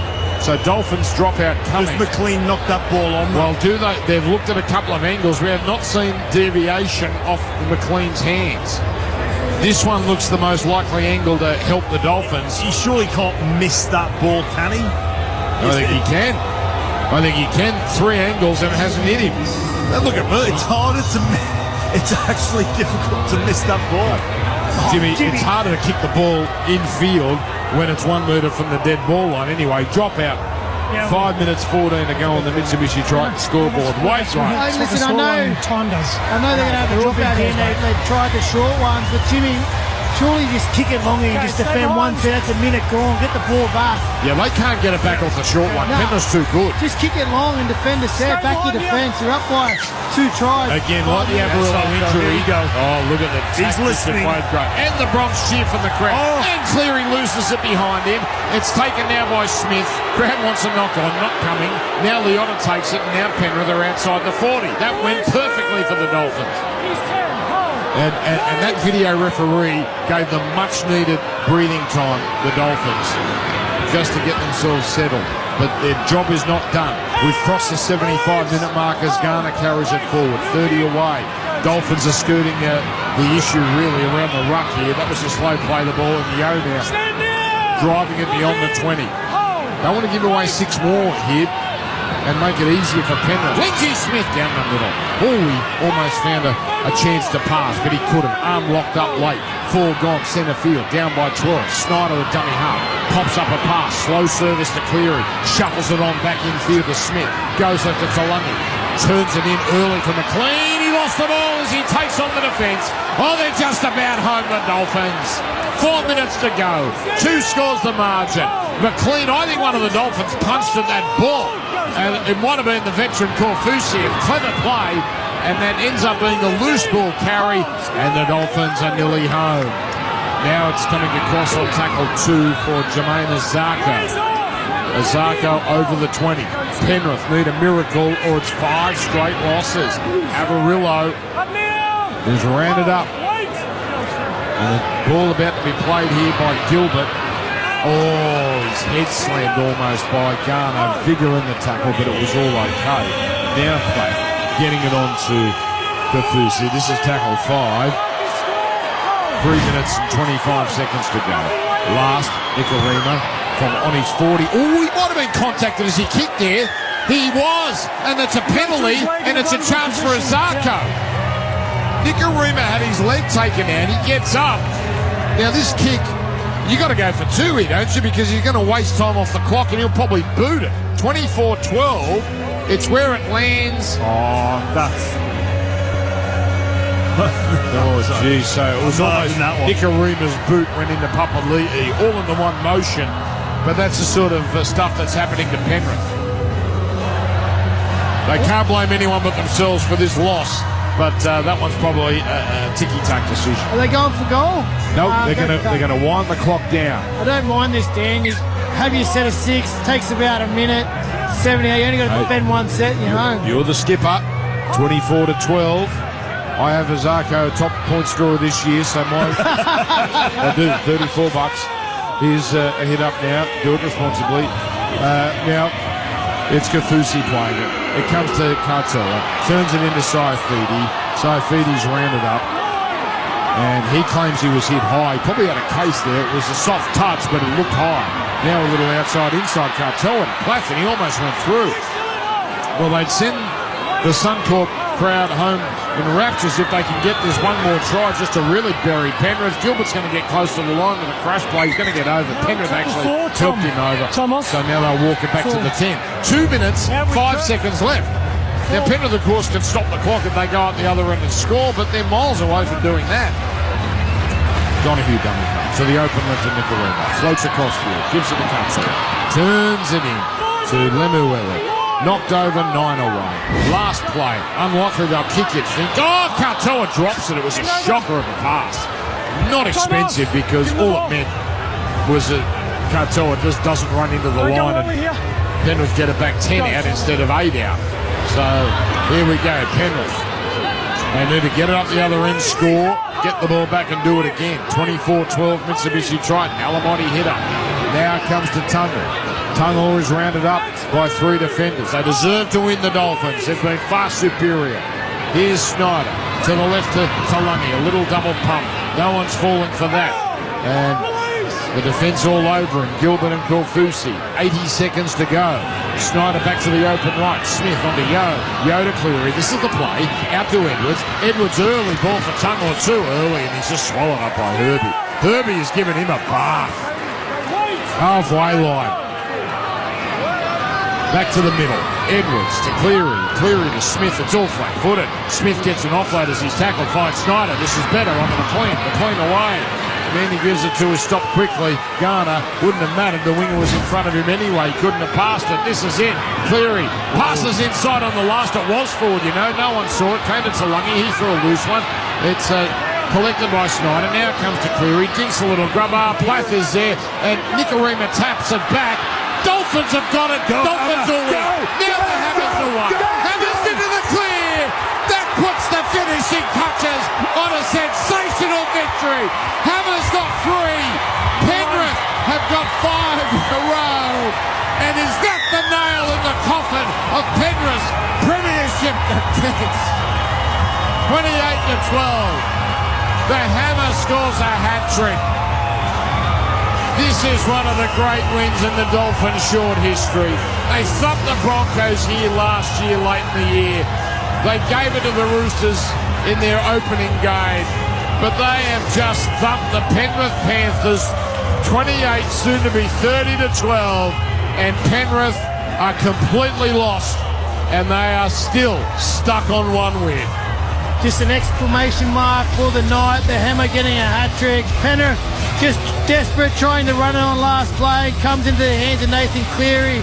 Puts a little grubber in and just loose ball footy. You know if Hammer gets it, picks it up, and there's a little bit of space around him, he will make you pay. He swerves around Isaiah Yeo, burns someone in the middle there, and just no one can catch him.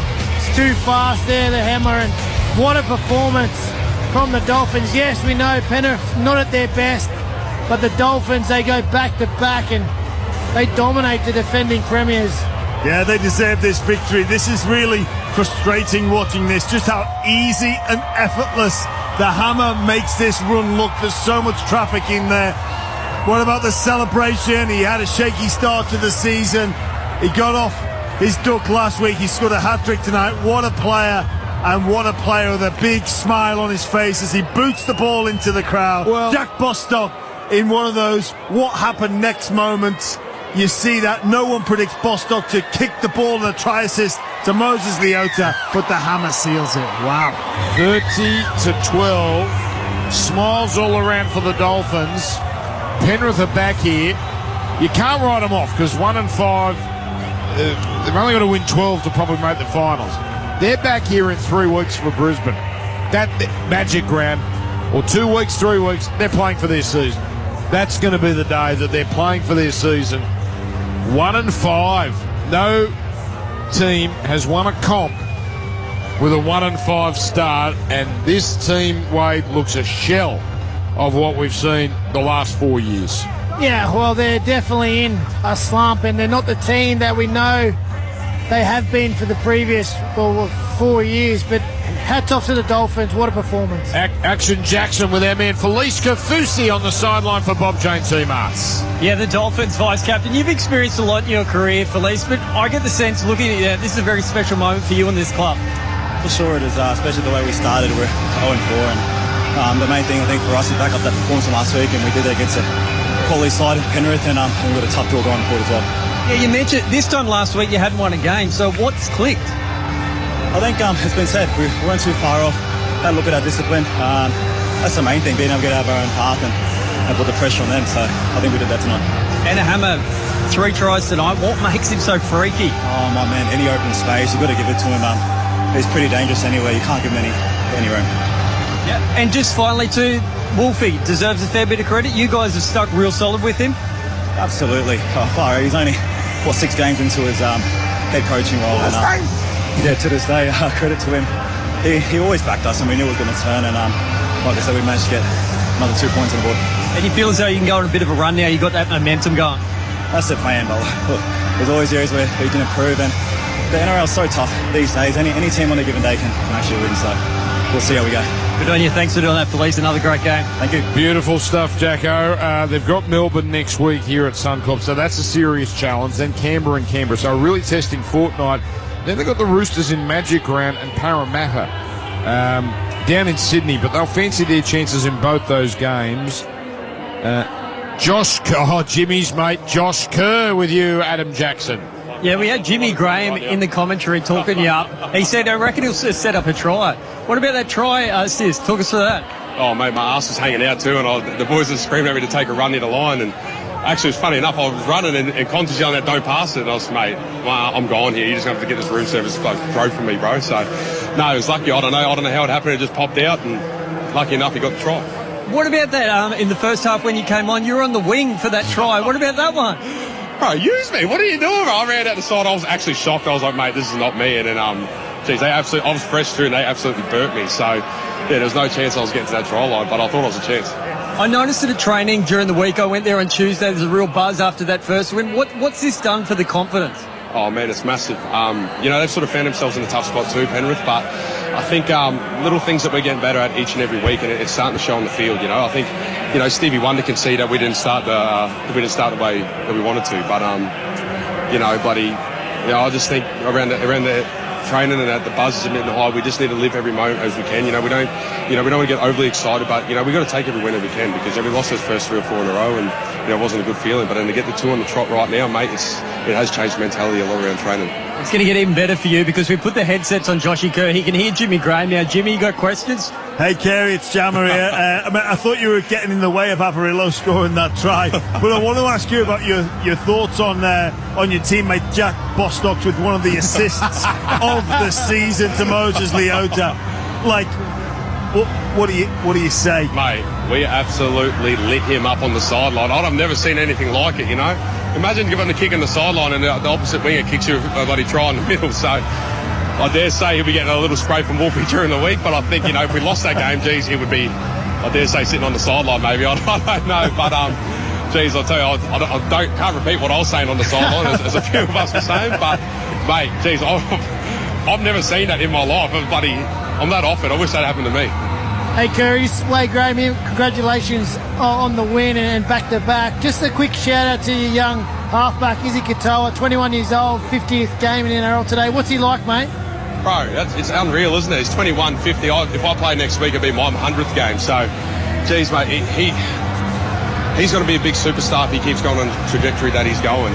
He's absolutely killing it. He's got such a great composure for someone so young. He could have, I think in the world today with Instagram, Facebook, all this stuff, he could be such a different kid, but he has a great head on his shoulders.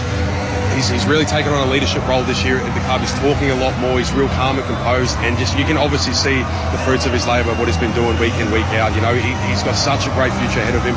I just hope, I pray to God, knock on wood, he stays injury-free, but the sky's the limit for him. Beautifully said. Beautiful stuff, Josh. I'll just let you know, Jimmy, on more than one occasion tonight, questioned your intelligence. So what? True or genius, not? My bro. True what are you talking or about? not, Jimmy?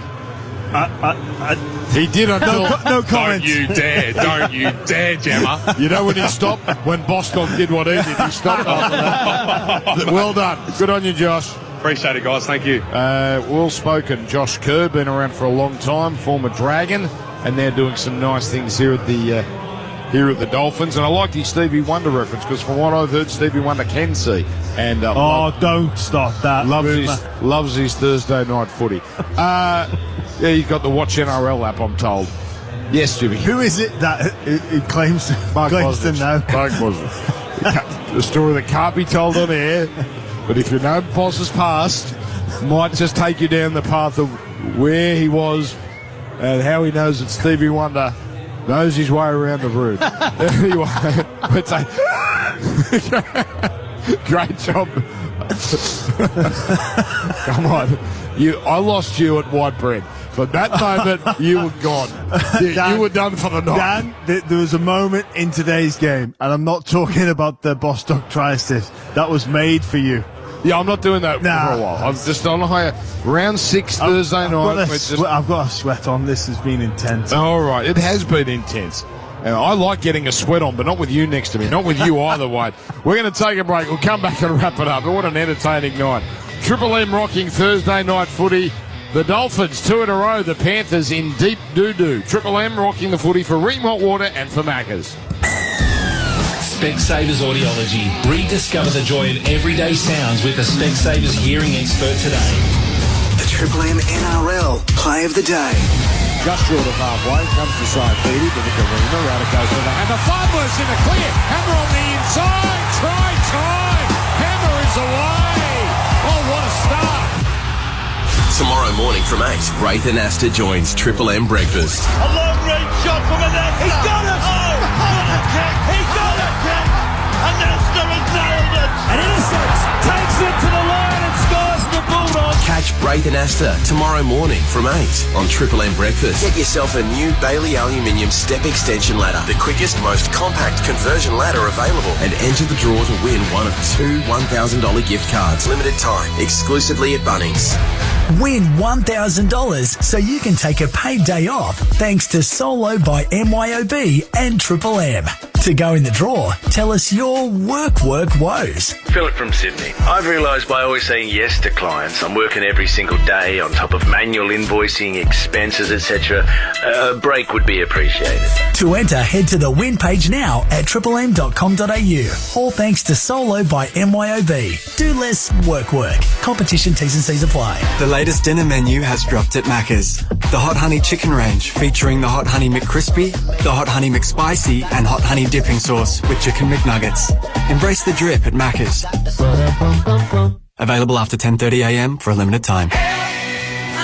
With NRMA Insurance, you could enjoy our multi-policy discount when you take out 2 or more eligible policies. NRMA Insurance, a help company. Discount applies in tiers based on the number of eligible policies. Maximum tier reached at 9 eligible policies. Visit nrma.com.au/customer-discounts for more info. Discount may be subject to minimum premiums. Always read the PDS. PDS and TMDs available from NRMA Insurance at nrma.com.au. Meatstock is back in Sydney. 3 insane days of barbecues, bands and bedlam. May 9th to the 11th at Sydney Showground, featuring a huge lineup of the best barbecue experts and pitmasters. There'll be Australia's largest barbecue smoker and stunning live fire pits to captivate all your senses. Plus the Rod and Custom Car Show, Fire Kitchen, Better Beer Beard, and Mo Wars, and Australia's strongest men and women. Setting the whole weekend on fire is epic live music on the Jack Daniels stage, including Bliss and SO, Yuli, and much, much more. Tickets selling out fast at meatstock.com.au. Back your business with Energy Australia's dedicated team of energy experts and get a great deal on your business electricity. Find out how at energyaustralia.com.au. Hello, Frank Walker from National Tiles. Have you ever dreamed of having the world's best Italian-made tiles in your home? Right now at National Tiles, select any one of our 17 very popular standard range tiles and we'll upgrade you to the world's very best Italian-made tiles absolutely free, saving you a massive $4,000 on an average 80 square metre order. Yes, have the world's best Italian-made tiles and depending on quantity, save up to $4,000 or more. But you'll have to be quick, so rush into National Tiles now and save. Conditions apply. Does your business cash flow need a spark to come off the bench to make that winning play? Prosper's business line of credit can provide your business with a safety net of funds to cover day-to-day expenses. Draw down on what you need when you need it and only pay interest on what you use. Prosper have helped over 50,000 small businesses stay in the game. Apply today at prosper.com. That's PROSPA. T's and C's and standard credit criteria apply. Shut up! The foot is on Triple M! Triple M rocks footy. Thanks to the reliable Mitsubishi Triton. Nothing can frighten a Triton. You know when a game's entertaining? When I didn't even go through the rest of the round at some point during the game. So I'll go through that shortly just to tell you what we're broadcasting. Most of it as usual. Dolphins 30, Penrith 12. We went through the Dolphins games to come. Penrith probably the more pertinent at the moment because they're in quicksand. Roosters next week at Allianz. Roosters beat them, remember, in round 2, but Penrith will be warm favourites, but there are no certainties against anyone at the moment. Then Manly on a Saturday night at CommBank. Remember, they've lost that home ground as well. And then the big one, did I say this in the call? Did I say it off air? I can't remember, Wade. That Brisbane game's going to define everything for Penrith. That could be the final nail in the coffin of the Panthers. Sunday afternoon, showpiece game, 4 o'clock. They've done it differently this time, the NRL. They've moved Brisbane out of Friday night. Showpiece game's not Saturday night anymore. It's Sunday, 4 p.m. And it's going to be something we didn't expect. Broncos hot. That's not that unexpected. Panthers perhaps playing for their season. That's the feature of Magic Round. Magic Round, the back end, isn't it? Yeah. It's just going to be amazing to see what Penrith can do from now until then, because I wouldn't... live support is almost where they're at. Not for the 4, definitely. They can still come into the 8, and whether they can find form into the back end of the season to get into the 8 to seriously threaten any teams, but it's just they're out of sorts, particularly defensively. And because of that, their attack is suffering, and you have to say they're down in confidence, Jimmy, now. Oh. Like, their defensive reads on the edges, they're up and in, some are going out, they're getting skinned in ways that we just haven't seen that Penrith defensive system break down like that in such a long time. So they have some searching to do, and a couple of big weeks in front of them before they even get to Brisbane. Yeah, they do look lost in all aspects of the game, apart from things like kick chase, which Liam Martin leads the way every single time. But Dan, you're right. That Magic Round game against Brisbane, like, you think about it as a fan, you can't wait to see the Empire fall. And you could be witnessing it at Suncorp Stadium because you've got your Magic Round ticket anyway. I'm going to steal that line, Jimmy, and I'm not going to credit you. Well, I wrote down. Well, I'm sorry. Roman, Ottoman, I'll be British, calling it all empires. They've got to fail and fall at some time. USA. And more politics shortly here on Triple M Footy. 5 in a row for Penrith. So Dolphins next week. Roosters. Oh, Dolphins next week. Dolphins done. And we'll fill in that and with red for a loss. Roosters at the footy stadium next week. But looking at their games, right, what they've played, Roosters, they fired at the end. Wasn't enough, but at least they fired at the end. You thought, okay, they found it at the end. Same with South. Down 28-0. We all agree they got dudded on a video referee call. They lose 28-18. We're thinking, okay, well, again, they found it late. They're going to click at some point. Now, the last 2 weeks, North Queensland and they had so many chances. They've looked least likely to score tonight than they have in any game this season. Well, we spoke about it in the halftime break around. You brought to our attention, Dan. Here's some stats. You read them out, and you didn't read out who was the scoreboard, and we would have all educated guess Panthers in front, 18-6. But it was vice versa. All right. Well, that was a very entertaining night. Who's doing the CPAP? Best on ground, which is, of course, the MVP. And it's not just the MVP, the triple MVP. Get expert advice and unbeatable prices at CPAP Direct. Visit us in store or at cpap.com.au. That's sleep apnea. A lot of people suffer sleep apnea. One of those things a lot more than you think. Wado.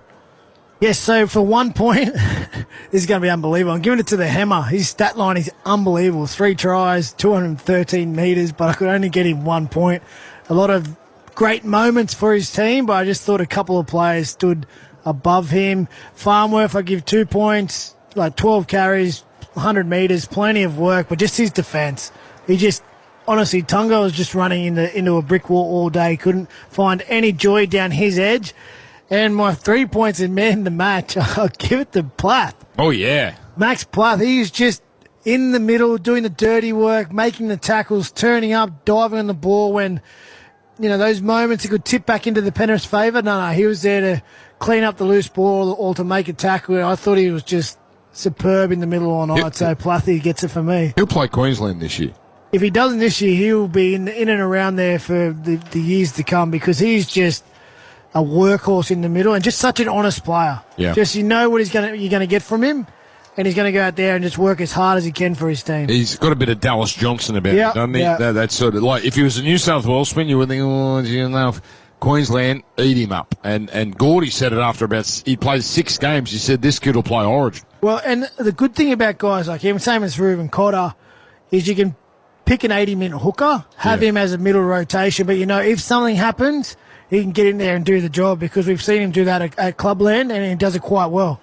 All right. What do we got tomorrow night here? It's happening all so quickly.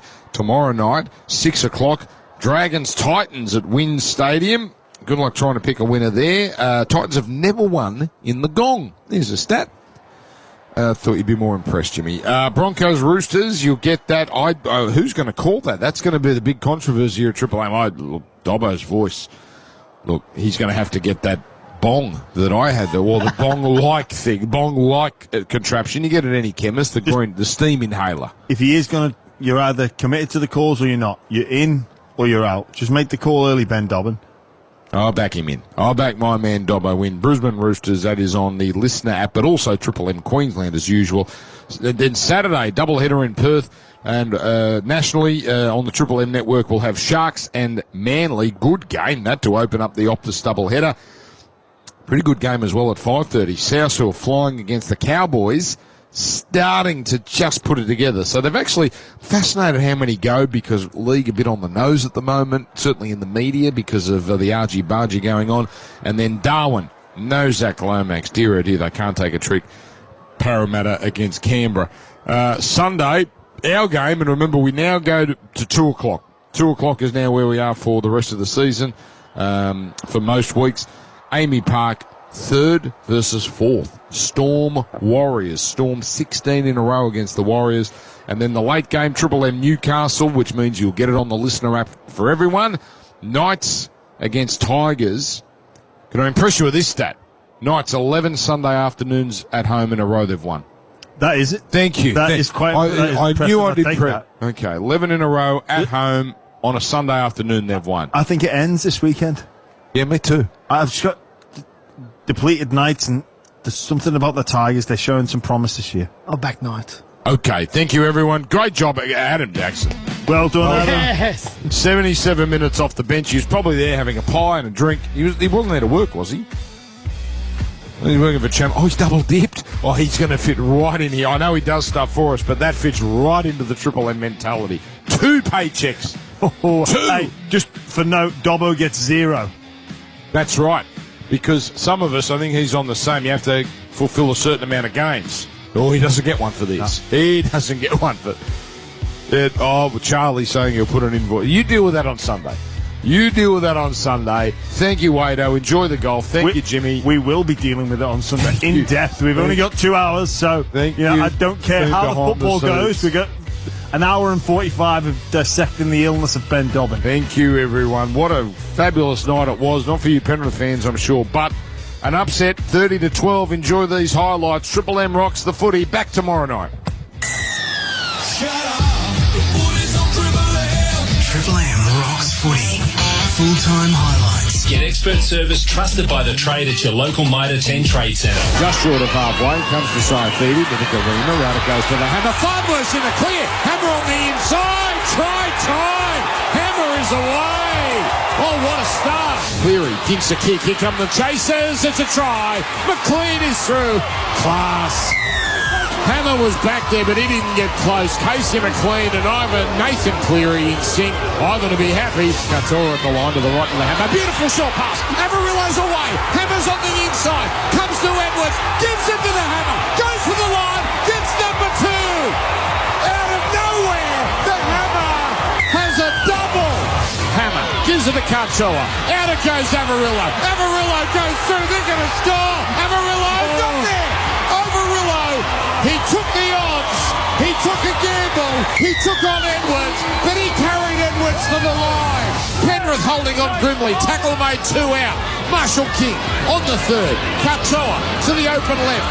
Kerr around the corner, try time. Lemuelu is in. Dream start for the Dolphins in the second half. This is it. They must score off this play, you fancy. Cleary, stab kick, heavy. Oh, Bostock boots it sideways. In the end goal, try. Leona scores. A disaster. Yeah, the ball is kicked deliberately. 10 centimetres from the dead ball line. It's probably going dead anyway. Bostock decided to kick it. He's kicked it the wrong way.